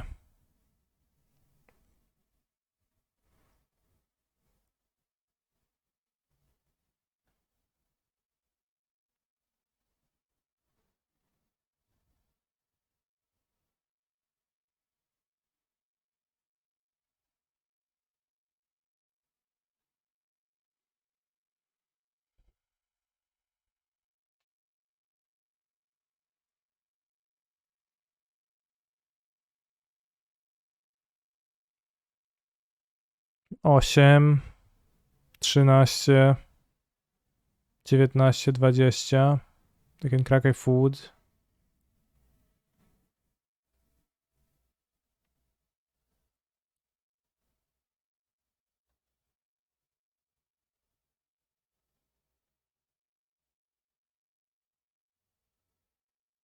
What do you think of the tribal trickery decks? Tribal? I mean, they're funny, they're not good, but they're funny.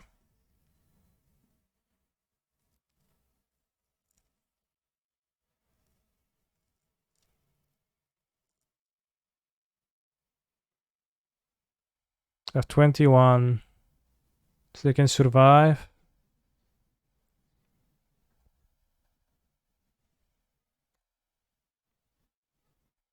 So I'll just keep blockers.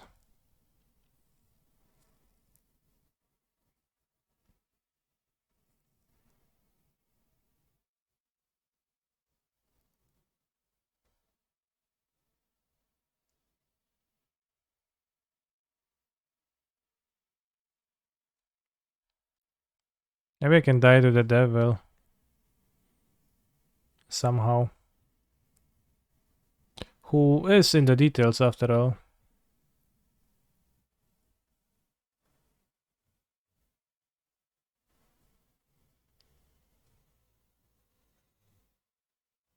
If I can't get the Delph, take a Terran spell, what can I play?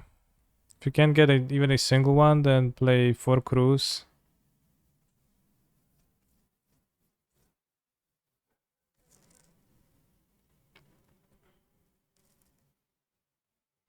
The stray card seems to be very good every time you play it. I like it, yeah.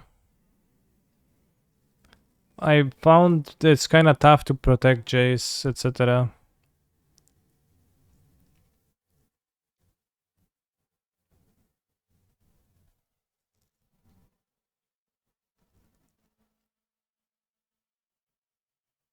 Everybody can get it. COVID, damn. What a line.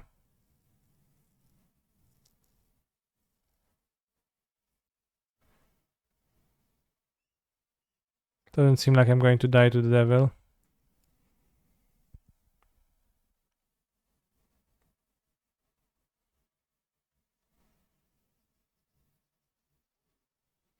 Have you tried the 5-color with the binding? I have not, no. What is the devil, Mr. Streamer? It's in the details. I thought I told you already.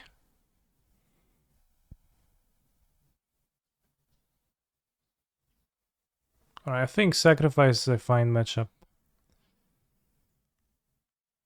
Okay, it gets kinda awkward, but... And you kinda embarrassing when you lose to Hate, but... Game 1 seems relatively free if you mulligan 2 hands that do stuff. I'm going to grab something to eat. I'll be back in a few minutes.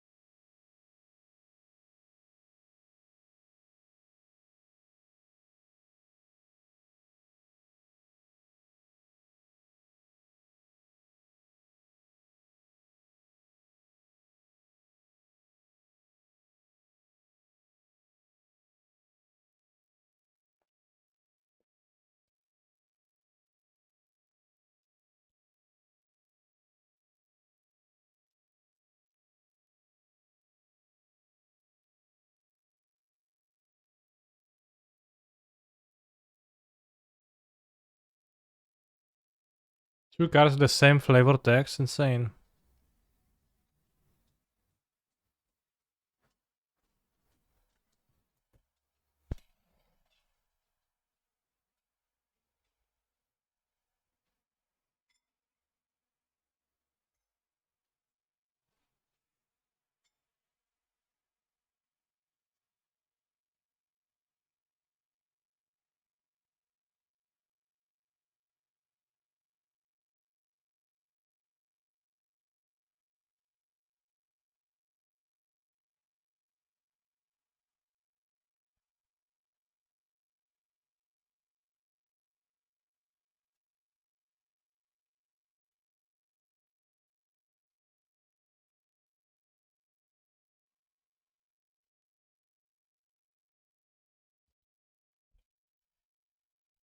Toast and baked beans.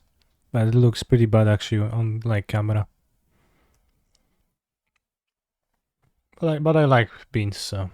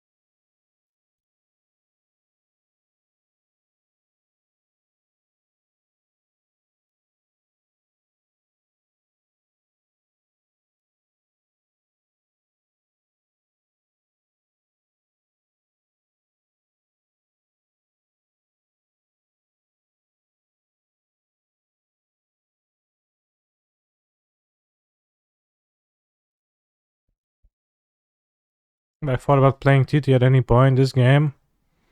Not really. Especially since the stock list has coils. And I think I can beat the board like easily without opening myself to any awkwardness.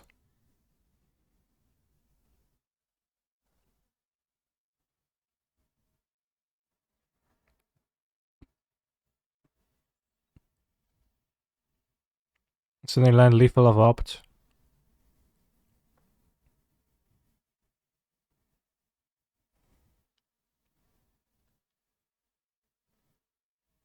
Not anymore.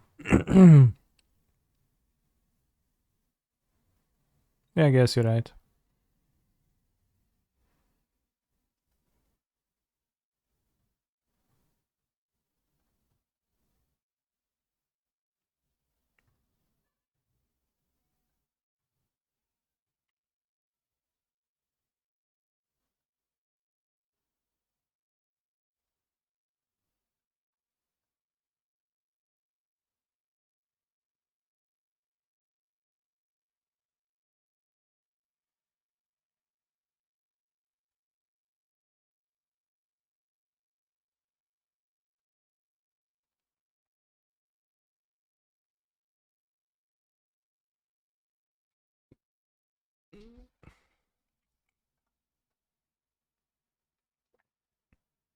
Nice Gruul deck, so good.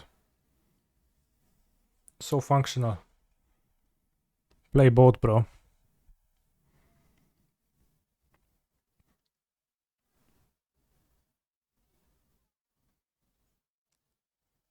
I don't want Young Pyromancer against the Stomp deck. Ethergast is pretty broad interaction. They have plenty of hate. So I'm just gonna do this. I think in the ice we can... Not sure. Spell Pierce, maybe a cheeky one Spell Pierce. Probably not two.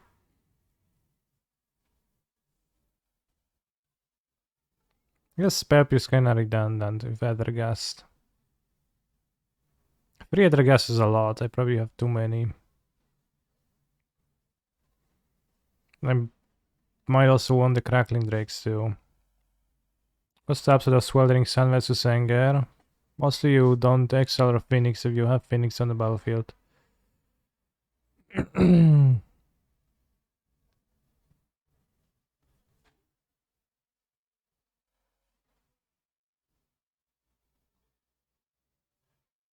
I actually won't have all 3 gas in this matchup, I think. 2 Cracking Rake seems like enough.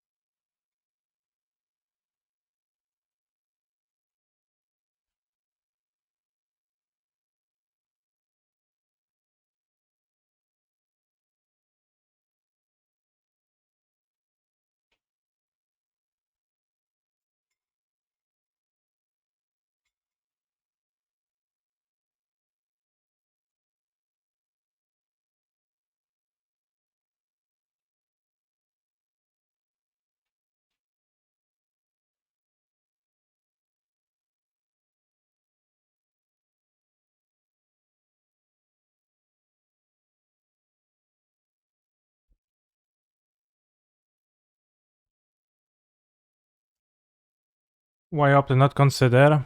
Because they might play Graveyard Hate and I might want to consider later to fuel my Graveyard doubly, so was my thought.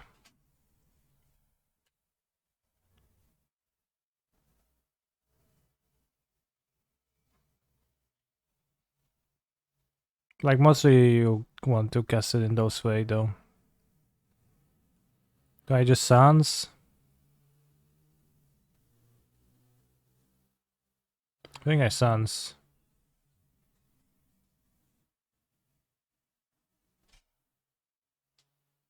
Braid easy.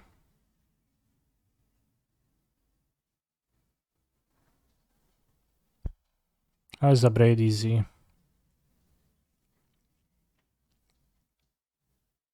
I'll Sans because it's a bit hard to Sans.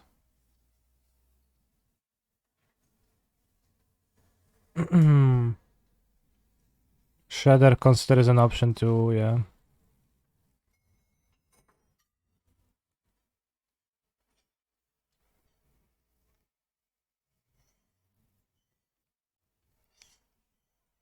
What about the Shredder Spike, the Elf? That was an option too, yeah.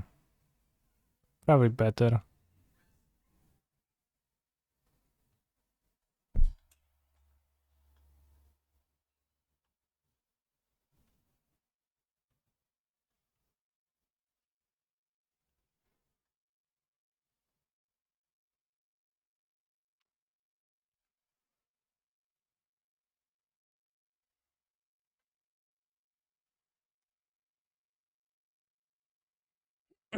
Yeah, I think actually Sans was pretty bad.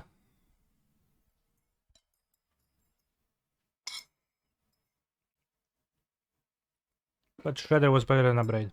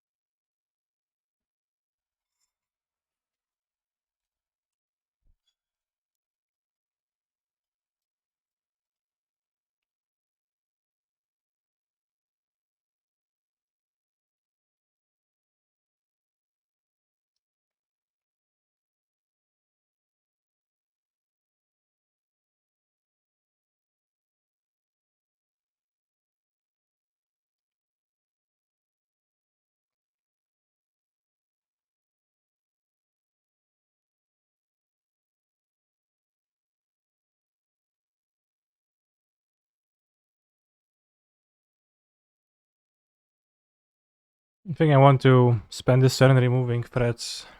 We'll see exactly how, depending on how they attack with their vehicle.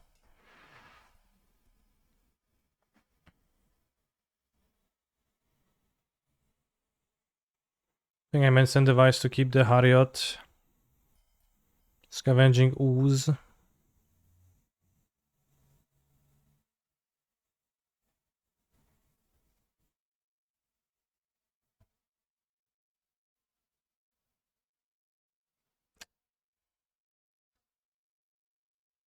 Okay.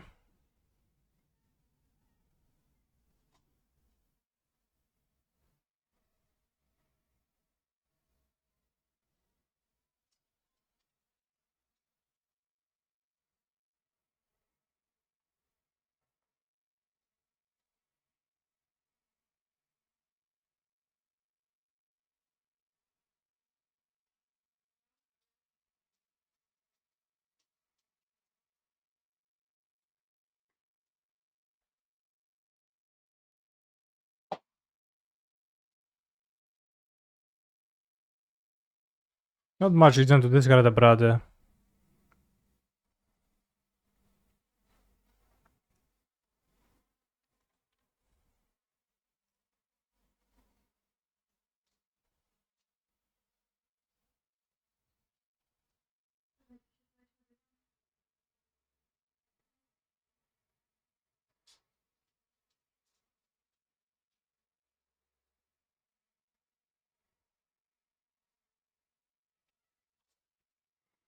Need Bold and Pioneer. I hate Fire Impulse so much. I think we're fine. It's fine.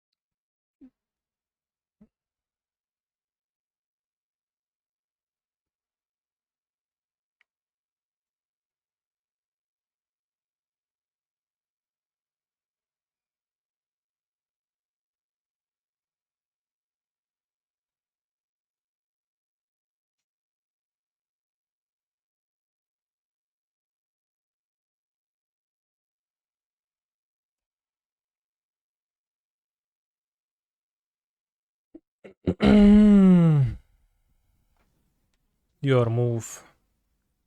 Opponentus.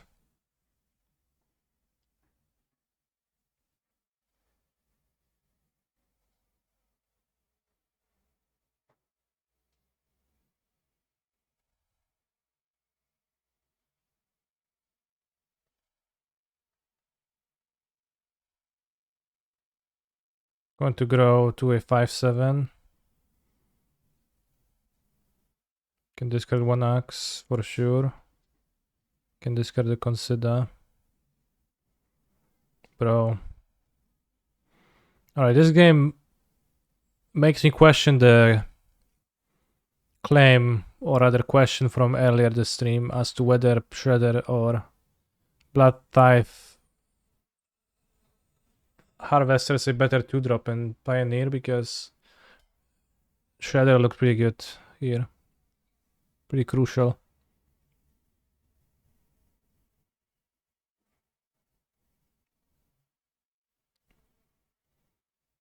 And like the Grudel deck looks not particularly playable in comparison. TBH. Shredder is orders of magnitude better than Blood Tithe. Shredder is also weaker in the format. Harder to double cast in this in modern, I think. And outside of Phoenix, it kinda underwhelms me often, but here it's pretty good.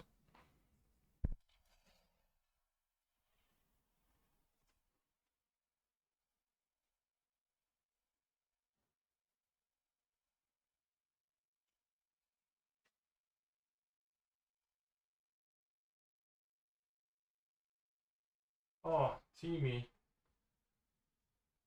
Playing as Teamy, bros. Pieces in opening hand, I keep.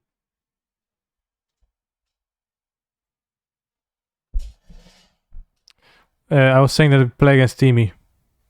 But I just pulled down the mic.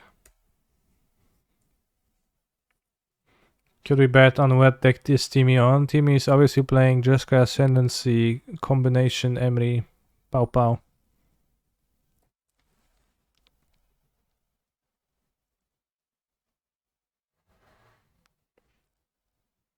I take that back.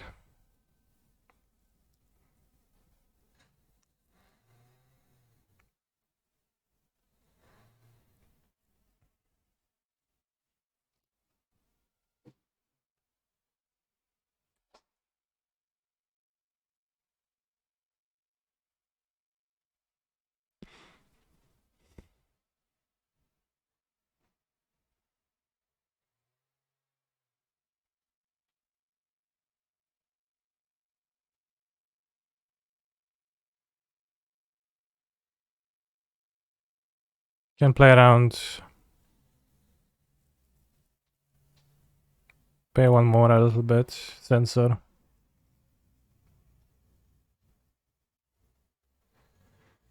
I wonder if he's playing a Narset deck. That would be very not unkind. Whoa, Heartless Act.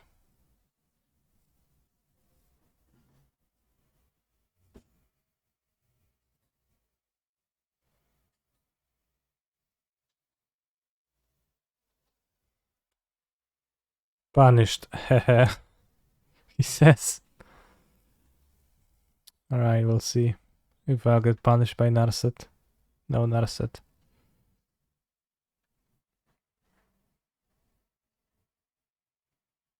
Alright, I'll play the top land.